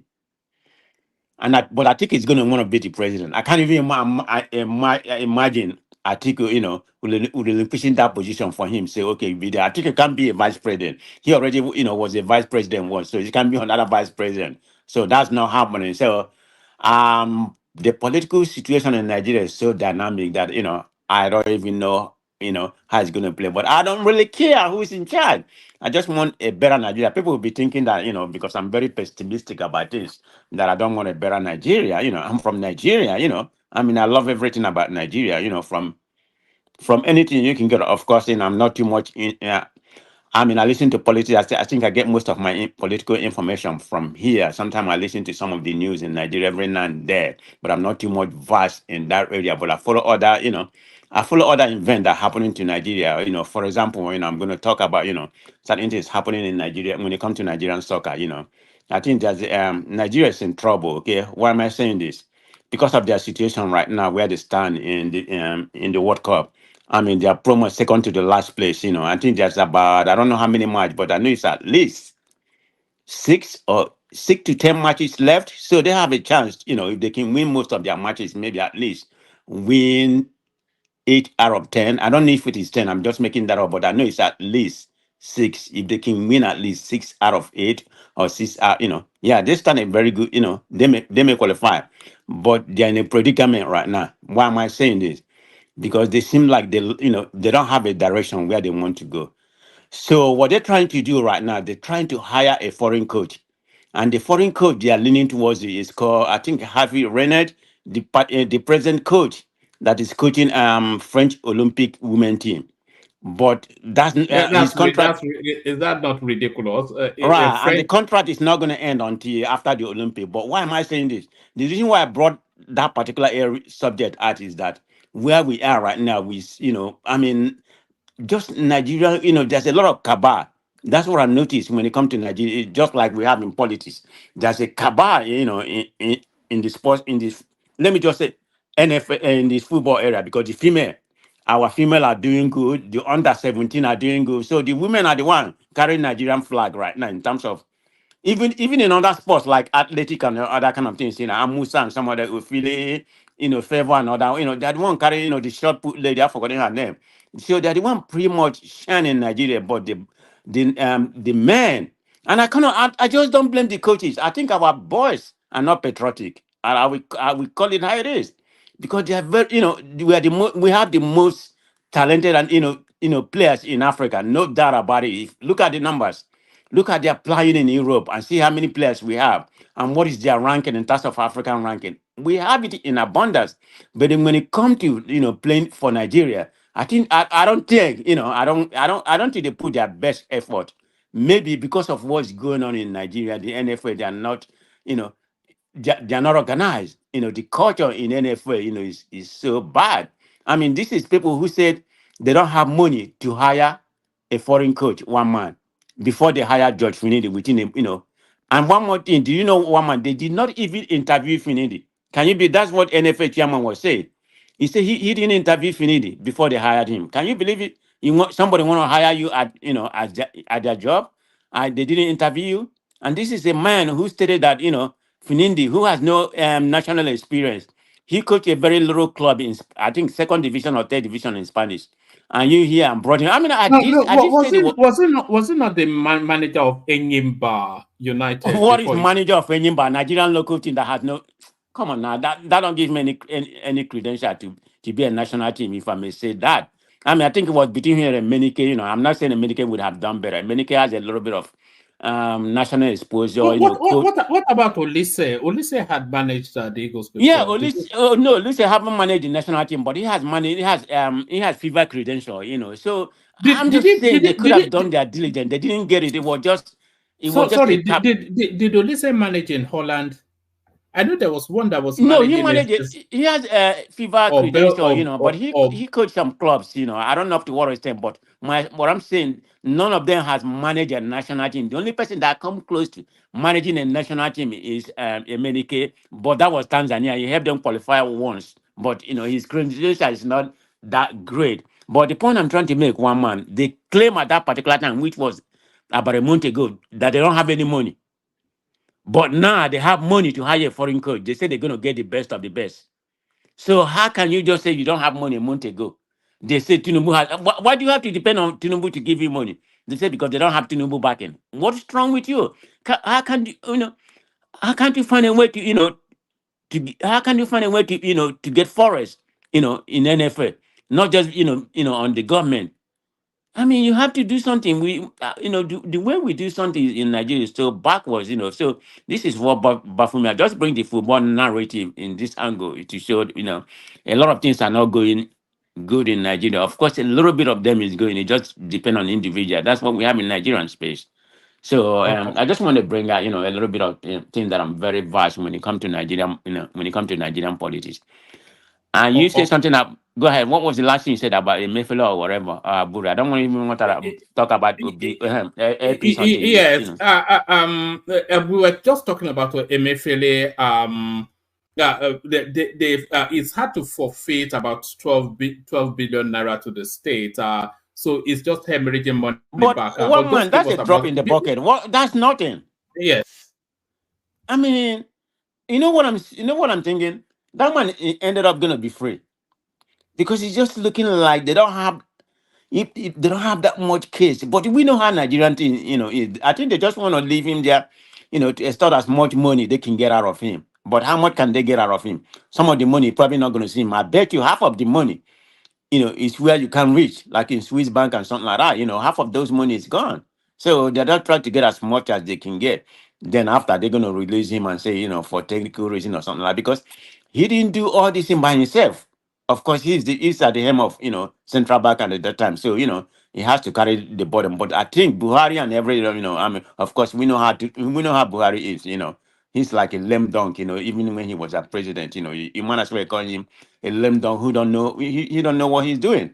So he contributed to all this. Are you gonna tell me that when he was printing money and other kind of thing he was doing, he didn't have the backing of Buhari? Everybody know what happened. So who they can hold some other people accountable, because there's some other people that has embezzled our money within the central bank and some government, but they're just using just this guy only. Of course, he deserves it as a scapegoat for everything. I've never seen any other person being accountable to what's going on in that space, what transpired. They plunged Nigeria into such a predicament where we are right now. Of course, that does translate to this present government. But anyway, that's part of that's part of APC. So I'm not gonna divide them. They're all together. It's what is the party we are right now. But we have a lot of party fire here. That ready to die for them. But good luck to your party fires here. So. All right, brilliant. So let's move the conversation on from you, Prestige. Let's take it to Ekene, who I think are running low on battery. Ekene, are you there? Are you ready, Ekene? Ekene, you were talking about your battery just now. No. Hello. How far? I do. How about it? Man, I just do. You just did. You did like what? Like do or do? Which will be I just did? I did like Dele now. You did like Dele. They did like Dele. There it is. Yeah. So what did they happen now? What did people they rage about for where you did? What did they solve? Yeah, everything is shopping. Everything is happening. We are having some arguments yesterday in the market. One of my Yoruba guy that came to the market yesterday. So there is all this comedy clip we are watching, and that video was showing the guy was showing the situation of Nigeria, what Nigeria is going to be if care is not taken, maybe in the 2030 or in the 2040 also. So I was telling the guy that the guy is too far, that the thing is already happening. The guy was showing a video of when he was he alighted from the bike, and he was counting huge amount of naira. That is up to about 30,000 naira to pay a bike for once. And another video he showed when he went to the market, buy small things, small boloko, small onions and all that, and he counted about a huge naira of about 40,000 to pay for that food stuff. So all of us, or some people, were abusing him, saying God will not allow it to happen. This and that. You are wishing the country bad. You are doing this. You are doing this. And I was telling them, you guys are very ignorant. This is already the situation of the country. How can you tell me that this is not going to happen? You go to market now, you know what it takes to go to market. At least to cook a pot of soup, you must put about 25,000 naira in your pocket. And the money will always must be exhausted just with small nylon. And you are attacking this guy. That means you are blind. You don't know your situation. Before, when you go to the market to buy a bag of rice, it's just few naira of about maybe 1,000 naira note of about maybe let's say 12 pieces of it. You understand? But today you have to count it like about 80, a huge amount, almost 100 pieces of it. And just give a storekeeper or a store owner for just a bag of rice. Is that not the situation? That's the inflation now. That's a bad economy. Ekene, So, I could just clip what you said yesterday or the day before and then play it on loop because I'm not sure you've said anything different for the last 3 months. Yeah, that's okay. Is there any good news? Tell us some good news that are in Nigeria. No, there is no good news. The person that is saying as minister of there is no good news. If there is good news, I will tell you. And that is because I don't want to be all these politics of stuff. I'm not interested. Yeah, I send you the picture of Tinubu 2027 poster and all those are irritating things that I don't want to talk about. These are the areas I want the government to make a critical change. You understand? It's very ridiculous seeing Tinubu poster on the street, 2027 poster on the street with the situation of the country. It shows that he's not a human being.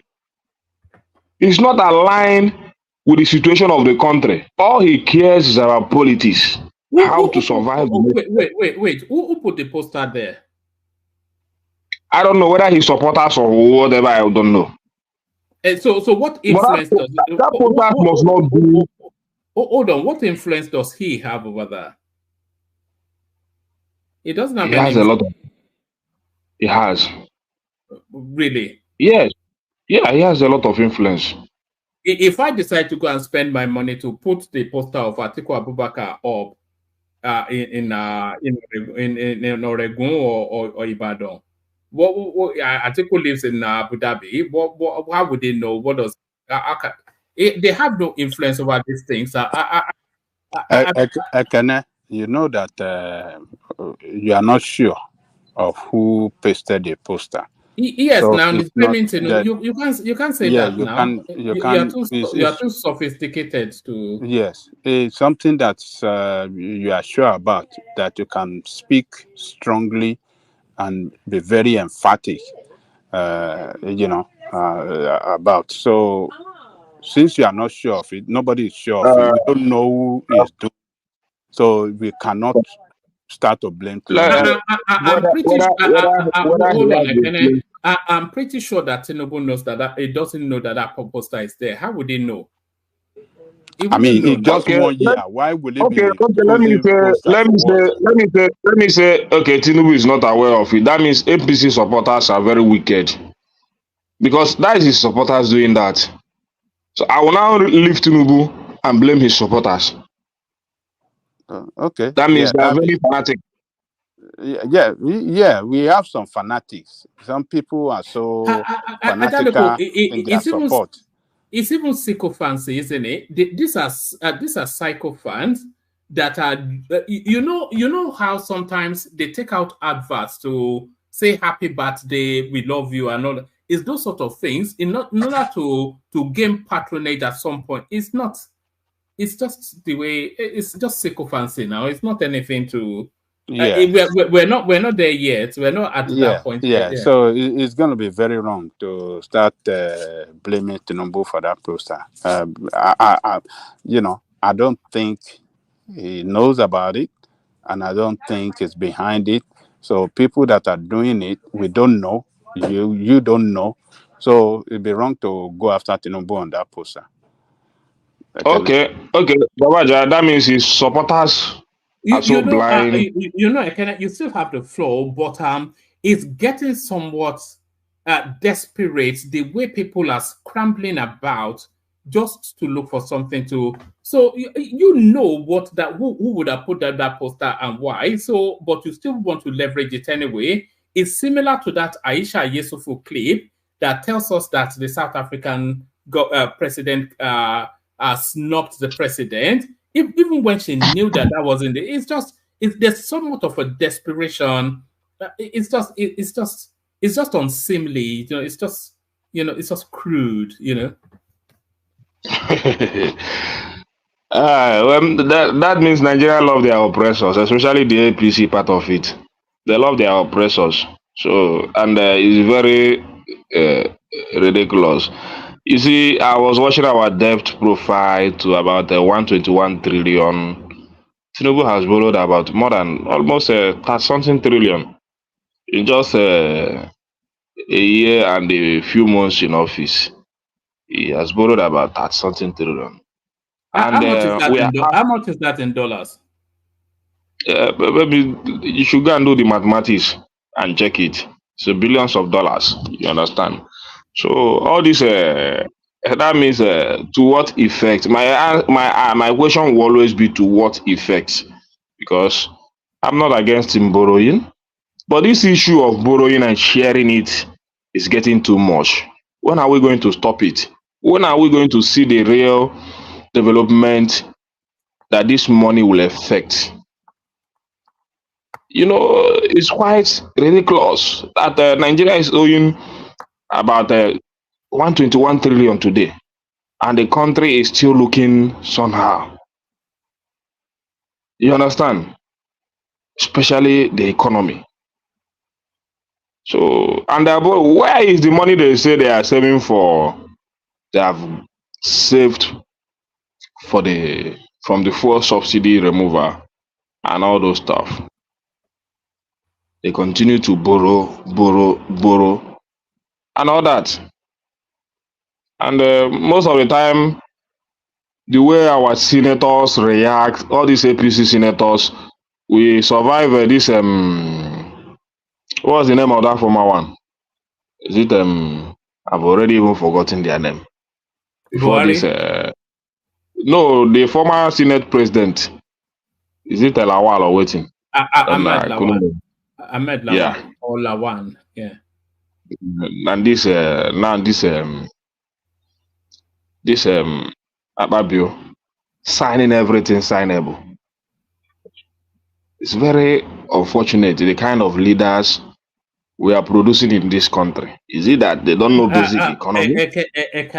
Man, what do you mean signing everything signable? What does that even mean? It means a lot now. When you have Lawal, it doesn't mean anything. Hold on. It says let's acknowledge Kulata Supertat. It says debt profile is federal, state, local government, not Tinubu. So this is just the thing, isn't it? You just glaze over details to land at that alarmist narrative that you want to, and that alarmism, then you make it the substance of it. You're saying they're signing everything. Do you know that the Senate will go through whatever it is that is presented, and it has to be broken down? And by law, it has to be. It's not just. I mean, come on, man. You're too sophisticated for all this sort of thing. Anyway, it's your space. Just I might be too sophisticated. You guys are too liberal and very accurate when it comes to all these things. But for me, an Alaba economist, the way I think might not be the way in an English-speaking economist will be thinking. You understand? Because mine is 1 + 1 = 2. So that's how I do my own economics. So, and I think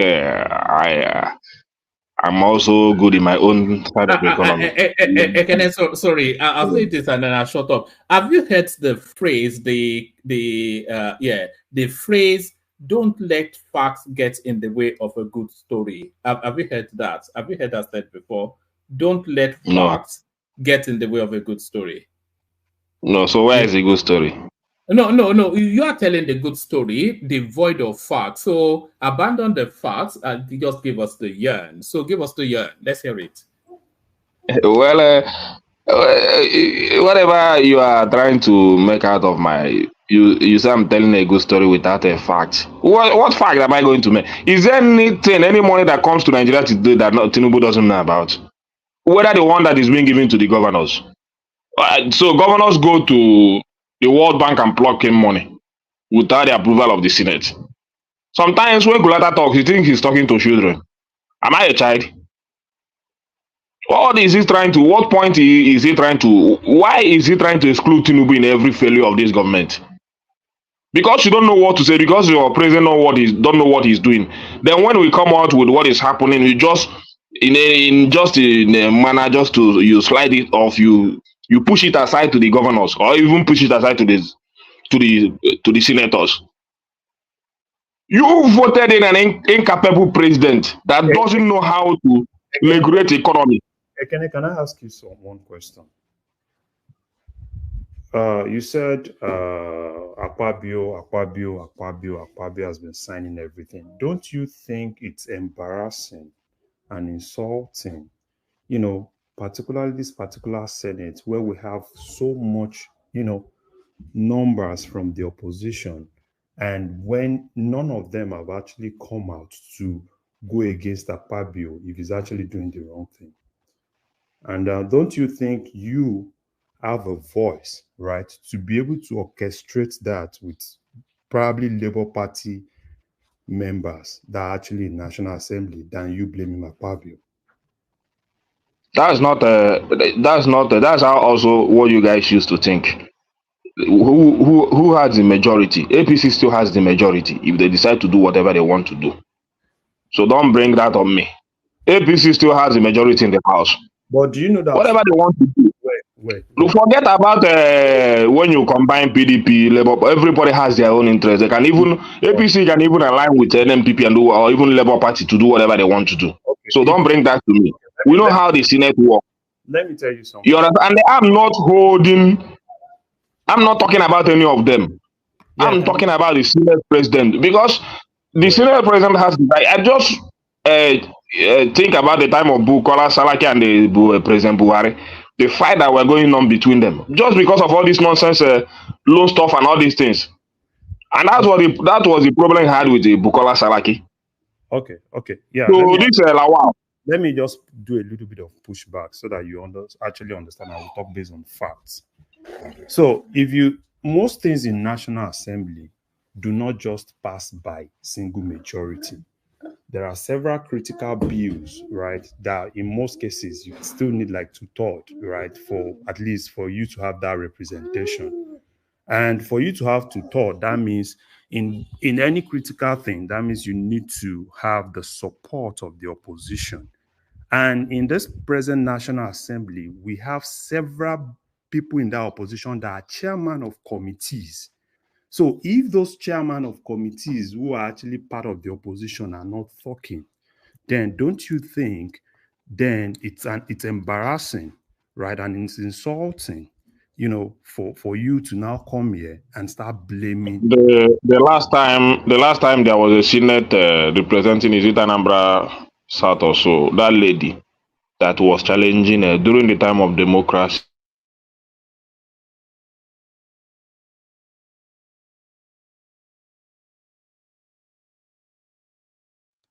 What happened? Can anyone hear me?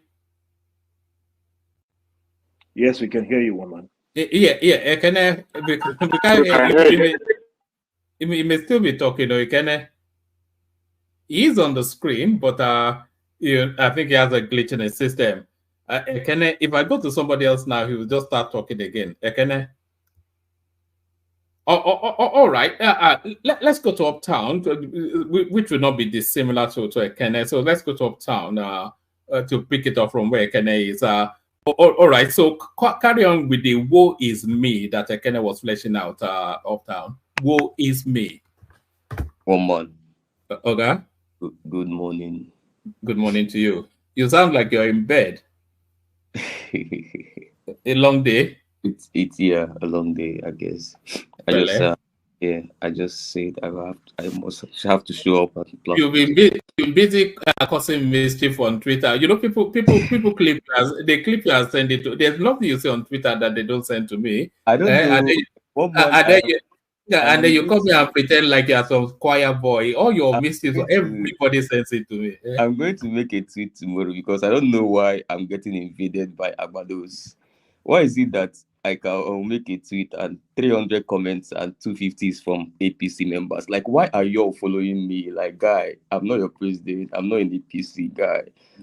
They are just there swearing for their fathers. Like, why do I have okay? It's fine. Well, guys, I'm like, no, they follow me. No, they can't curse me if you don't like it that they tweet. Like, I'm supposed to have more of obedient commenters on my post, not frustrated about other people. But the point, one man, is what some of the reasons why some of us don't even bother coming to to platforms more often these days is, you know, it's tiring because what else are you gonna say? You've said everything, yeah, and most of the things you've said is all playing out. And what I love about informed punditry is you are always proven right almost 80% of the time. So that is why some of us, when we speak very confidently because these are scientific. They are scientific. Politics is science. Governance is science. You know. I heard you talking to my brother Kene, telling him, "Oh, if I place what you said yesterday, I can play it today and all of that stuff." And I've heard you say something like that to uh, Rational Mind.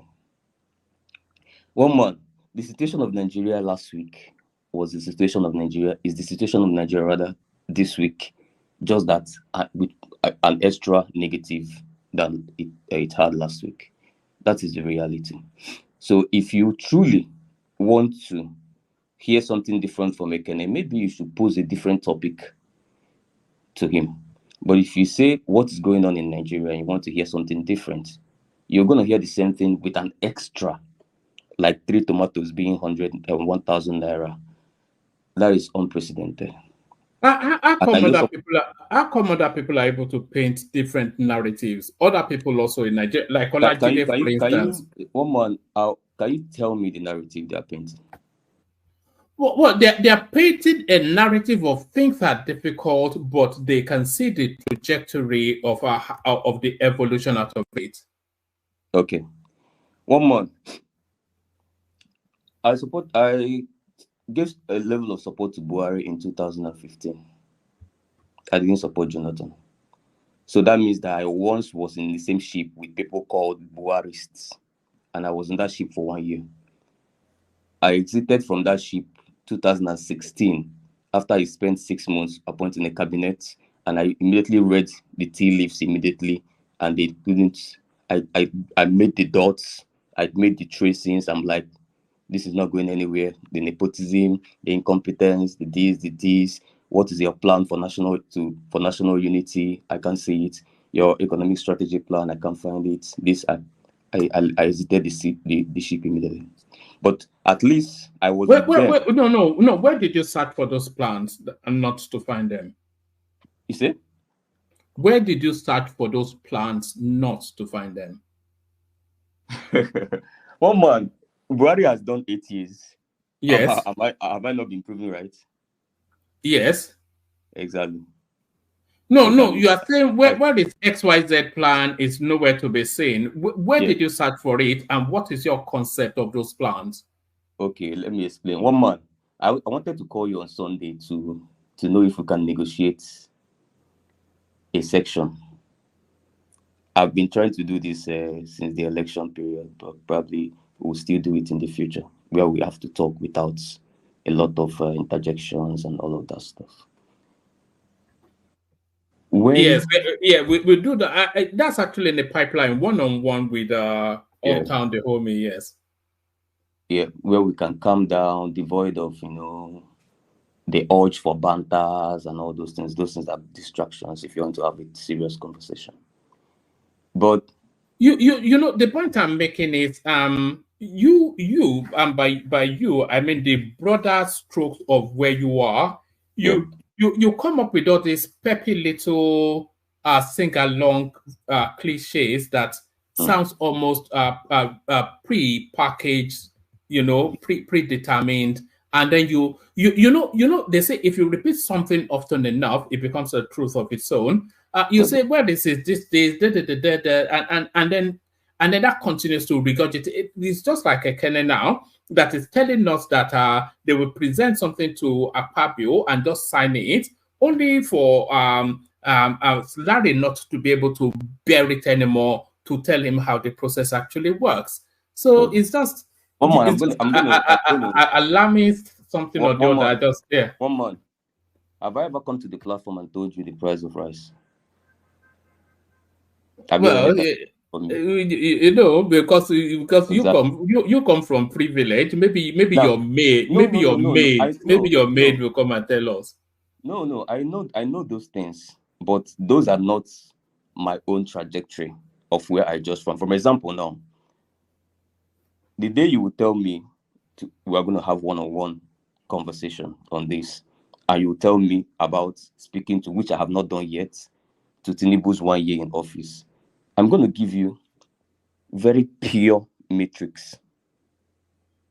And those metrics are not going to include price of rice.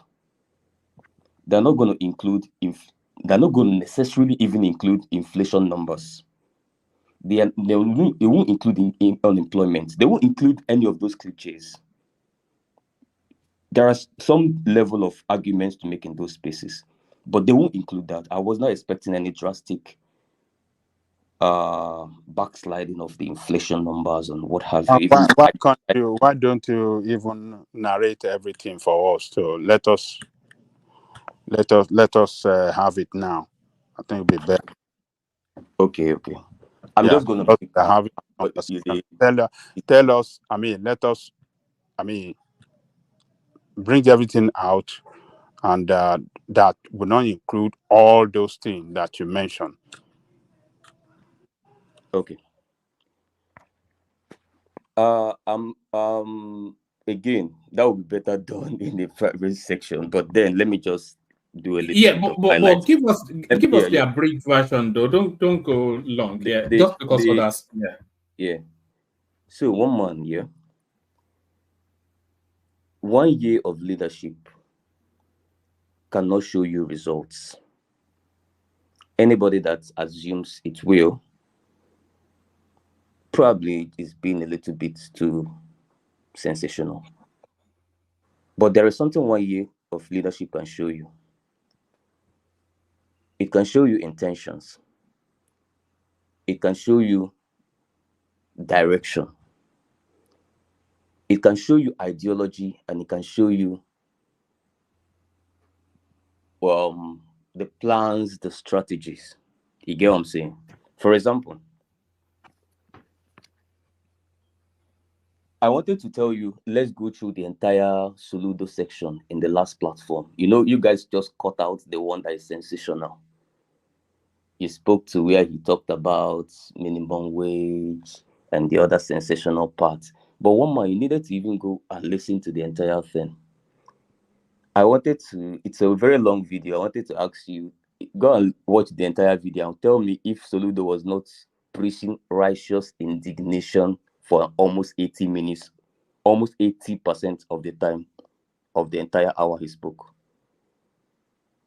Because he was speaking to some direct first leadership moves.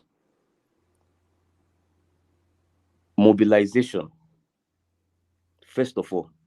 And there's no difference between a president, a governor, executive positions, or a CEO that has been hired into an organization. There's no difference. It's almost the same patterning. Mobilization has not happened yet. which is one of the first year things. Mobilize. Mobilization. What's being mobilized? Oh, no, what's being mobilized? Mobilization of the citizenry.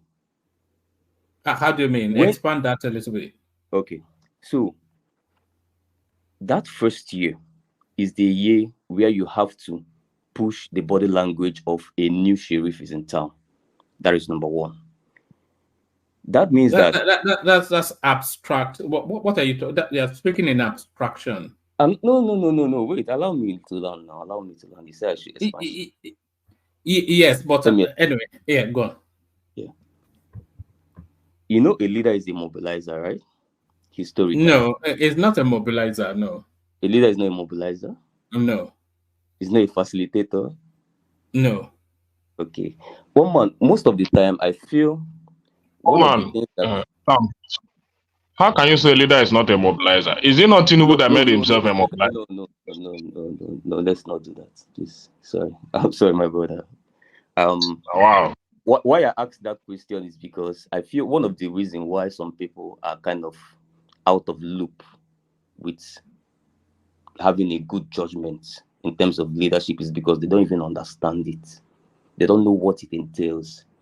They praise Soludo, but they don't even listen to Soludo sometimes. Because if you're a fan of Soludo and you say leadership is not mobilization and it's not facilitation, then I'm wondering, do you really listen to the man, or you kind of listen more to the accent or to the paparazzi of he's a CBN governor? Do you really listen to what he says? Or do you listen to NOI? Do you actually spend, when she talks for 2 hours, do you actually spend the entire 2 hours listening? Or you just like the paparazzi of, DG of WTO, CBN? Do you know what a leader is? And it's not being derogatory even. It's what Kulata just put on the screen there. That's what a leader is. It's the spark. What did he say? Leader is a what? Let Kulata come and defend it, even if the spark plug, as he said. Let him come. Let me tell him that even the spark club is talking about is the dead one that we have. Because if a leader cannot spark up, the system, that means the club is almost dead.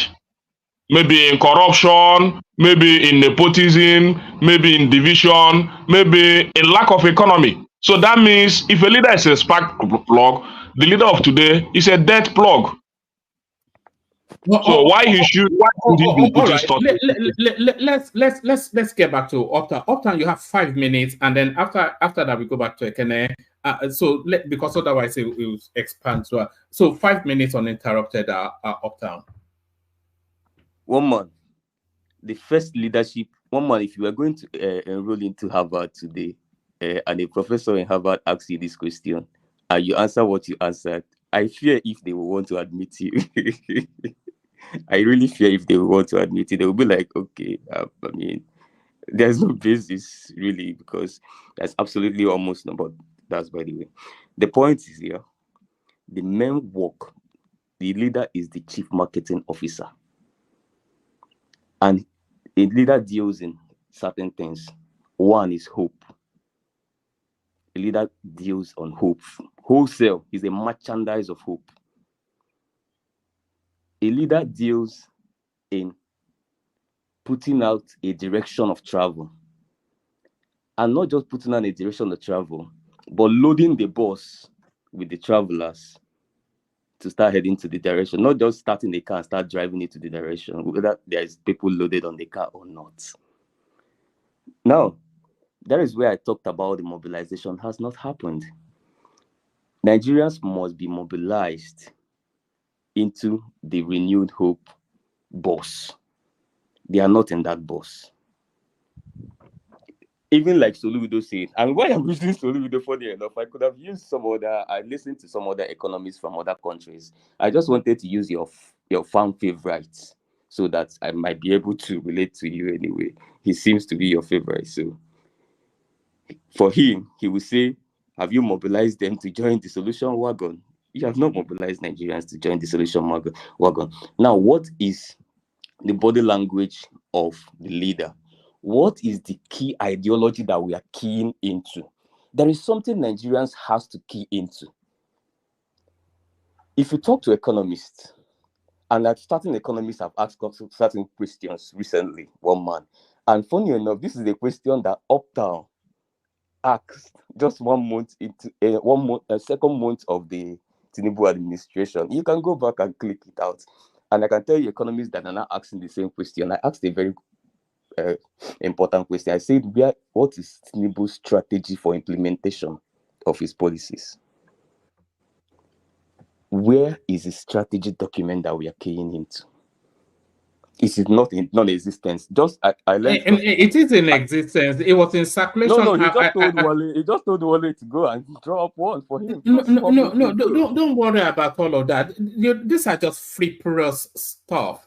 Look, they're not, man. That's why we are failing. But we are not failing, though. That's the thing. But we are failing, No, we are not failing. We are actually succeeding. Do you see what?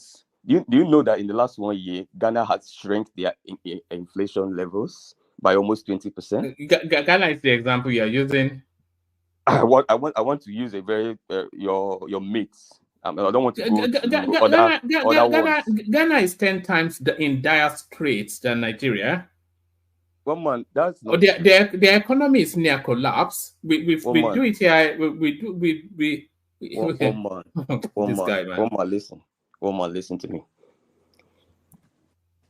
It's one thing to have a policy. It's one thing to have strategy of implementation. This is basic economics. Right. Which you understand, but the people that went to the best schools on the planet that occupy Aso Rock, they don't. Well, it's not about. It's not about. I've worked in one of the most prestigious places globally. One man. Let me tell you why I'm proud to be an elite, and I'm ashamed of some elites. I call them pseudo intellectuals. Pseudo intellectuals assume that people on suit and tie should originally know what they are doing, whereas there are some people on suit and tie that has presided over collapsed companies and organizations, and they went to the best schools as well. But the real intellectuals and elites, they question you, even if you are an Ngozi Okonjo-Iweala, because they believe that the fundamentals you know, even though you have more experience and groundwork, that they know it.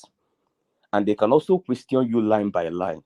You got this right. So sorry, where are we conversationally? Because I'm not sure. Take us on a journey that lands us somewhere. So one month. There is no reason. Do you know there is no reason why your president will still drive in a German car as his official car? Are you aware?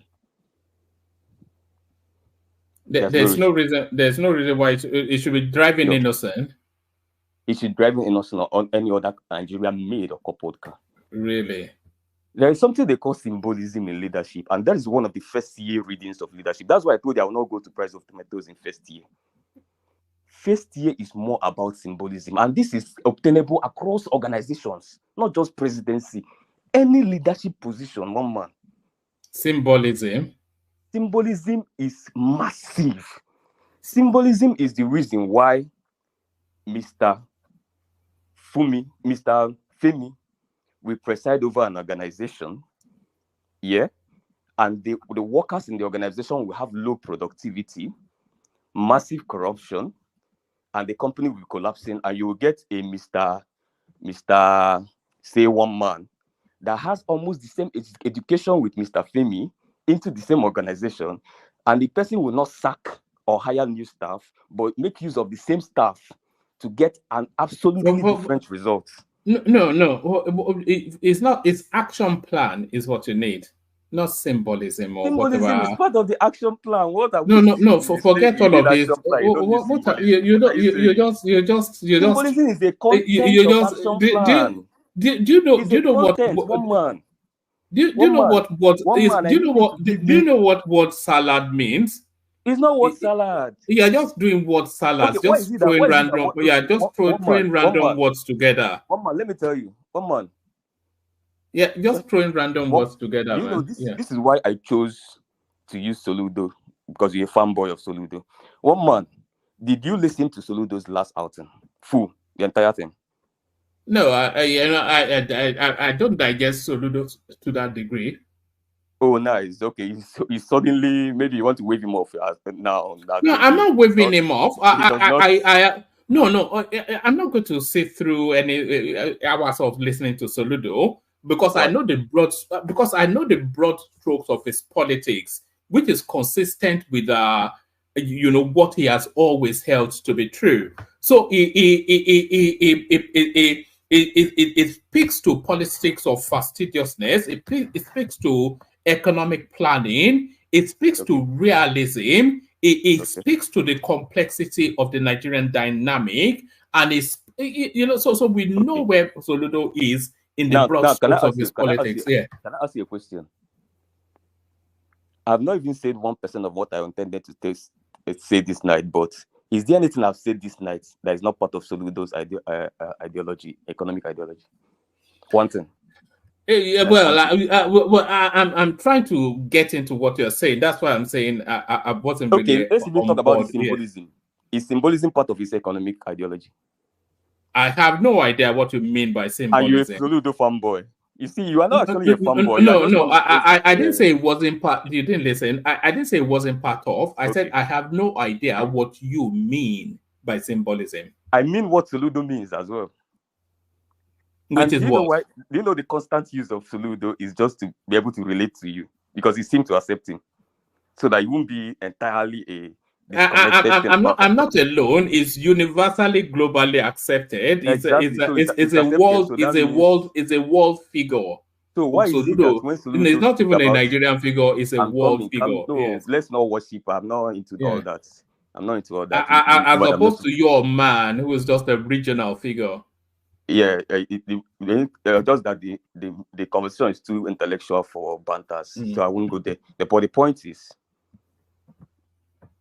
Soludo speaks to cutting cost of governance as one of the major first year things here, and the person you want to shade also talked about cutting cost of governance as one of the first levels of symbolism in leadership. But for some reason, Soludo zone is good, Obi zone is bad. Soludo zone is good, Uptown zone is bad. I relate to Soludo's cutting cost of governance, but I don't relate to Uptown's cutting cost of governance because Uptown is just doing word salad, but Soludo is doing World Bank economy. That's what we are talking about. You get the point I'm saying? All those things that is needed, one man, and again, one man, please, let's do that private section. And I will be, at least now, I feel like I'm feeling like I kind of chanced people that are in the platform here. But let's do that. You and I, one-on-one. Let's do it. Let's actually speak to these things in details. You get what I'm saying? Let's speak to them in details because oftentimes we spend our hours talking about what you like to call jabberty. I don't know where you got that from. But, banters, like what you just did now. Oh, the Soludo is this, but your man is that. I don't give a damn about all that, really. Is that not the but that's the contrast we were looking to draw now. I mean, you only speak one voice and it's to champion Peter Obi now, which is not a bad thing, but that's what it's funny that in the last couple of minutes I've not mentioned his name for some reason. You're trying to squeeze him in. You've mentioned him by inferences. By inference, you've inferred. What was the inference to him?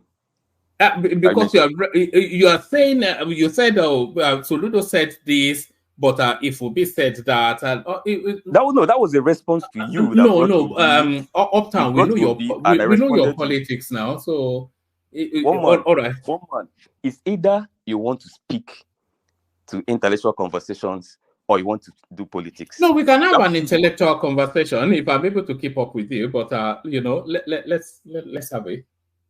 I've had conversations from 2015. One man, there was no obedience in the picture. There was no obedient movement in the picture. And that's why it's very annoying now that when you want to have those same conversations, we had conversations about the borrowings, the unproductive borrowings that happened under Buhari. We had a lot of conversations. It's really annoying now. But that's it's really annoying now that when you want to now speak, that's people false. are like That's false, obedient though. movements. Oh, this and That's that, and false, then they though. dabaru everything, and then we go back to square one. What you just said there is false. The borrowings under Buhari are not altogether unproductive. They're largely unproductive. They are largely not. They are largely unproductive. If they're not unproductive, he's not going to give a dead economy like your Tinubu called it. He's not going to pass a dead economy to Tinubu, you see. We can account for a lot of what Buhari spent. He built several railways. You know what unproductive means? Unproductive does not necessarily mean that they were all stolen. No, if that's where you're inferring. That's not what productivity means. Hold on. If he borrowed money to build the Lagos Ibadan rail service, is that unproductive? Or the second Niger bridge, or the vast swathe of roads that he built up and down the country, or the rail service that he built round about the country, are those unproductive spends? One man, how much of borrowing was used to build second Niger bridge? Can we take it one by one if you wish? I don't have the documents. Exactly. Do you? That is the point. Do you? Never followed up. No. Do you have the word salad? No. Hold on. Do you have the? No. You asked me a question. Up. Okay. No. You are claiming indignation without facts. So do you have the figures? Do you have the? No. Do you have the figures? Do I have the figures? Do you have the figures of Buhari's borrowing vis-a-vis the projects that he executed to then tell us then that wholly his borrowings were unproductive? Do you have the figures? Majority of his borrowings were unproductive. Do you have the figures? You heard the question. Do you have the figures? If you want us to talk about the figures, we can go back to their budgetings and all those things. So you don't have the figures. So you're speaking in abstraction. You're speaking from prejudice. Speaking in abstraction. Look at this guy. And it's very funny that it's the same you that want us to believe that Buhari is failing because Buhari failed. You are defending Tinubu. You are defending Buhari now because you made this now. But one man, I think the larger point is making is that Buhari failed. Buhari is a failure. No. What are we defending? All the borrowing. And I'm saying that you cannot say that without backing it up with figures. I mean, no. Hold on, I can bring figures for you if you wish. Hold on, one man. Let me say this and then let me land and I will let you go. All right, carry on. Who is going to have the figure? Who are more? Then you are speaking from prejudice. Hold on, one man. Hold on. It is not the figure it is the reality on the ground. Even the current president, he said it publicly that he met empty treasury. So what do you want? What else do we want? So we don't need to ask for figure. As a consequence of what? One man, you want to do. One man is just trying to be. You're trying to call for too heavy brainstorming, as if we are here to come with a thorough fact and figure to prove our point. But we are talking about the reality. Can I have we are coming from prejudice. Answer this question. Did Buhari not fail? One man. Did Buhari not fail? Our failure is. Did he not fail? It's not a yes or no question now. It's a nuance. It's a nuance in there. Okay, let me leave it. Let me leave it. What salad, one man. You enjoy it a lot. What salad? This failure, I think it's beginning to. We keep saying Buhari failed. I think we are not being fair. No. Hold on. So to you, Buhari did not fail. No, when you say somebody failed, maybe Tinubu is lying. No. So Buhari did not fail. So Tinubu has said that he met what he met. Hold on. Let me make this one. You will continue. You have the ground. So Tinubu has said what he meant on the ground is like somebody that they sent to go and fetch water in a well, in an empty well.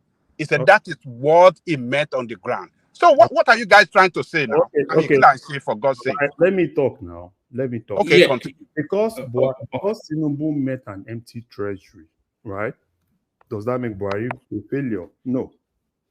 You see, when you say somebody failed, you need to tell me, you need to convince me that you can't even pinpoint to what that person has actually done successfully, right? It's always easy for us to kind of like, oh, this person failed, this person is a failure. And it's so unfortunate that we are not being realistic. Because we say, oh, Buhari left empty treasury. During Buhari's second term, that's when we even have COVID. That was when even our oil production was kind of like all-time low. And why exactly do you even want us? So it's not like Buhari failed. Nigeria does not have the capacity, right? Nigeria does not even have the money at that time. So where exactly do you want Buhari? Who was driving Nigeria? Who was the driver of Nigeria? Let me answer the question that I put to you an uptown, but you did not answer. You said Tinubu said he meant an empty treasury, and then you used some analogy to that he may have used, and I asked as a consequence of what? You know, so is it as a consequence of the fact that Buhari came in and looted the whole thing? Because Buhari had probably the largest infrastructural expansion that country has had in decades. And those are factually things that are visible and have been experienced by people. So if you are saying Buhari left an empty treasury, if that empty treasury is the consequence of infrastructural development, then you cannot categorize him as a failure. And if you say that he wholly stole the money, then you have to back it up with facts. Because if you're not backing up with facts, then you are backing it with prejudice. So is it a fact or prejudice? Can I ask you a question? Can I ask you a question? Can I ask you a question? One more. Yeah, say your own. I want to talk after you. Yeah, say. Let me ask you a question. When Naira was floated, what were the factors that made it to go haywire? The economic factors that made it to go haywire? The vagaries of market forces. Who facilitated those factors into existence? That's not the major factor. Sorry, let me ask. That's not the major factor. The major factor was because we stopped servicing that Naira. We stopped bridging the gap. So we could now see the real value of what your Naira should be over years, but that we've been servicing. That was the main reason why Naira shoot up. Hey, that's not no. Listen. So what's your main reason? Wait. The ways and means Buhari printed, the amount of monies pumped into the economy through ways and means, that is unproductive money, literally, is part of it. The corruption going on in the system with the indiscriminate. I'm coming. Wait now. You asked me a question. Let me learn, my brother. No, I gave an answer, and you said the answer is not correct. No. It might be It's part of it. I'm not saying no. Nobody's saying that that's not part of it. Are you saying that if we don't, assuming we continue servicing it, do you think the value would have shot up to what it is now? Assuming we are still servicing it. Wait. Calm down. Answer that now. Assuming we are still calm down. Do you guys are subsidizing inefficiency? That's what I'm saying. So assuming we continue doing that, do you think the Naira will be what it is today? That is not the topic on the table. But that's the question you asked. No, that's the question you asked. What I raised. That's the question. No. What I raised. I say Uptown. Let me ask them a question. Okay. If Buhari did not fail, why did Tinubu, if Buhari did not fail in the monetary management of the country, both monetary and fiscal management too. So why did Tinubu float the Naira? Do you know how much Buhari was paying to defend the Naira for no purpose? Defending efficiency, actually. Defending it wasting. Hold on now. You people we are trying to point out. Hold on now. Not everybody is arguing against you. First, understand that. I'm simply saying that you're right. My opinion on this is I don't pick a leader and say it's a complete failure. You must be able to pinpoint intellectually. Overall, hold on. Overall, if you want to rate Buhari, if you want to rate him overall, one or two things here and there. Overall, I will say he's a failure, and I've always been saying it on this platform. That's the point. Okay, that's what we are saying now. Thank you, Ogbeni. That's my point. But at the same time, however, you have to be you have to understand. Wait, you have to understand what one man is also saying. It will be too simplistic of us not to acknowledge Buhari's some achievement, particularly in terms of infrastructure. But if you don't want to acknowledge there's nobody that does not acknowledge that. That's it means we are blind to that. And that is why one man cited rail infrastructure to you, but you don't want to go there. You just want to go to your own conclusion to say, oh, this man is a failure. He largely failed now. Is that not the point I made from one?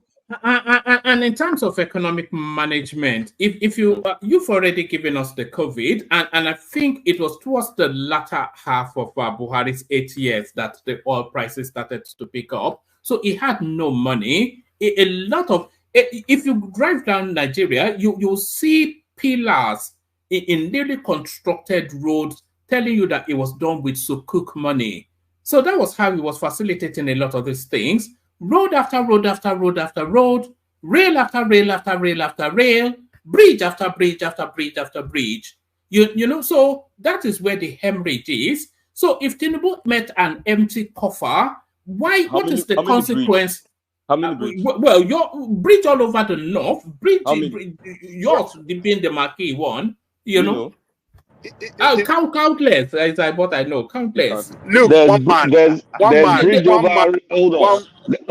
There's bridge over River Benue. There's bridge crossing over to Cameroon. There's the second Niger bridge, and there's another bridge somewhere up north. I forget where the place is. And you guys seem to forget that when Buhari entered the government, that's when we had the commodity glut. We had crude oil glut, that the price of crude oil crashed. And then you had the Niger Delta Avengers bomb the hell out of our infrastructure that we were never able to recover a lot of oil production. And then we now had COVID. So when you say, hold on, let me finish my statement. When you say it fails, you have to contextualize it because it's not all areas it failed. So we're all learned there. Hold on. We're all learned there. We need to be able to put some context into what we're saying. Kulata. Okay. Kulata. Yeah. It's funny that this APC it's funny that the government is pushing the biscuit alata.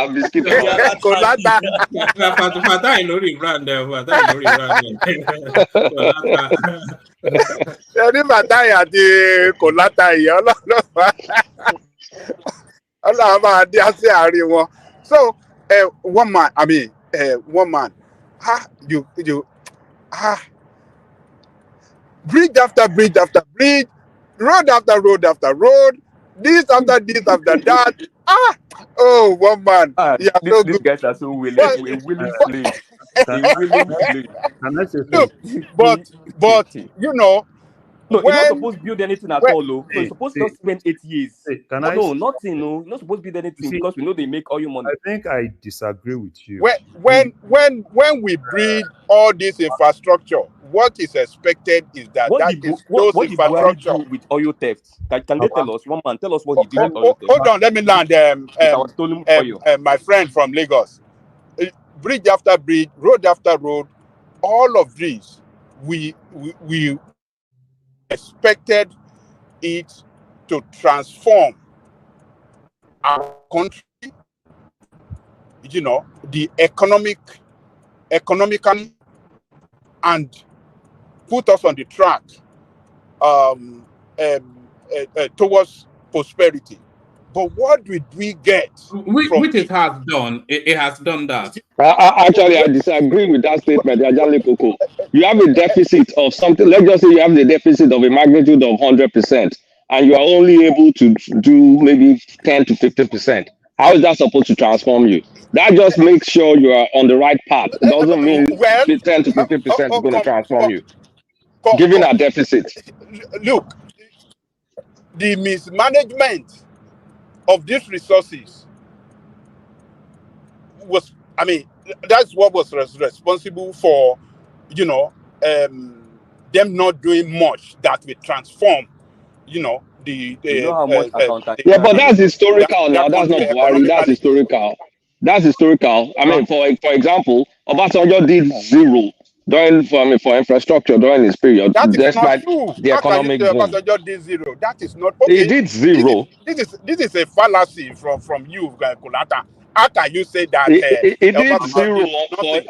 as Zero. for infrastructure. He did nothing. Oh, Baba, that is not true. Baba, after you're done, I'm going to push back because this narrative, because I think it's kind of like getting too popular and we are not being realistic of It's Buhari. Tinubu that's making it popular. I hope you know.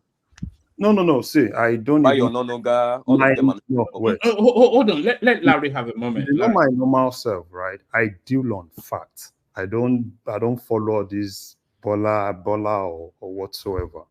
But I like when people deal with facts. Because if what Buhari faced during his second term, I'm telling you, if Nigeria faced such thing, Nigeria is going to go bankrupt. With the way Tinubu is handling the economy now, anything like COVID happen in the world, global economy, Nigeria is going bankrupt. And for Buhari to have been able to manage that, right? Give kudos to that guy. The only problem I have with Buhari is this his laissez-faire attitude of leadership.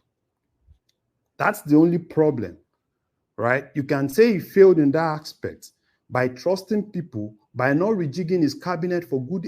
Some people, just feeling, they could do whatsoever they want to do for like 8 years. Then I think he failed in that aspect. But when it comes to him doing things, right, I can tell you, because if you look at the whole thing economically, right, for Nigeria to have even been able to survive, for Tinubu to be able to do something, that means Buhari did something. If we are being realistic, it's always good for us to say, oh, probably Buhari is this, Buhari is that. I think we are not being fair, and it's still more of probably we from the South not really appreciating what that man did. Because we always say, oh, Obasanjo did. What did Obasanjo do? Put Obasanjo, in terms of infrastructure, put Obasanjo and Buhari side by side. Will you see Obasanjo? Okay, you don't know what you are saying. You don't know what you are saying. Oh, I know. Why do you compare Obasanjo with Buhari? Sometimes people are not in this platform. What are you saying, my guy? What are you trying to say? Let's break it down here. People are not placing Buhari over Obasanjo. Wow. No. Hold on, everybody. Let's have one voice at a time. It can't be, otherwise nobody will hear anything. Larry.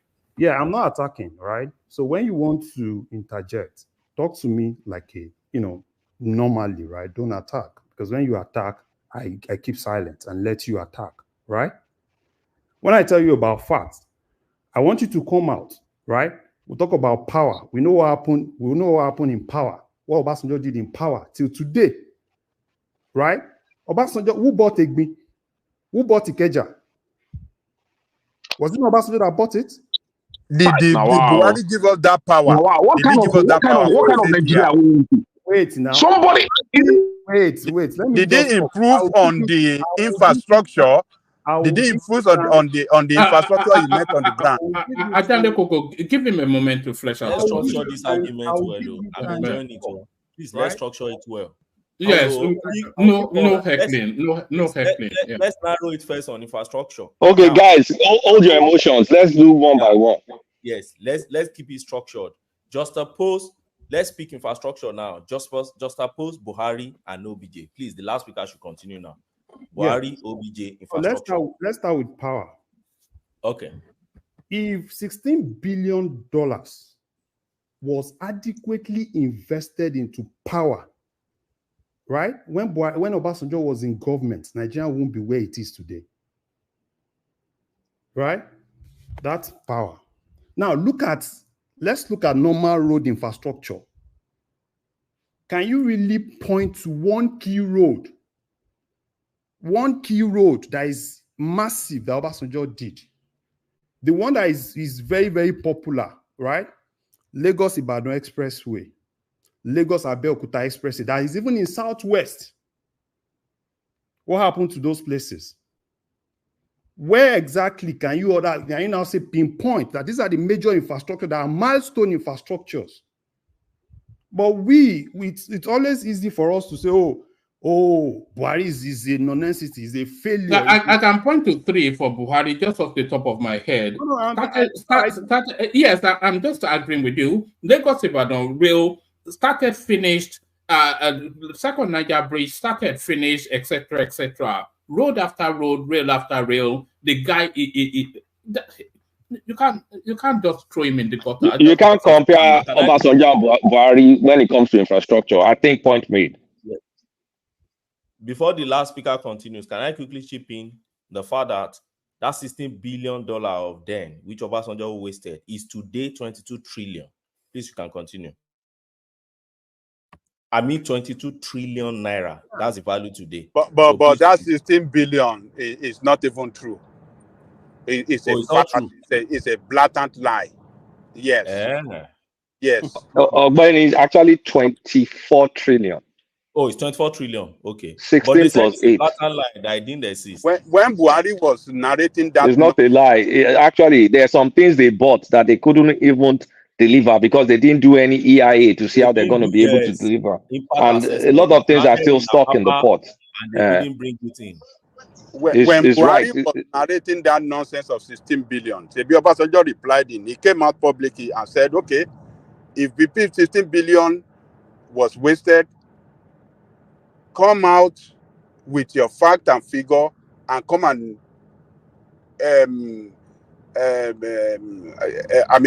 investigate it. Do your probing and do whatever you want to do on it.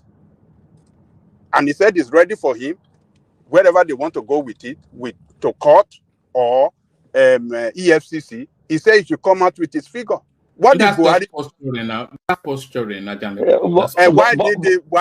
did Buhari follow up on the statement he made? Obasanjo knows fully well that Buhari will never go after him aggressively, but he has to posture for the public space. Sorry, guys. In addition to that, isn't that probe that they're probing Agunloye today? Isn't it part of the 16 billion? Isn't Agunloye's part like $4 billion? You know that guy. It's Agunloye or Obasanjo. Sorry, Agunloye worked under Obasanjo. That was the minister under Obasanjo. You know Agunloye is our access, by the way. That's our plug. You're those people you see on the platform. It's our plug. Oh, okay. All right, let me keep quiet. Well. Sorry, carry on. Who has the floor? But he's been probed, though. I'm not saying. I thought the last speaker wants to continue on that infrastructure. No. Yeah, I can say the little that I know. Thing I was able to do, because for me, right? Because this is a national platform, and when we try to push some things. So, and I think this platform, I like the fact that we always base things on facts, not being sensational about things, right? And when we come out and say, oh, this person is a failure, I like it when we come in and say, okay, fine, this person failed in these aspects, not us coming out and kind of like saying, oh, completely this person is a failure, which to me, and I see that coming majorly from the Southwest, right? Which I feel that is wrong. Because if you ask people from the North, they tell you said this guy failed, but we can actually point to things that this guy has actually done. Tell us things that people in the South did. So that's just my own way of pushing back of those kind of narratives. One man. I beg to have some minutes.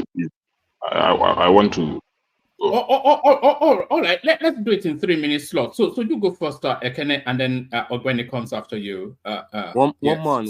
Remember they stole my floor. Have you forgotten? Yeah. But you opened up this conversational pause. Yeah, so let's go. But uptown time is done now. It was just me. They won't take yourself uptown. Nobody even understood what all this. Uptown was taking. They won't take yourself while you are still alive. It was nobody understood. I was still talking. All right. All right, let's do that. So, can I no more than I'm only saying 3 minutes because I don't want it to. Yeah, so just give us a 3-minute slot and then we go on to Ogben and then we move it around. No, 1 man. If we are moving around, let me. 1 man. I don't know whether that 3 minutes will be enough, but let me just try because most of the time when we come here to defend me, I don't really read figures the way you guys read figures. I just want to speak what Nigerians understand. It's just like I'm not like Kulata and other guys who are much more educated. You understand? So, but what I know as a simple Nigerian is that what Buhari borrowed in 20 he increased his debt to about, I think, about 200 and it's something, either it's 8.8% from 2015 in just 7 years. You just check it. To what effect? Just check what PDP borrowed under their own government prior to that 2015 when Buhari took over government, and the amount of money he borrowed. And you guys are here counting few bridges and all that. If other countries has done that, borrowed such amount, maybe Ghana or Cotonou or whatever, you know what their country will look like. Can you do that? Can you do that? But revenue generated during PDP and revenue generated during Buhari. I'm just saying things the way they are. You cannot come and tell me that under you increase the depth of Nigerian you increase the depth Nigeria debt profile to about 208% in just 7 years. All right, Ekene, thank you. So what I was saying to you earlier, don't let facts get in the way of a good story. So that was an example right there. So, Ogweni. Well, I was giving you no. Why are you shutting me down? Why are you shutting me down? No, I'm not. Have I finished my 3 minutes? You've had your time before now. I've not had my time because I'm speaking to something before my network went off. How can you tell me to but some of us never talk. Hold on, Kennedy. The moment has moved on, so let's just move it around a little bit. And let me just take 3 minutes now. I'm not even doing 1 minute. All right, carry on. A minute more, but just be considerate of others. What a minute more? So, but my point still remains that we can continue to defend Kulata. Well, I wanted to speak on what Kulata said. What the comment he made few minutes ago. He said that the president is like a sparking plug or whatever. Which sparking plug? Even if the president is a sparking plug, has he sparked up his ministers? Today, Wale don't look so dull. Cardoso, we are not even hearing from him again. It's like he's tired of what is happening. Because the guy seems serious, but the system is not allowing him to perform. So, which means the president is the sparking plug is dead. So just check it. The comment you make sometimes. So let APC continue to do what you know. That is propaganda. One man. You can all right, thank you, Kenneth. But we were really trying to, because it was such a sweeping statement that Uptown made that Buhari was a categorical failure. You can say it was a qualified failure in some aspects of governance, but it was a resounding success in others. So the equilibrium. No, this is organic. Let me say this. No, Kenneth, please. Let's have some structure. Another organic. Thank you, Woma.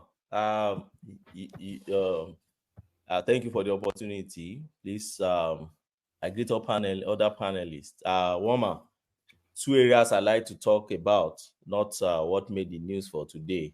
I think just a kind of reaction to people's other panelists. No, I did say 3 minutes. We're still within the Obasanjo, the Buhari failure or not, if you could, there. That's what I'm trying to speak to. So for me, I don't pick a leader, and I've said it here before and severally. I don't pick a leader and just say, oh, this leader is a complete failure. Yes, substantially, I can say, you didn't meet my expectation. Probably I did not vote for you in the first instance. I didn't vote for Buhari. So I never expected much from him. But I gave him a chance, like, okay, let us even see. But he didn't meet my expectation. And I think substantially, I would say it's a failure. But that is not to now make us to be blind to his own achievement. He has a very huge achievement when it comes to infrastructure. And we wouldn't even have known all this, because one thing I've seen about Nigerian government, particular past government, is that they don't really blow their trumpet. Many of our past leaders don't even write about, what transpired during their government. I thought Jonathan would write, but when I saw what the guy wrote, I felt very disappointed. I thought he would write everything that plays out, his infrastructures and his achievement and all that, so that you keep it in shelf. Obasanjo wrote what they call Obasanjo 1 and 2, then later my watch, which was mostly a political thing, not the development, not what you achieved during your own time. But thank God to Fashola. We all know Fashola is an intellectual. While Fashola was in Lagos, immediately Fashola stepped out from office in Lagos. He wrote a book, several books they wrote for him. One of the major ones I read was his book titled Intellectual Leadership in Governance of Lagos State, Raj Fashola San, also by one of his folk. I've read that book. So Fashola always document, he usually document whatever is his achievement, and I love him for that. If not for Fashola, probably wouldn't have known, or this thing would have probably gone down in the history, that Buhari tried when it comes to infrastructure, particularly road. Buhari tried. According to Fashola, in his book, which he gave with fact and statistic, is there. We can all go and check. While he stepped out from office, he said they constructed 524 highways in Nigeria, and he said 80 major projects, 100 and something rehabilitations. The major ones that I know, apart from the project, about 28, that Sukuk funded project, you will see them all around now. The last time I was traveling during my Buhari time, I used to handle some cases in the Umuahia. If you are traveling along, you enter Kogi and you are going towards Enugu side, you see Suku, all those areas, and they are doing massive, road construction in all those areas. It's something we can't say we did not see. We saw it. Then even within internal roads in FCT, we saw all these things there. But the major one for me, that except a blind man, even a blind man will know that Buhari achieved this, which many of them did not start from his time, but he accelerated them and he ensured that he brought them to completion, which is kudos to him. We can't. Mokwa Jeba, you see that Mokwa Jeba applied that road before while I was in the university, Aluta, all those things, we used to apply that road. You see, if God would grant, just go and apply that road December in those days.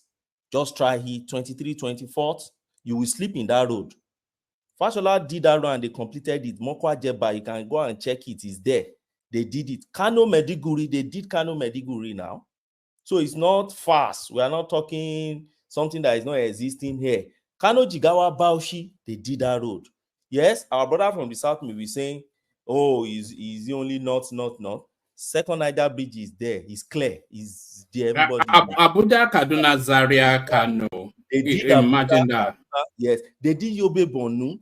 They did Akwa Ibom Bridge. The Ibom Bridge is there. Unguru, is it Bayeri, or what do you call that one? Is there. Then there's another nonsense project, the one to Mahadi, or what do you call it? Kano Mahadi nonsense thing. They did it. What about Oku So when the point is, when it comes to infrastructure, but can we leave infrastructure and move on now? We've been on infrastructure for 1 hour. Let's move on. This is governance. Let's go to other sectors and see what he did there. So infrastructure development is not part of governance. Is that no, we have talked about it. We have agreed. Oh yeah, next. Oh, we've agreed. Oh, so it's fine now. That's just the point I want to pick. Okay, that's all. That's all you did in 8 years. No, I get it now. I'm not a type of person that argue here and there and be going up and down. I like. Okay. Let's go to insecurity. Let's go to insecurity, because he achieved quite big milestones in insecurity as well. One man, good morning. Can I say something about all these things? Give me 2-3 minutes also. Yes. Sorry. Yes, broadly, yes. Let's hear Kulata, rational mind, then you. No, he has to come before. He has to come after. Remy, then you. All right. So Kulata, I mean, So have you guys given up? Have you guys given up on that argument on infrastructure? Yes or no? I just want to know. No, I think infrastructure. Yeah, it's considered infrastructure. Largely you guys have considered that Obasanjo compared to Buhari is a no. I mean, it's a no. There's no basis for comparison. Excuse me, we qualified an argument up down, so you have to calm down. You brought it up. Are we qualified? There is 6 years. There is 6 years in between, though. So we neglected that 6 years in between. Yeah. So here's the thing. Since we all agree that Buhari outperformed Obasanjo infrastructure, I'm not going to belabor the point. But what I'm going to talk about is Buhari is kind of like an unfortunate president in terms of the timing. The time he came to come and govern Nigeria, because when that guy came into power before he even came into power, oil prices was going down, because that was when we had the American shale revolution, and then the Saudis were battling the American shale. They wanted to drive down the price of oil so it will become unprofitable for the shale drillers in America. So they pumped so much crude oil that they drove the price. At some point in time, Baba pointed $35, and I think I remember $35. And Nigeria has one of the highest cost of production of oil due to our insecurity in the Niger Delta and all that stuff. So Buhari entered that government with an oil crisis in his hand. So there was no oil. I mean, we couldn't sell anything. Then shortly after, Remy, hold on. And shortly after that, we now had Niger Delta Avengers. They drove our production down to like 800,000 or something at some point in time. That was 2015, 2016. So no small wonder by 2016, we entered our first recession in 25 years.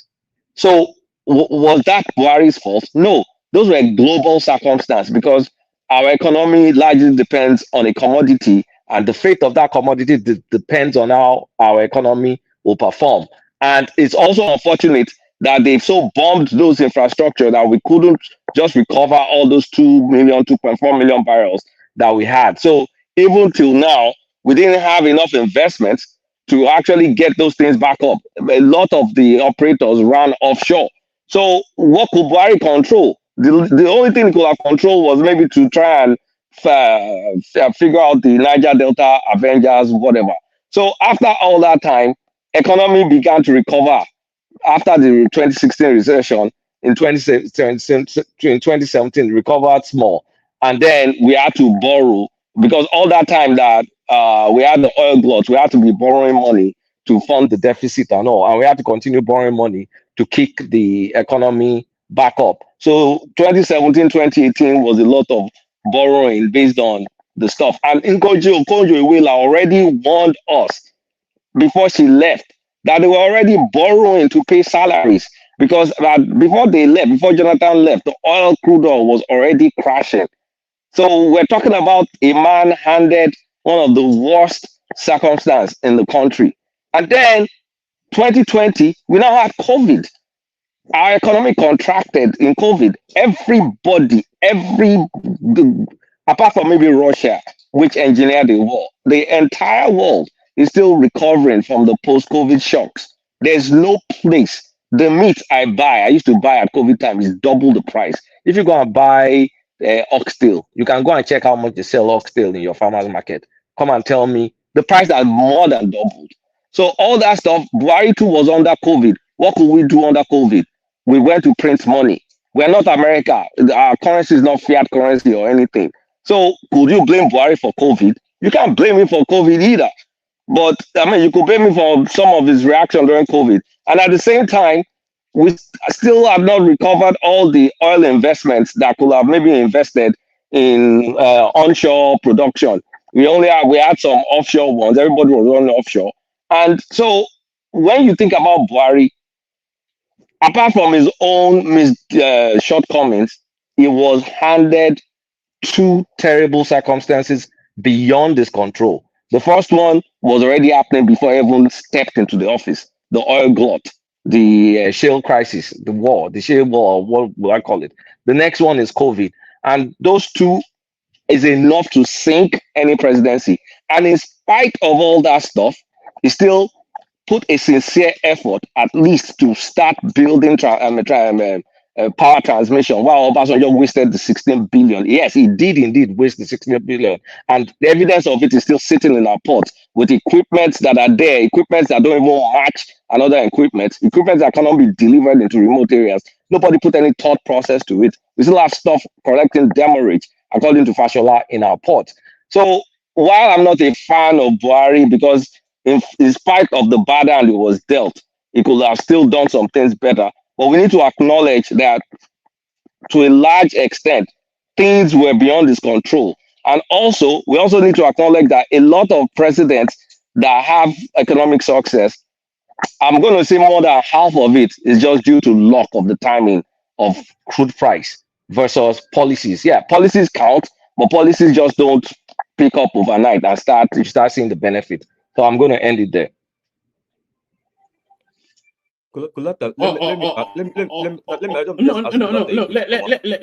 Let's hear from Rational Mind, just so that we can get all the voices. I'll call my guy. But then let's leave that. Sorry, what was that? Yeah, what was that after? No, I wanted to ask him because he just glossed over a lot of things. All right. If you make it if you make it iffy, the monetary policy.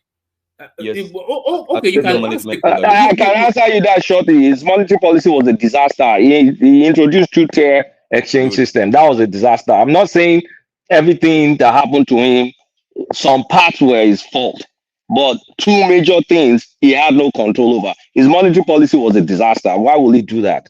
So, I mean, I'm not calling Buhari. I'm not saying he's blameless.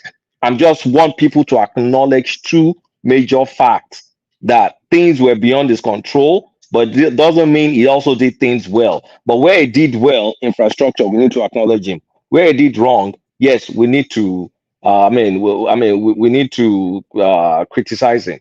It's not rocket science. Just before we come to Rational Mind, where would you rate him in the pantheon of Nigerian presidents? Is he at the topmost rank? Is it a middle ranking presidency? No, it's still bottom of the barrel because look, like there's some foolish things that happened under him, and I was still bottom of the barrel. But I'm not going to say because the bottom of the barrel, I won't acknowledge the good aspects of his presidency. All right, brilliant. Right now, I suppose you take a completely different view of all of it. Rational Mind. All right. Let's go on to Remy. I don't think Rational Mind is quite ready for us. Yes, Remy, you're up next. Yeah, I would just base my own analysis on two about economic. It seems they are not here. Beware are they? About economic.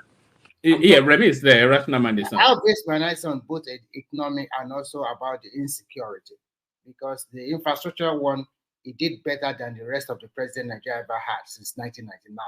Nobody, no one can compare to him, except if Tinubu is going to surpass him later. In terms of the monetary policy, Kulata have already highlighted very well.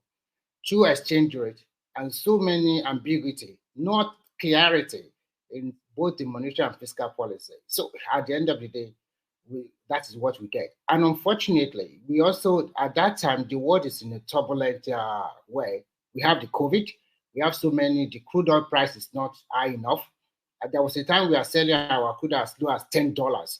So in terms of economy, it did not really perform very well. Partly I would blame him, almost 60%, and the rest 40% go to what happens around the world. Even the global economy suffer a lot.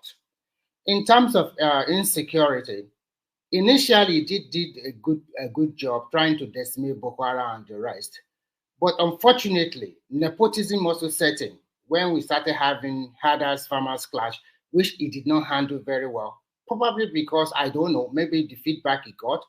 But the beauty of it is that because of that insecurity, he was able to vote a lot of money in terms of our defense budget, and they were able to purchase a lot of military hardware, both in guns, helicopters, and planes. And today, we are also still enjoying that one because recently, Nigerian Army just acquired, they get 2 new helicopters from 51 that Buhari placed. We are still expecting another like 40 something. So that is the beauty of it. But in terms of insecurity and economy, it didn't perform very well. But in terms of infrastructure, I think no one surpassed him. But for me, if I'm going to place him in the strata for the president that we have, I think to me, he performed better than Jonathan. That's my piece. Thank you. All right. You know, we have Abdul Salami, and did he perform better than Babangida? In terms of infrastructure. In terms of infrastructure, he performed better than in terms of overall, did he perform better than Babangida performed better than any of them. That's what I'm trying to say. Even better than Obasanjo. Yes. In terms of overall, I think I'm going to place Buhari a little bit above Jonathan. Because Jonathan I don't think so. So are you placing Jonathan at the bottom of the barrel? Yes, I'm placing the reason why I will place Jonathan is so that you can comment. Jonathan is better than Buhari infrastructure. Let me finish so that you can see. Every infrastructure Buhari did was a completion of Jonathan.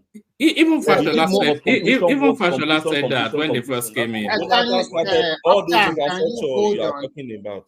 Uptown, can you hold on? Let me finish. The reason why I'm placing you above Jonathan, I will tell you. Jonathan came in after your dad death. Nigeria was in a good state. We have enough money. Petrol is being sold at $110. So many things are going for that country, and that guy did not manage it very well. We are talking of infrastructure now. No, I mean, he asked me a question. He said, overall, placing him. That was the question I'm answering. But you said infrastructure that Buhari did better than Jonathan. That's what we are narrowing it on. Yes, I agree. I agree that that is your opinion. I agree that it's also Fashola's opinion. I will roll out facts for you. When the Fashola actually I roll out Buhari. Nobody can hear me. Can anyone hear me? No, we are hearing you, one man. We can hear you now. No, we called you just now, rational mind. But Fashola actually, in the early parts of the Buhari administration, he actually came out and said, in terms of infrastructure, nobody has that in the history of Nigeria. Nobody did more than Goodluck Jonathan. Yes, maybe. No, but why are you guys talking like this? You said in the early part of Buhari's government, so it could Fashola could not see the end of Buhari's government. So that basis of comparison is off. It's looking backwards, not looking forward. Kulata, see, 70% of all infrastructure that Buhari completed Jonathan started them. I really don't like that argument, Ogbeni. I don't like it, and I'm going to tell you I don't like it. It's not just about argument. Let me give you the fact now. Do you know Orebini Road today is what it is? What is? That's a Kenyan, right? Yeah, sorry, Ogbeni, carry on. Ogbeni, just go on. Yeah, I will bring you fact. It's not about. It's not about. I just told you. I just gave you fact about Buhari's own infrastructure. Now, then I will give you fact. You see that Kaduna don't give us extensive facts. So just give us a snapshot. Yeah. Okay. Well, it's just to get. Let me give you just one example. What's the floor, one man? No, our lawyer okay. Sorry. It was National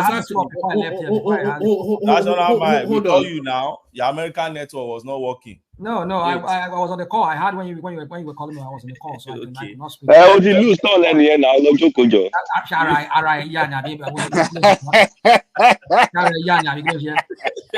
Wọ́n fẹ́ gbà sọ̀mọ́ rational mind.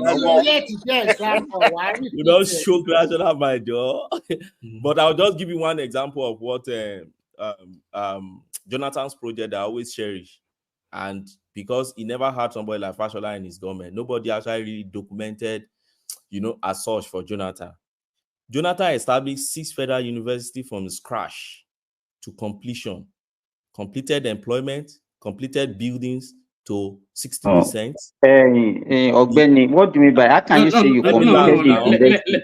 How can you say somebody completed the university?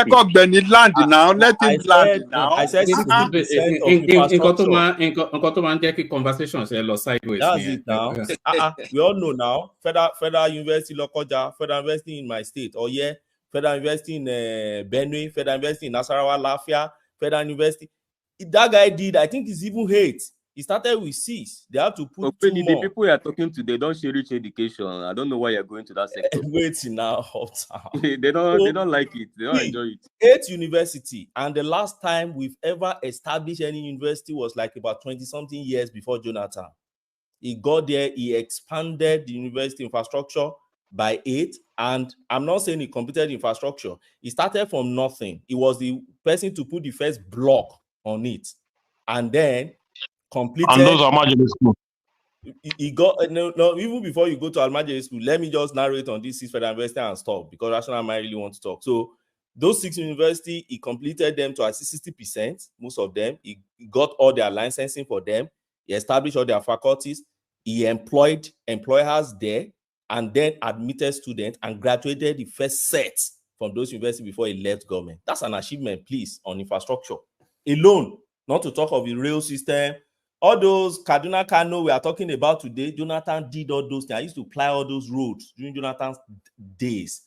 Even that metro system that are good, that is dancing Abuja around. Metro, yes, it is a good of Jonathan. He built it. He completed Abuja Metro to almost 70% before he left the place. They like writing history now. They All right, Rational Mind, you're up next. We're talking about Obasanjo. I don't know how we landed there, but that's where we are now. Rational Mind. No, it was your brother uptown. It was telling us they were trying to tell me that Buhari is the best president Nigeria ever had. No. You said it was a categorical failure, and I said it wasn't. So that's where the conversation is. I think I heard that part of conversation where you guys were arguing back and forth on that. Well, you see, I think some people have said it here that maybe we should not look at him as a failure in every way. Well, that is something that's very hard for people like me to accept. Even though some people have some of those their should I say, what's that English word I'm looking for now? To people like Kulata. First of all, let me address Kulata real quick first. You know that Kulata is my. All right, see me. 3 minutes. Only 3 minutes. You sure only 3 minutes? Have you what the problem? So Kulata don't be educated person. Just one of those wanna be educated people that comes on platforms like this and spill and throw out, brandish some kind of numbers and statistics all around. Forget that. Let's not promote this guy. This guy is a phony guy. Forget. Education for where? Who give who dash money banana. So Rational mind, I know now. I just want bust it bread now, so I got the last more with all those statistics. I know. So for me, I don't know why we're getting all this like one man kept this is one man and his English. He did this, he did that. I mean, can you remember? I mean, how did he say? But you saw that corner. Road after road, bridge after bridge. Mo tọ́ pọ̀ lọ́hùn kí ni wọ́n mà ní kí ló dé. Ó sọ bí báyìí kọ́kọ́ ó kọ́ ara mi kò ń gbóná bí báyìí pẹ̀lú gbogbo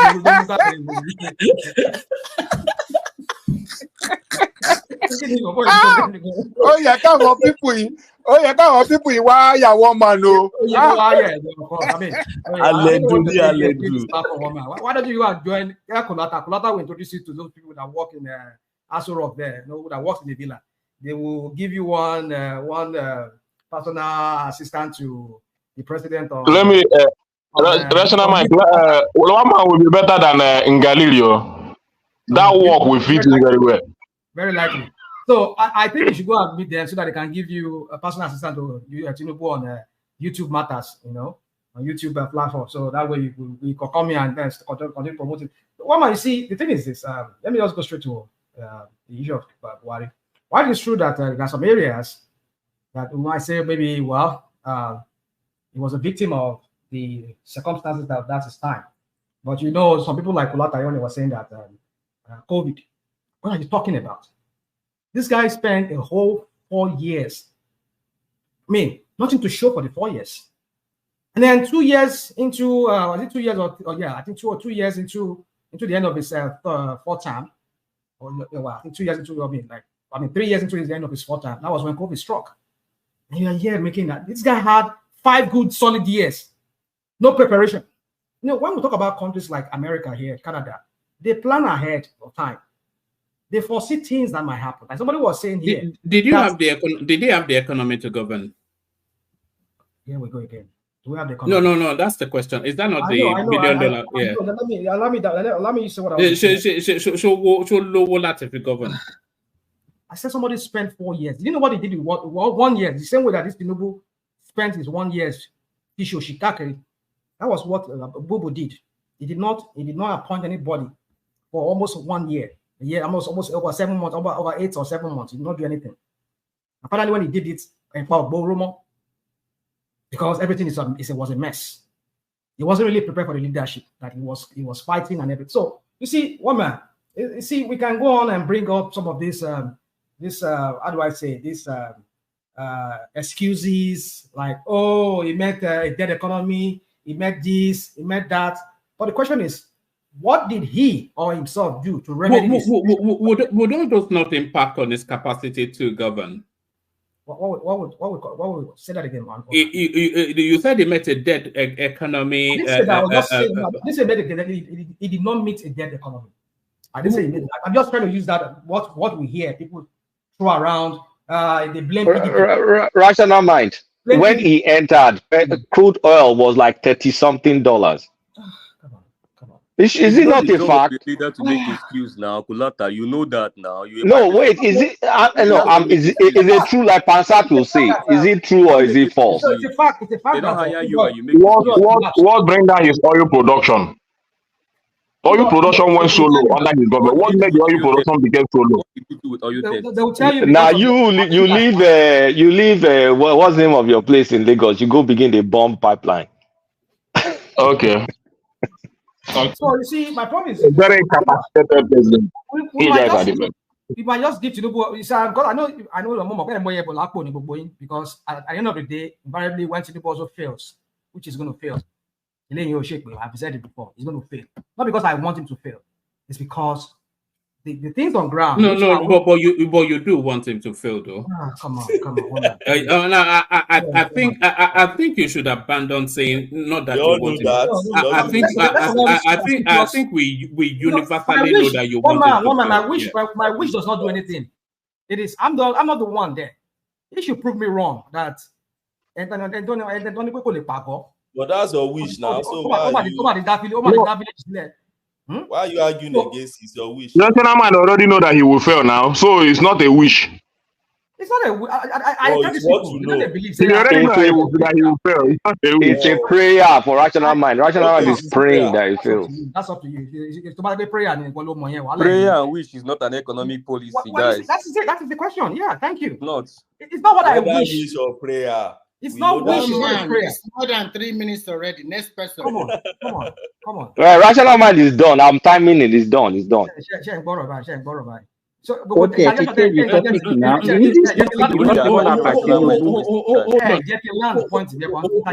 Hold on. We have to reset rational mind because it wasn't allowed free flow. So rational mind, your time starts now. Yeah.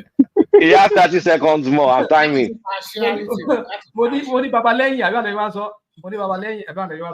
Anyway, yeah. So let me go straight. So my point is this one, man. I know everybody's itching to move on. So I think we can give this excuses because I know that's where this whole thing is leading. Because at the end of the day, like I was saying, if Tinubu fails, you're going to say the same thing like you said in Bubu, that because look at what he met on ground. He met a dead economy. Eventually, I'll spend CBN. Please speak to the topic now. Speak to the topic. We are not discussing. What topic are we talking about here? Just let him speak as he will. I'm not talking about Obasanjo and it's not. Yes, no. Carry on. About Buhari not being the best president. Is that what we're saying? No, yeah, we were actually the conversation just happened to who had the best tenure infrastructurally, but really we were really saying that was because Uptown said Buhari was a categorical failure, and I refused to accept that, and then the conversation just spiraled from there. If you score 20%, you're a failure, and that's my yeah, so I don't know what Remy is doing here when he's saying that that's not speak to the conversation. I mean, what is conversation are we talking about here?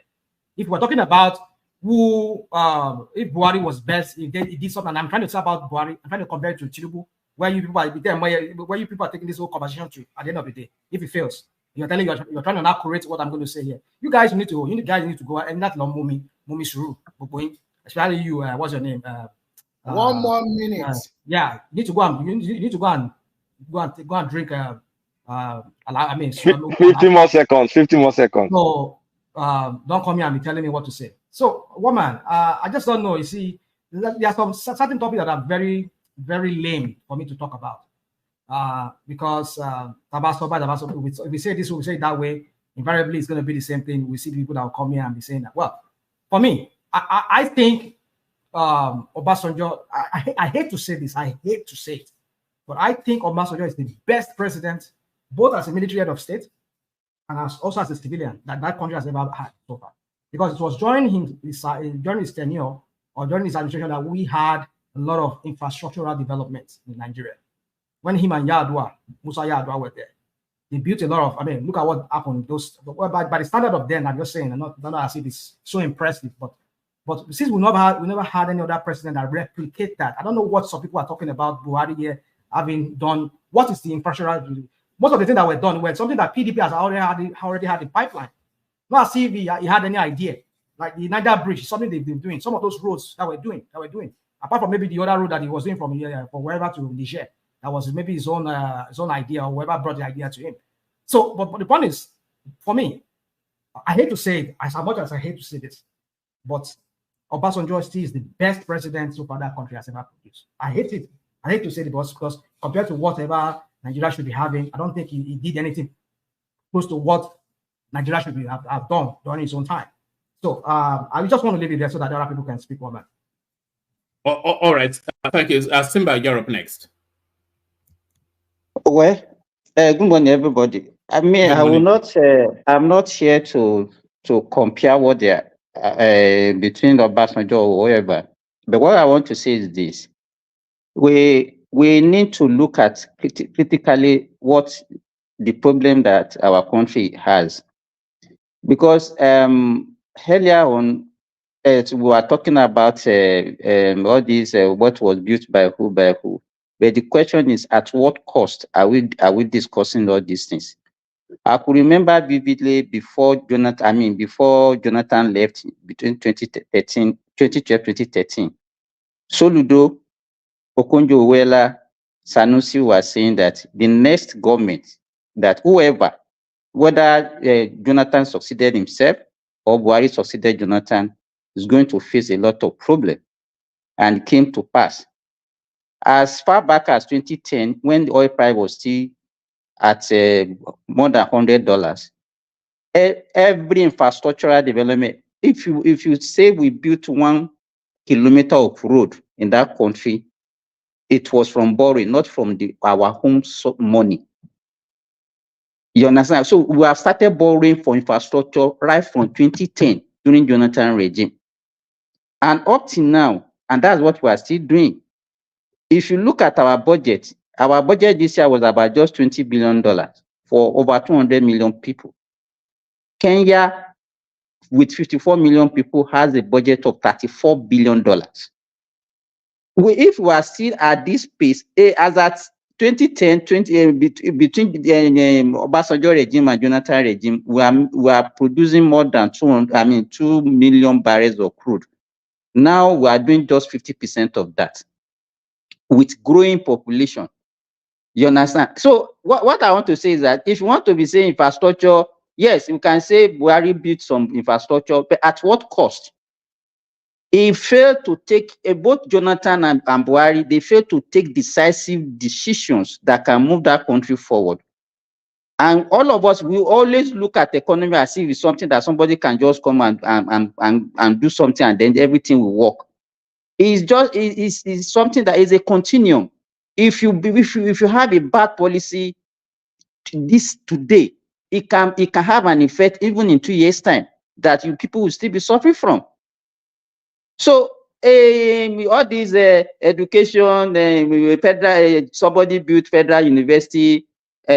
Even if you look at university, higher institution established, you cannot even compare what Jonathan did with Buhari.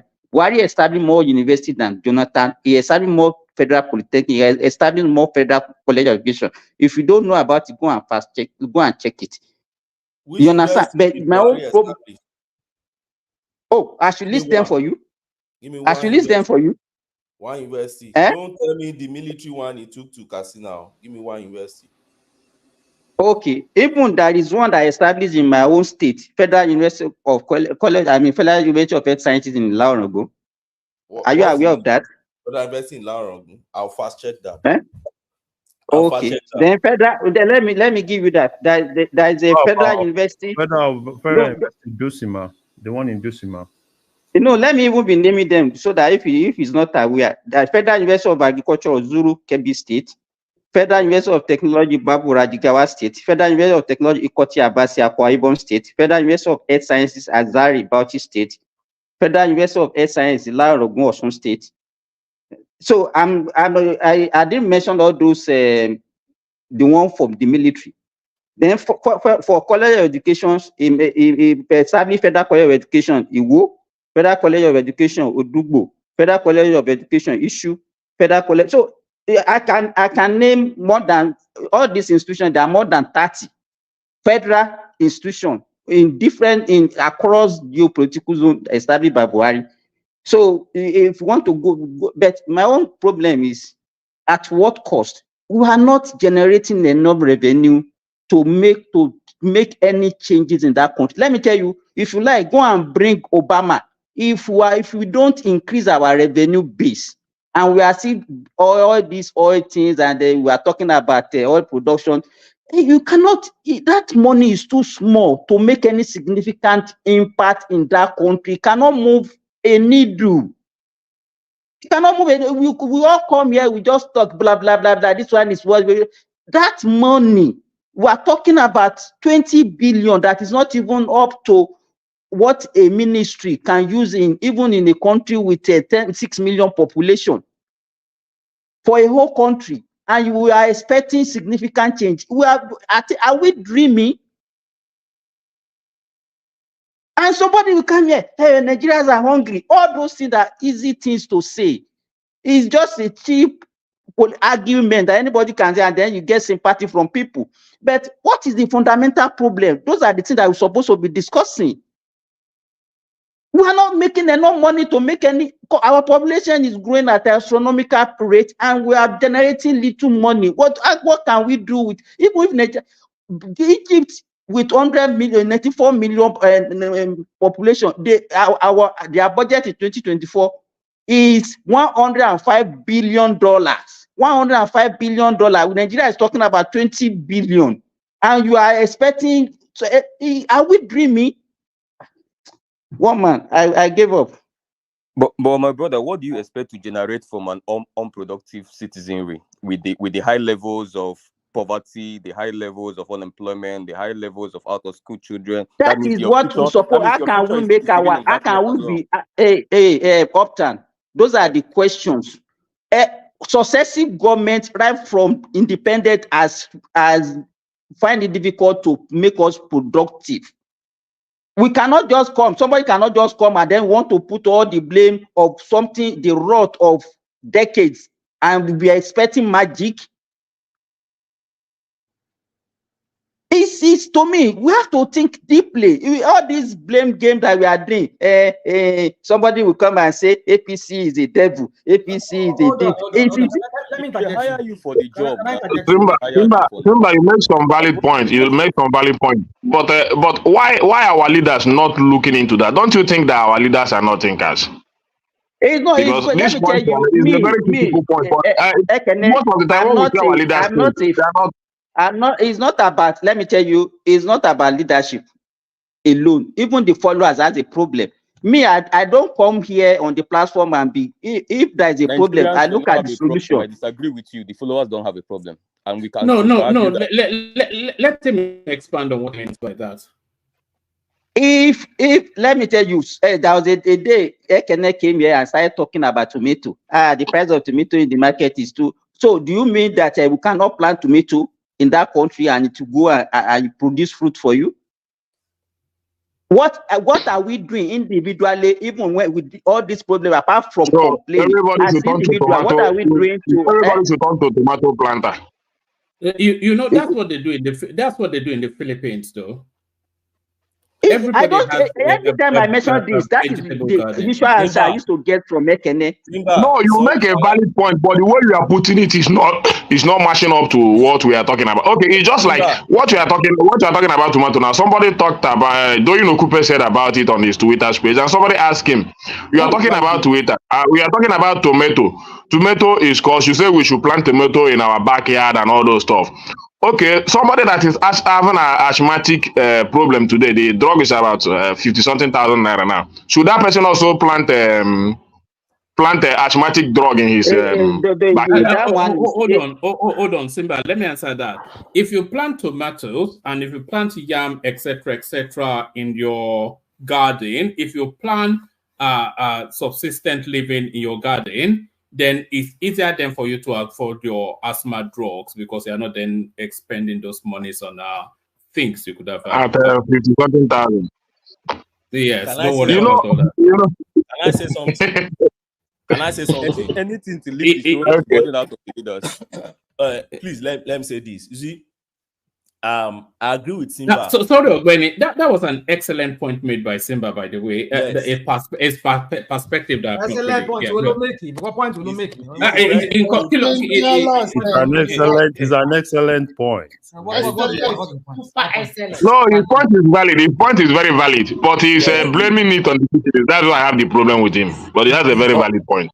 Can I say all right? Ogweni, come in here. Oma, you see, it's a very valid point. I love what Simba, which is not going to be the first person to say that, but I love that point. And that is one of the things that make me to look at Nigeria, and I feel like true federalism will resolve our problem. And that's why I'm supporting Tinubu on this local government autonomy thing that he's trying to push. I think that thing is going to be the beginning of our freedom, at least in Nigeria, economically. Why am I saying this?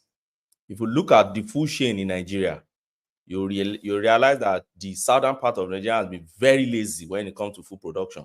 We are the laziest when it comes to food production. South, southwest, southeast.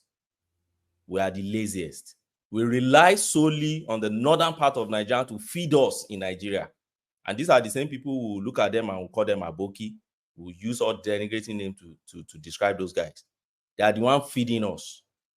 Your rice that you eat in the south, majorly, you bring them from the north. Your beans, you bring them from the north. Your yam, majorly, you bring them from, particularly Actually everything. You bring them from north. Your tomatoes, your pepper, your ginger, all those things, turmeric, you bring all from the north. Even corn. Corn, you get corn in the south only during the season. Off season, you still bring them millet, onion, all these things you bring them from the north. It's only cassava. I was convinced that it's only cassava that we grow in the south. Now, our major food, we rely solely on the northern part of Nigeria, and transportation cost alone. And that's why you see when they talk about petrol price, and you see fuel price increase by just 1 naira today, it's going to affect food cost. Why? Because they have to transport it down to you in the south. Why? Because we are so lazy, we don't farm again in the southern part of Nigeria. As in those late 80s that I know to early 90s, you still see people going to farm, right? You see farm here and there, even pepper, tomatoes. We used to grow these things, but they are all not there. We import them. And that's why I believe this local government autonomy, if we're able to have it and they concentrate more, what priority they're going to give to the local government, which I've said here also before earlier, at the early face of this Tinubu's government, I said my own expectation from Tinubu is to get autonomy for local government and be communicating directly and engaging the local government chairman. That is the best way you can get governance and any policy you have on agriculture, anything down to the people. The 776 local government chairmen must be brought on board, and they must understand the direction of your government that when it comes to food production and then food supplies and food security in the country. If we're able to do that and feed ourselves at least staple food, make it affordable for ourselves first, we have solved our problem to a very greater extent. That's the point I just want to make it. But well at all. This security, don't you think is contributing to 70% of this? Insecurity in the south is not as much as in the north. Yet they still feed you. Don't you look at That's what I was saying how many days ago. But I know it's not as much. But even let me take an example of Enugu State that still has some land left in the southeast. They cannot even go to farm. If you check a few months ago, the kind of insecurity that happened to farmers in that state a few months ago will not even allow anybody to go to the farm. Hold on, Ekene. Is the insecurity in Enugu State, is it to the level of the insecurity in Benue or Plateau State? Go and check it now. Go and check. Go and check the record of that. It's a yes or no thing. It's as much as that. It's as much as Benue. Yes, it's as much as that. A community was almost wiped out in Enugu State. And those are basically farmers. A few months ago. Let me address something real quick. One thing you need to understand is that some of you are not putting in. I don't know if some of you have lived in the north. Apparently, some of you have not. That's why some of you can speak the way you are speaking. You see, the fauna. Is it flora? Is it flora? Fauna? I don't know. Let me know. I want to sound like Oigi, maybe Lata. You know. So we're talking about the. Be one man. That sound be a Is that? Monica, my sound be one man. That sound be a So I mean, the kind of vegetation that we have in the south, it's densely thick forest. So you need to understand that. I don't know. Some of you have been to the north. You understand they have this savanna, lowland, low grass kind of looking kind of. So they are kind of land that they have there. It fosters some kind of some kind of crops to be grown there. So that's why you see that they can do if like. But our space is more suited to is better suited to vegetable. Hold on, Remy. Our space is better suited to things like vegetables, especially tomato that needs a lot of water. Or water crescent. See, apparently you don't. Sometimes you talk here one man. I don't know whether you ever even live in Nigeria before. But apparently you did not, because from the way you're talking, I can tell that you did not. I mean, my mom has a huge cocoa farm. They cannot farm, the certain crops they cannot farm. If you go to southern part of Ondo State, towards you can't farm tomatoes in Yoruba land or Igbo land that's full of water. I'm saying. You don't understand certain how do I say vegetational there are some areas that are suited for certain crops. Like even within Ondo State. They don't know that. We used to have our own species of tomato. Exactly, Larry. We have our own species of tomato. I remember. I will just stay on this topic. Let me just say this, guys. I beg you guys. So you see, you need to understand that in the north, okay, like hey, let me give you a good example. In the south, especially in those Ondo area towards Edo south, there, you cannot grow certain kind of yams. Is that what called water yam? You want to know that what kind of what they call? Ewura, Yoruba pe ni ewura ni yo ma pe isi ewura. National mind. Ogboyo bi o kan wa gbe Londo ni. Ṣé wàá jẹ́ kí n sọ gbogbo nǹkan ló lè máa rántí náà. I mean, ṣé mo kọ́ tó wà lórí mi rà yín. I mean, I have so many things to think about like everybody. So my point is, our issue, I mean, I'm sorry, our guys. I mean, there are certain yams you cannot plant in the south. They will not grow. We don't have the kind of I don't know, maybe the soil or something. The southern rational mind, sorry for interjecting you. Actually, even yam is not for the north, it's actually for the south. Yeah, that's what I was trying to explain. That particular yam. It's like what you are trying to explain. You have little or no knowledge about it. I'm very sorry. Yam is a middle belt. No, that's not true. No. We have three voices now. How can you say yam is not for the north, for the south? Kogi side, hold on. Kogi area is classified under the. Ajani Koko, those ones are not classified as north. In the southwest, I can tell you. Excuse me now. You that been.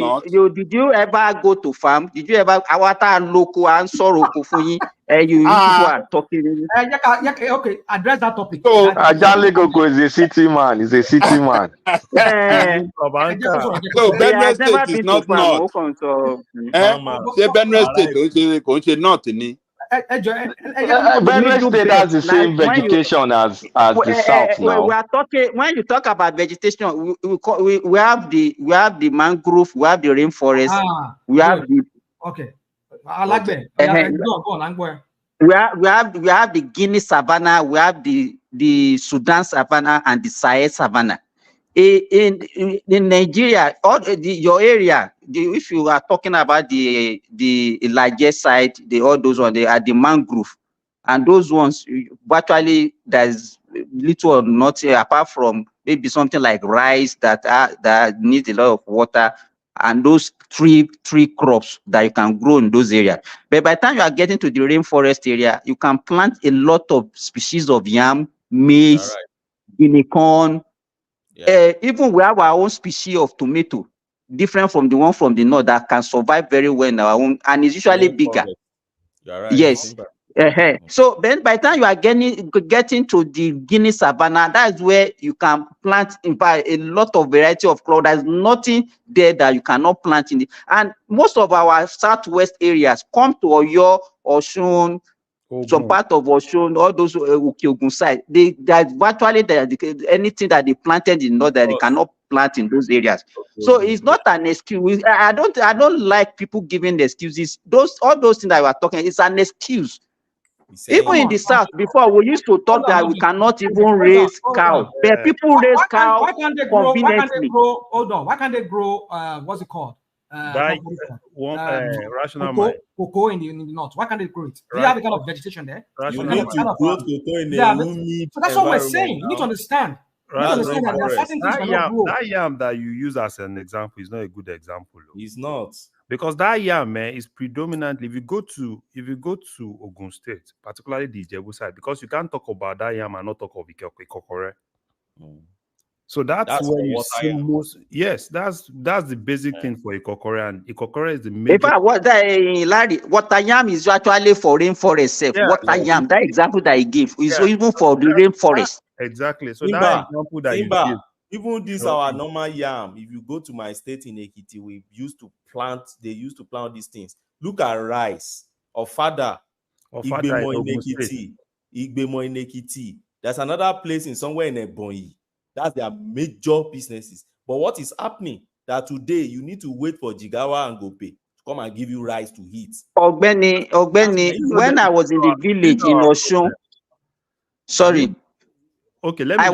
I said it about 2 days ago. All the areas that we used to cultivate for sweet potato, yam, and all those things, go to that place now. They are all forest now. Nobody's cultivating it, and it's not, the reason is not due to insecurity. Everybody has left the farm. You know, the problem that we used to have is that if you don't look back, as far back as 80s, you have songs and. All those things that we are hearing those days, are they because of insecurity? Now we always look for something to just hold on and say, hey, this is the reason why this thing is not. This insecurity is not the problem of our agricultural. Is contributing now, but it's not the major thing.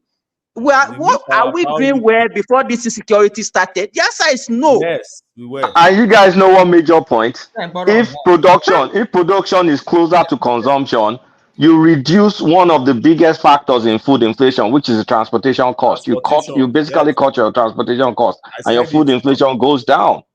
See, during COVID, let me give you an instance. I have a farm in Nasarawa in Gati. Let me give you an instance of what happened during COVID. During COVID, was the NSAS first, during NSAS, what we were doing, we were fattening cattle. So what we used to do is we'll go up to Katsina, we'll go to Sokoto, we'll go to Jigawa, all those areas. We'll go and buy cattle. We'll bring them down to Nasarawa, that's midway. Then we'll fatten them there, okay, and allow them to gain weight. We had our veterinary doctor and all those in there, attend to them. So once they gain weight and we feed them well, then 1 or 2, 3 months, then we'll transport them down. Now, during COVID period, we realized that the cost of transportation alone at a point in time constituted about almost 50% of the cost of the cattle. So if you're selling a cattle, we used to go to Ibadan, Lagos. Okay, that's our major point of sale. Now, if you're 911, you're driving them down, you realize that maybe one cattle that you used to sell before, let's say 120,000 naira, you realize that the cost to transport them down now double. So it increases the price. It increased the price of one cattle now to the rate of almost 200 and something thousand naira. And we had no choice. We just had to sell like that. You can now imagine us having our ranching somewhere in Ibadan so much that we won't even need to go and be buying, let alone fattening. And what we're just doing is we're producing in Ibadan, we are selling it straight in Ibadan. So that useless cost of transportation will no longer be there. And that is the problem we are having with rice, all these things. Don't you notice that once there is a crisis in the northern part of Nigeria and they are not able to bring tomatoes down to the south, all of a sudden the price of tomato will just shoot up in Lagos. They will not tell you, they are selling a basket now for 50,000, for 100,000. I said, what's the point? I said, there is a crisis in Kano. Can't we think? Is it that we can't think? Our own farmers are not thinking? What our local government chairmen and all these authorities are doing? You see, we need to redirect our policies in the southern part of Nigeria so that we don't rely too much on the northern folks to feed us. Yeah, I think. But what kind of local government chairman we champion is it the type in River State, those ones that we can put there, those type of local government chairmen? Is that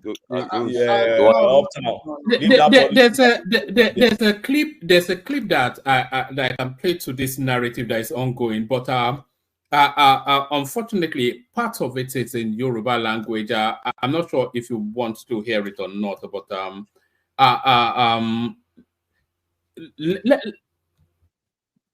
this is it says that very sad how the old Western region lost its animal husbandry initiative. It says, hope this. We actually used to have a stock of cattle that were unique and peculiar to the Southwest, but I think that came in under that Awolowo initiative. But yes, let's just have a minute or two of it.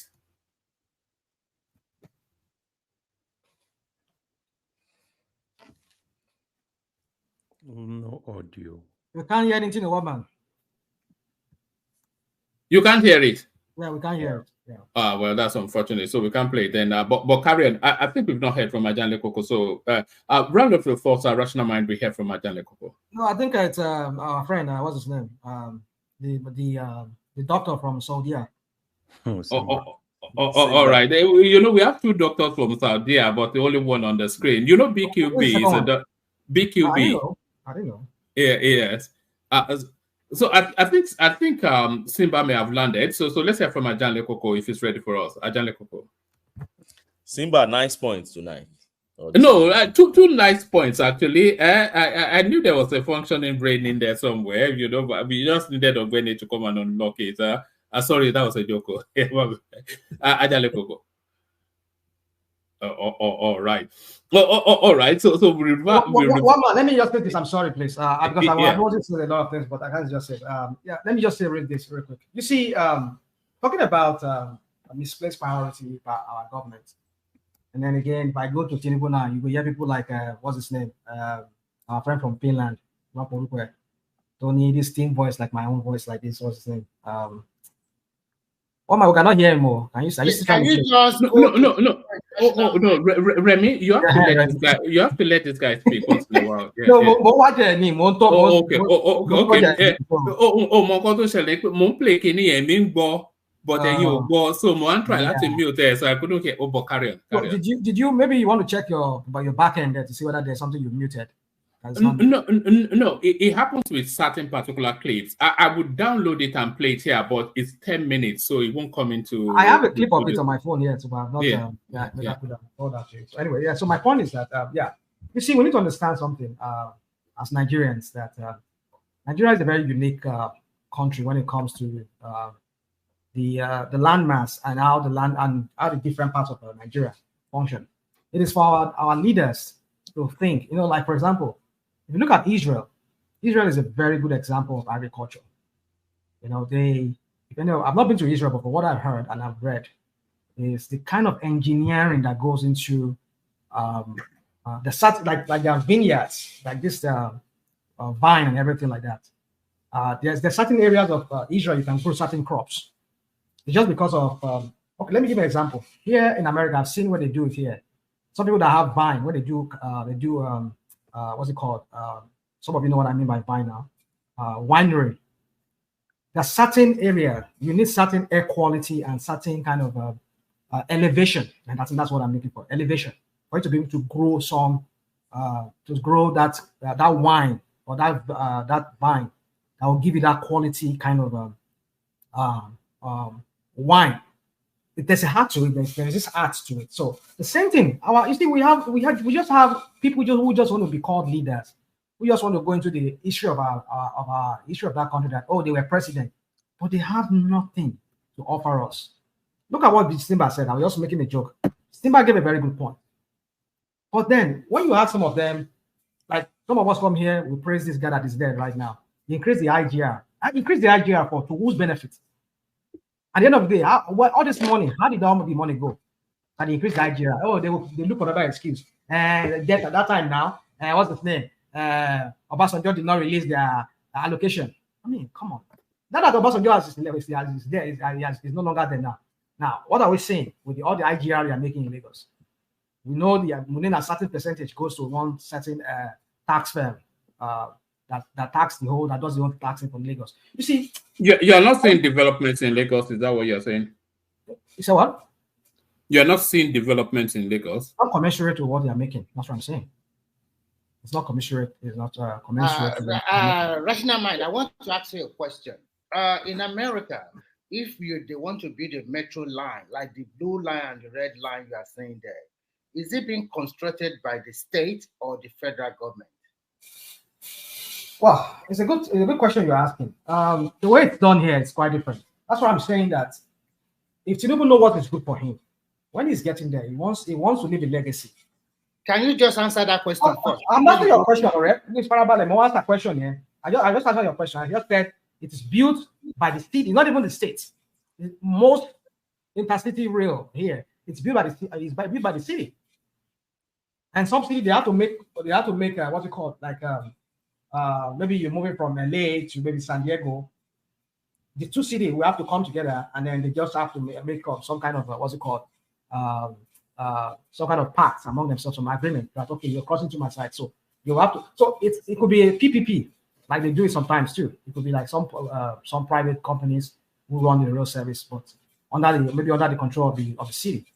So my point is this: like our friend, the doctor said, we cannot unleash productivity, we cannot unleash progress in that country if we do not let the governance structure to operate in the real sense of how it should operate. If we want to continue with this status quo of everything being in the center, by the center I mean the state controls everything in their own state.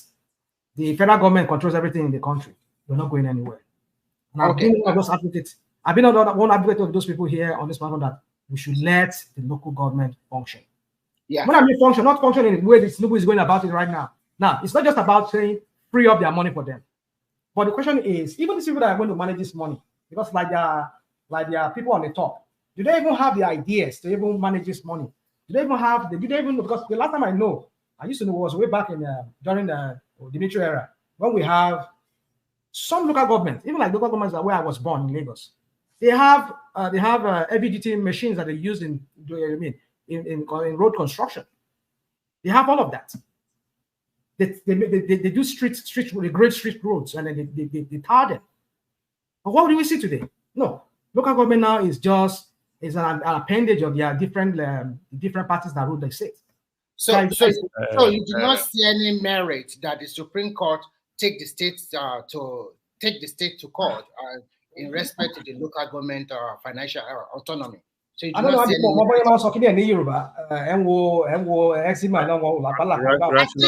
are too pessimistic too. Sometimes I'm pessimistic. Rational mind. Don't you think if local government have that autonomy, more people will be interested in the local government? Exactly. I agree with you. And thereafter, don't you think there will be comparison, right, among local government? Today we have this comparison among states. You can talk about Lagos to probably Ogun, and and probably is Abia doing well. But when we get to that point where there is financial autonomy, more people are more interested in local government, and you now see local government versus local government, seeing that comparison. Because when this particular chairman has this autonomy, we all know what is coming from Abuja and how has he been able to manage it. So don't you think the number one thing, because if you want to give somebody power, the number one thing you give is finance.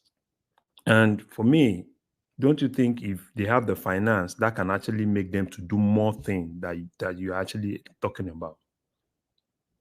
That's what I'm saying. It's not about just having more money. What's the point of having more money when you don't even know what to do with the money?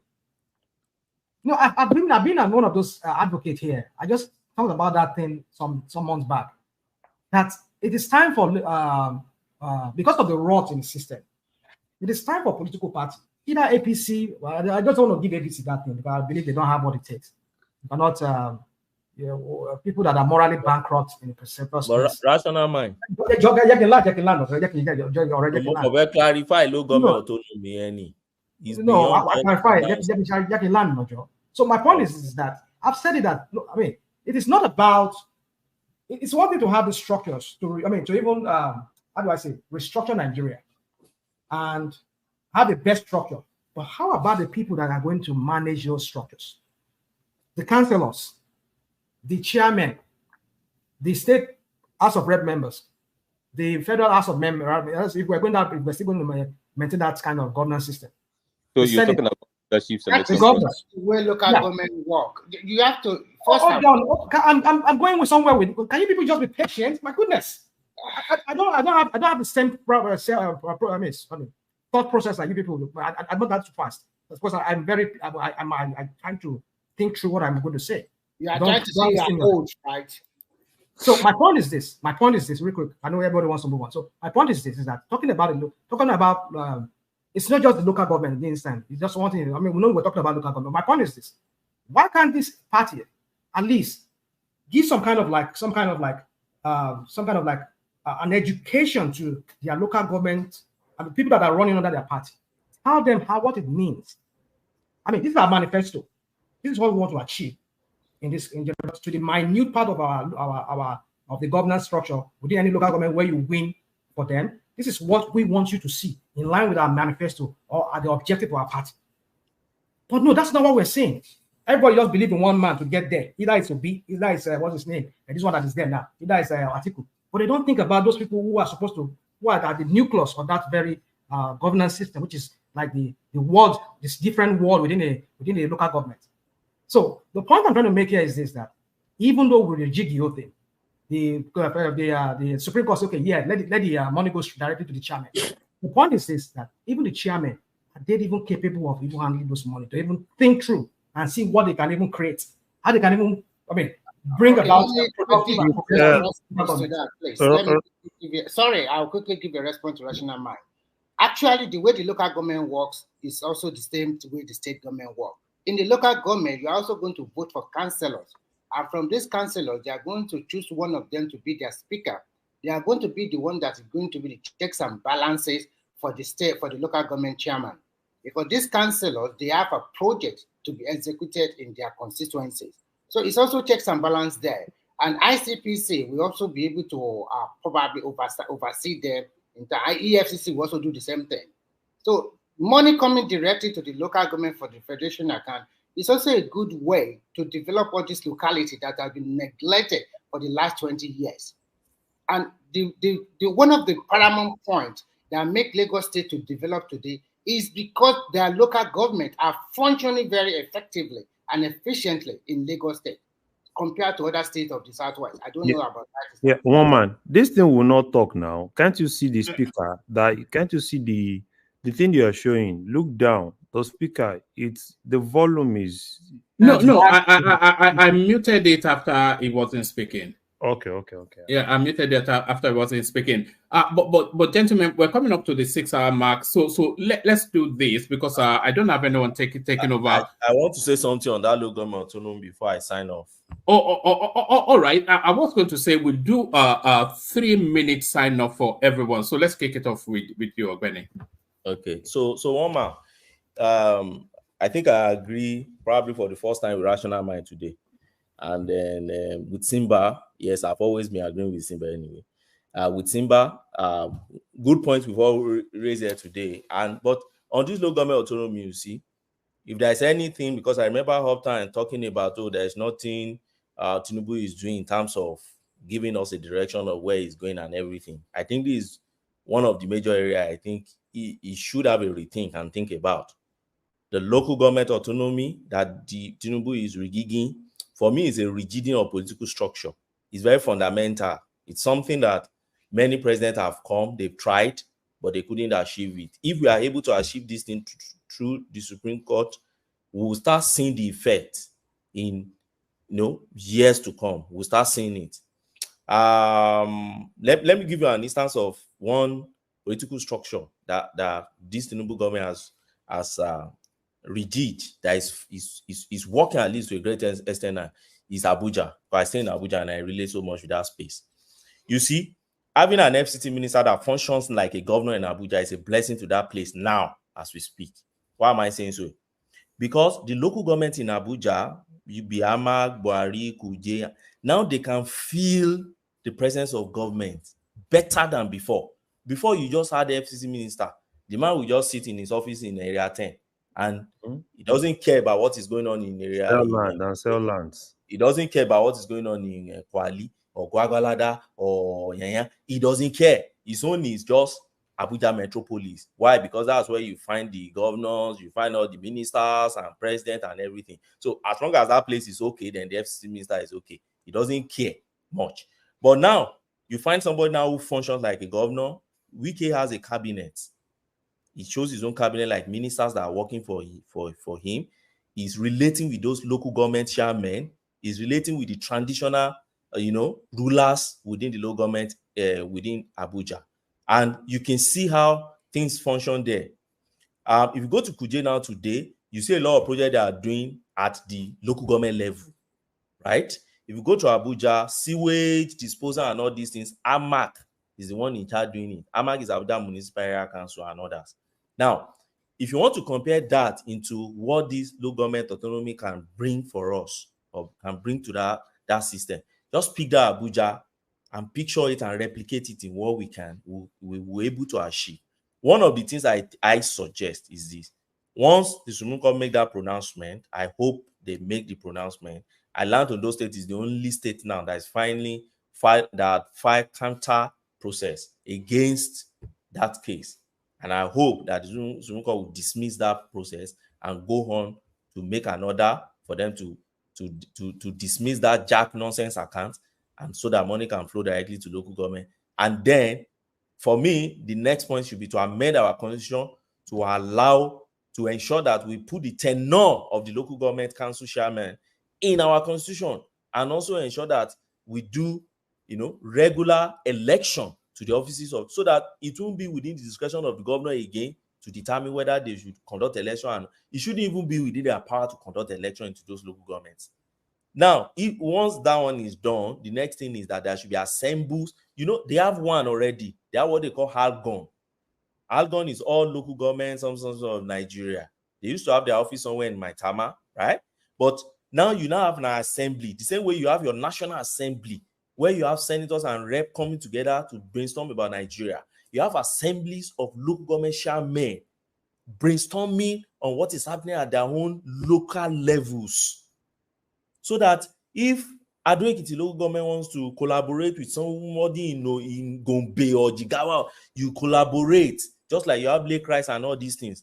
So that at that level, we can be, working and then competing, and then so that development will come down to the grassroots level. And lastly, you see, when you bring government down, let me give the university I went to, for instance, Obafemi University. The reason why things are functioning in Obafemi University is one of the universities in Nigeria where you won't dare to take electricity for 30 minutes. There will be riot. So we enjoy the electricity throughout our state there. We enjoy water supply throughout our state, and we enjoy almost 80% residential university accommodation for students, and light everywhere, so that you can read, you can do whatever you do. And I realized that one of the reasons why we had that kind of fantastic life, which for me, I see it as life, an artificial society out of the real society, which is Nigeria. But the reason why we're able to enjoy that in Ife, I realized that because the activism within that system, and then the closeness of what you can call government of that university, closeness to the student union. So you have your VC in your university that you know the budget that is flowing to the VC. We know how much the VC is collecting, and you know what the VC is generating. By the time you pay your school fee, we all know at the student union level, we calculate, we know how much the VC has gained or has collected that year. So you cannot tell us that you are not able to do this or this. We will tell you how much you have gotten. We'll tell you what you are doing.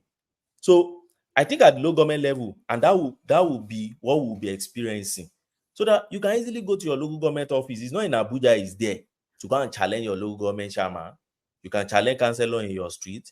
You can challenge all those supervisory councillors. You can challenge his cabinet. And I think it's going to be the beginning of at least breakthrough to an extent. We can only hope. Let's hope that it will be for us. Thank you, one man, for the opportunity. Thank you, all the panelists. All right, brilliant, excellent. So that's Ogwene. So thank you, Ogwene. So thank you, Ogwene. Hopefully we'll see you tomorrow. Let's hear from Larry as we start to wrap it up. Larry. Yeah, I don't really have. I think we've actually touched a lot of things, and so for me, just like Ogbeni actually said, hopefully if Tinubu is able to achieve this, I think it's really going to help. And hopefully we can actually now have people that we can hold accountable for whatsoever they want to do. And hopefully, I like the fact that people have really been able to talk about how non-productive we've been in Southwest. Hopefully, I don't know why the governors are sleeping, because they keep sleeping. And most times I wonder, but hopefully we'll get to that point where everybody, wake up and see the reality. So that's just it. You can go to another person. All right, brilliant, excellent. So that's Larry, of course, Nwachukwu's favorite voice. So let's go from Larry to Remy. Remy, you're up next as it starts to wind it down. I think everybody have said, what I would like to happen is that, especially from the Southwest, it has clearly showed that we have been docile and very lazy, both in terms of leadership and followership. And what happened to Nigeria today, I've taught us a good lesson that we must go back to the land and till the land. Because when you till the land and when you are no more hungry, when you can provide food for yourself, you don't need to wait for government to do everything for you. You can farm in your own backyard, or if you have a little land, you can start doing something and feed your family instead of relying on the others to feed you. So what has happened today, I've taught a lot of people a good lesson, including leaders and followership. So I am not the opinion that everything that happened, you must blame the central government every now and then. First of all, I am of the opinion that you must look at what you are going to do to better your own life. No matter what comes out from government, policy will continue to be churned out and will continue to be changed year in, year out. And what are you doing? What are you doing to find your way so that the policy can favor you, or get something from whatever the government is doing? You must also try as much as possible to also have your own individual plan that you think is going to benefit you in the nearest future. So in a nutshell, I hope the local government, the Supreme Court can give a favorable judgment, and then we start a gradual process of it's also a little bit of gradual process of resource control, because when we have our local government, little by little, I also continue to preach for gradual resource control so that all these governors will not be lazy and continue to rely on the federal government allocation. So I hope that after this local government, I hope we can get it. And then the next aspect will be gradual resource control. And I also I've been advocating for people should hold their governors accountable. And I'm happy that more and more people are holding their governors accountable now, which is good for the country. Because your president will not come to Oyo, Jigawa, or Kano, or Enugu to come and rule the state for you. It is you, the people of that state. You have to hold your governor accountable. You have to speak out, not coming here to defend Amobi or Tinubu or Atiku Sopata. They are just going to be president. There is a separation of in what we are doing now. The executive cannot just lord themselves over the judiciary or the legislative. Well, I hope all Nigerians will learn our lesson, and from here, everybody can rethink, reshape, and replan. Thank you, woman. All right, brilliant, excellent. So thank you, Remy. Maybe you have to get. Yes. So I was actually coming to you. So that was the excellent, Remy. So thank you, Remy. Hopefully we'll see you. I was going to say tomorrow, but probably later on today. So hopefully we'll see you later on today. So from Remy to Uptown, the Omi. I'm going to church, so hopefully I'll put you. George, are they letting you from nightclub to church? What sort of a lifestyle is this? You go and commit the sin in the night, and then you go and ask for repentance in the morning. Is that how it is Uptown? But nightclub is not necessarily sin, one man, is it? It's a den of iniquity. So one man, let me go and pray to God to help our leaders. That's what we've been doing anyway. But I'm more going to pray to God to help me, help my family and my friends, and that includes you guys. The way I'm going to sign out is really very simple. We all want fiscal. We all want true federalism. We all want restructuring. We all want local government autonomy. Some people have some divergent views in that space as well, but in terms of local government autonomy. But the point I'm making is, while the center remains powerful for now, the simple thing I am expecting them to do, and until they do it, for me, Tinubu has not started governing. You have to move us from transactional to transformational governance. That is moving us from sharing to production formula. Literally, just you, the federal government, because while you remain as powerful as you are now, you have to provide the leadership. And I keep hammering on the fact that you have to present a national economic plan for the country. That plan is going to show direction, is going to intensively assess factor endowments across the entire 36 states of the country. It's going to set targets in terms of productivity. It's going to provide the strategy for implementation of those plans. It's going to set the incentives for meeting targets. And finally, a national orientation around it. Who are the people that will rally around this plan? Plan presented by the center. The 36 states has to key in. The private sector has to key in, which are the people. The traditional rulers and the community leaders across all local governments has to key in. The schools have to key in, because the schools have to understand that this is our national direction. If we have to alter our curriculum, this is the kind of skills we want to produce. We have to alter it. Okay, this is where we are heading as a nation. Therefore, our students that we are training from our educational institution, in terms of skills and curriculum, has to be tailored, just like the same way Chinese people did it. So the schools has to key in. Even the religious organization has to key in because of the kind of influence they have on the masses of Nigerians. They have to key into that national economic plan in their own ways as well. Why the government provide the moral support, the financial support, the structural support, directional support, and the monitoring. We have to have a direction. So that's the plan. Unless they do this thing, we will come back here just the same way we came back after Buhari to start putting quotations and speaking English. It's simple. That's the point. So when Tinubu starts this, I will start keying in and following how they're doing it. For now, he has wasted 1 year and 1 month, and we keep counting. Thank you, guys. We go to church. All right, brilliant. That's excellent. That's Uptown the homie. It's an artist, you know, even though it's not yet giving us a sample of his talent. So that's Uptown the homie. Uptown the homie, homeboy. Who's the homeboy? Yes. Let's go to Simba next. Yeah, Simba. Just parting words. Simba. All right, I don't think Simba is ready for us yet. We've not heard from Ola at all, but I suspect he may not be with us at all. Ola, are you there? Simba Luwala. Yeah, very good. Do you remember that song, Rational Mind? No.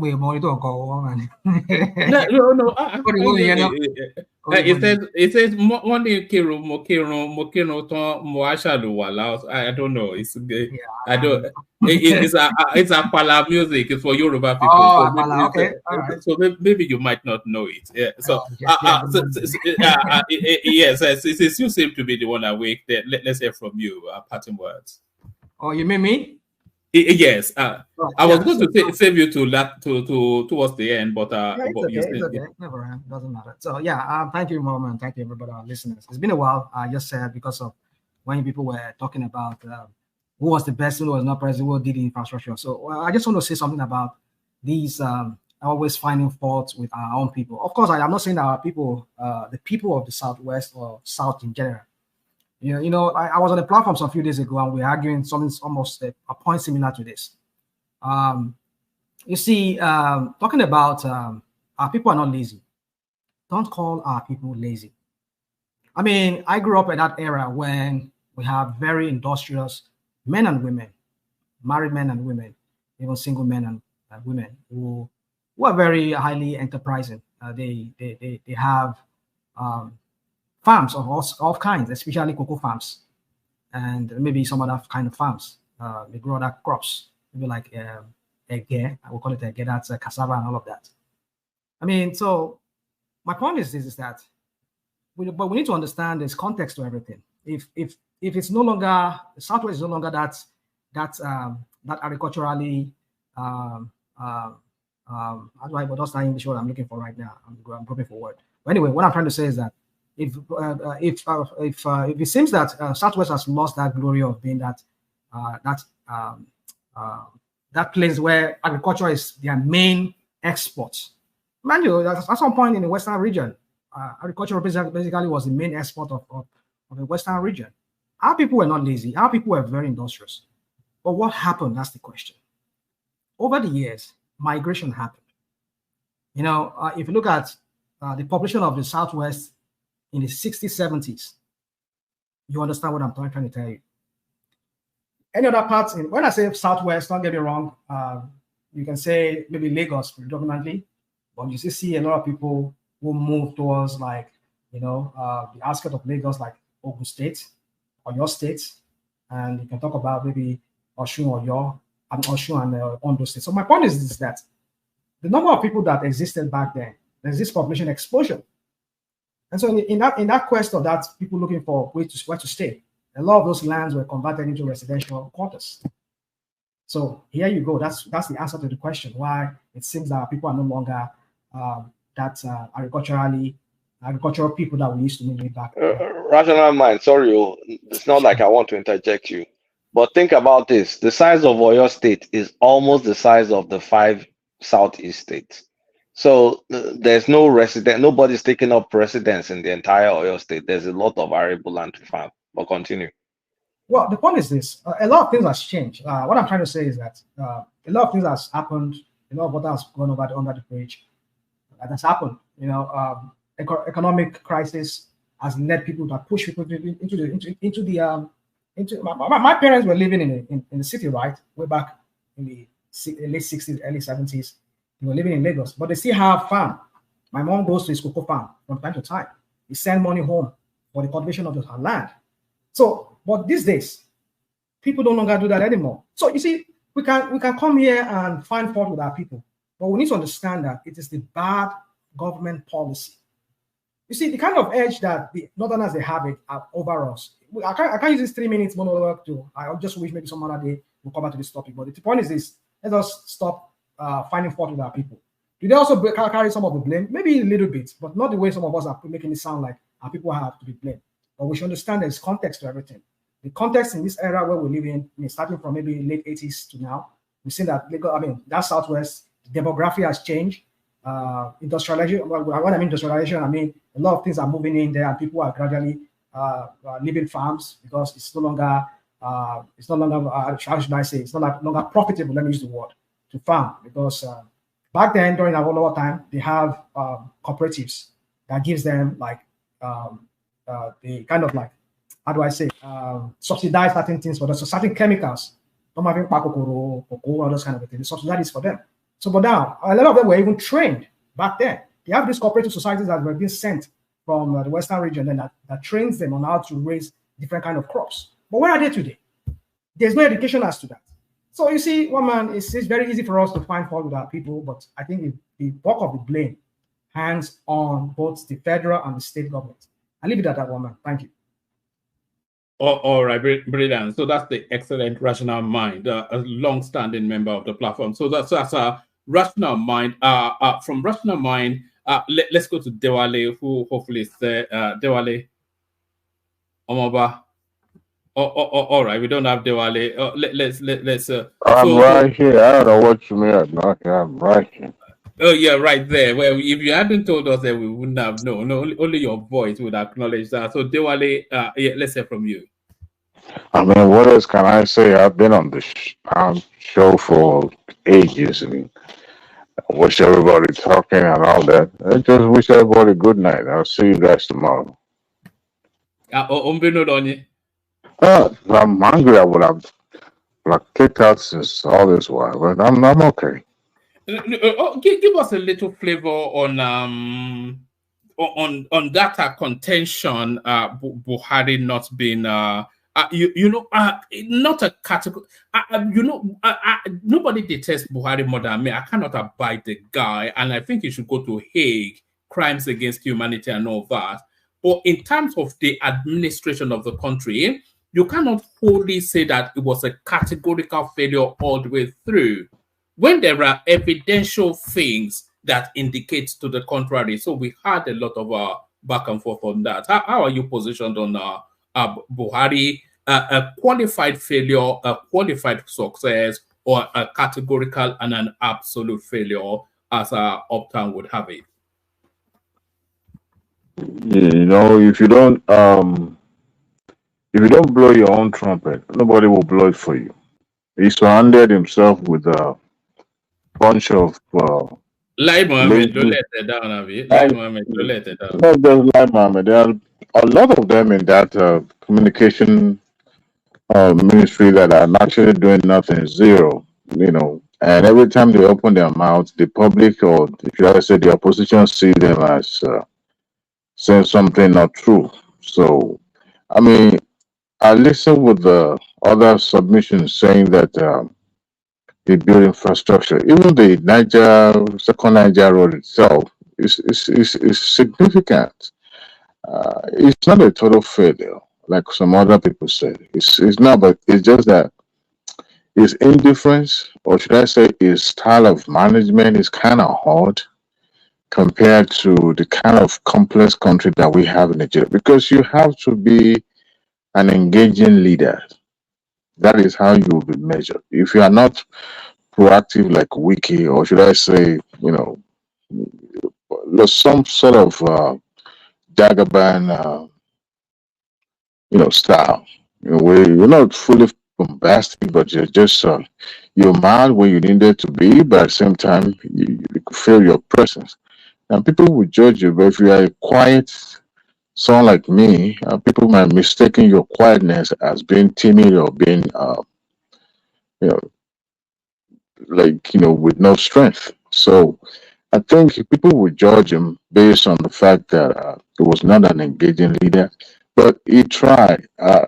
It was obvious that Kwame was not his point of strength in some way, and he didn't actually try to have people to help him look into it. Not to talk about somebody who's supposed to be in our physical, uh, in charge of our physical policy, who ended up stealing money left and right. So, but it was not a total failure. That's why I'll say it's 50-50. All right, brilliant, excellent. So that's Dewale, of course. So Dewale. One more thing. You played a video of a guy talking about Rufai Husseini. Yes. It's never a profession. You know, when you put an agricultural scientist, put jacket in there, what do you expect them to be? No. The guy was actually drawing a. Do you want me to play it again? It's about 2 minutes. No, I'm talking about Rufai. I'm not talking about that guy. Play it. Yeah, Let me play it, then maybe you can react to it, just because you have been here for a long time. But what the guy was inviting is to draw parallels between Rufai Osede and Seun Okinbaloye. It is very easy to distinguish between someone who knows what he's doing and someone who doesn't know what he's doing. Those who know what they are doing are usually cool, calm, and collected. They don't show their guests that they are in charge by trying to intimidate them. They show them that they are in charge by relaxing them. And I can tell you without missing words that Seun Okinbaloye knows what he's doing. Seun Okinbaloye understands his onion very well. Whether he agrees with you or not does not matter. Whether he likes you or not does not matter. He will make sure you are very relaxed going into the interview. He will ask you all the right questions. He will never allow his emotion to overshadow the interview. The worst that can happen is that if you are dodging his question, he will drag it further, he will stretch it further. He will rather present to you people's opinion than his personal opinion. His personal opinion never really matters during his interviews. Now, comparing with Hussein Rufai, who usually starts his interview by intimidating his guest. As soon as you walk into the studio and see his face, you will know that he is not happy with you. You know that he does not agree with you, irrespective of whatever you are going to say, irrespective of the facts you are presenting. He does not want to hear your opinion. Everything he puts forward is his personal opinion, his personal sentiment, his personal bias towards the issue. When he likes you, he shows it that he likes you. Even when you are not saying anything meaningful in the studio, even when the information you are putting out does not align with the facts on ground, he will be covering it up, and that is lack of professionalism. You cannot compare Hussein Rufai to Seun Okinbaloye. Seun Okinbaloye is far more professional than Hussein Rufai. Hussein Rufai is usually very aggressive. Those that doesn't know what they are doing are usually very aggressive. They are usually very antagonistic. They attack you first, they show their emotion, they show their bias, they make sure their guests are not relaxed. Somebody like Hussein Rufai should not be allowed to be on Nigerian television. He lacks professionalism. He does not have respect. He insults people at will on a national television. He does not carry with him any form of African value, any form of Nigerian value. All his activities on television are antithetical to Nigerian value. He violates every single code of conduct guiding the profession of journalism. Seun Okinbaloye is a far more professional compared to Hussein Rufai, and this is my humble opinion. So, do you think the fact that he's incapable of finding a wife is what made him the way he is, Dewale? Probably yes. You know, short people with their short people syndrome. I mean, I don't do this now. You know, you can't compare. Short. Is he a short person? It's short now. It's like a gimp. Have you not seen him? It's like a gimp. I think he'll be like 5'8" now. 5'8".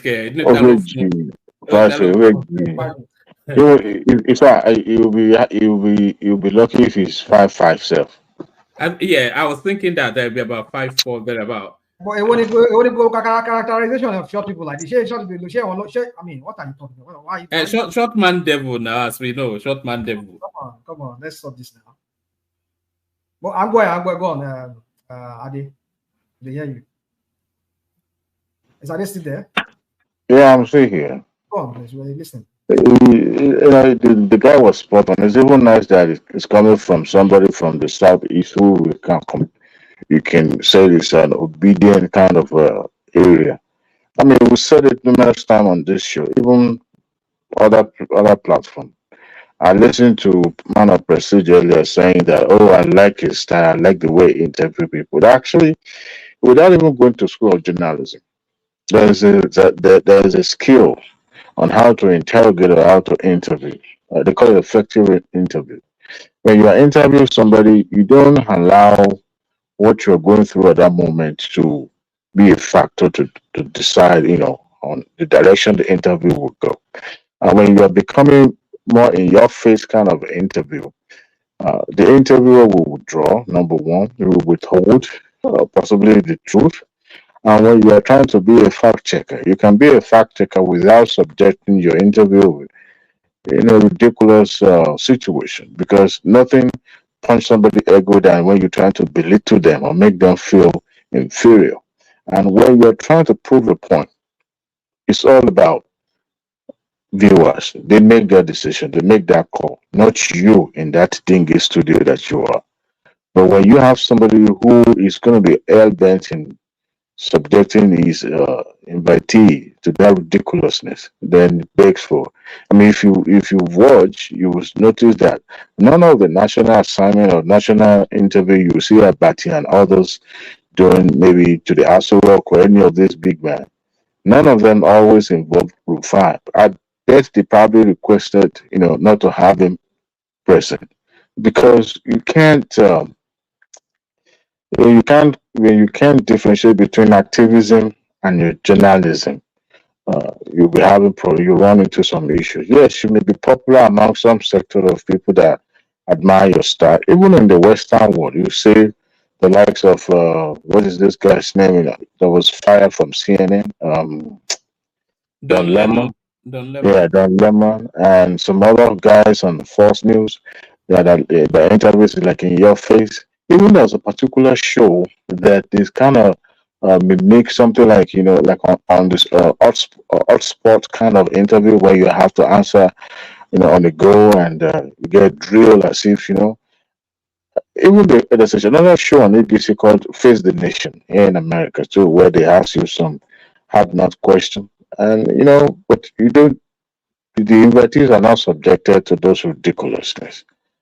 It's unfortunate that that's kind of journalism that we have. But people have labeled Asleep TV as an iPod television, which to me is much quite accurate, because that particular channel is more or less dedicated to be an antagonist to the government or to any incumbent government, except maybe if their favorite becomes the president, which will never be.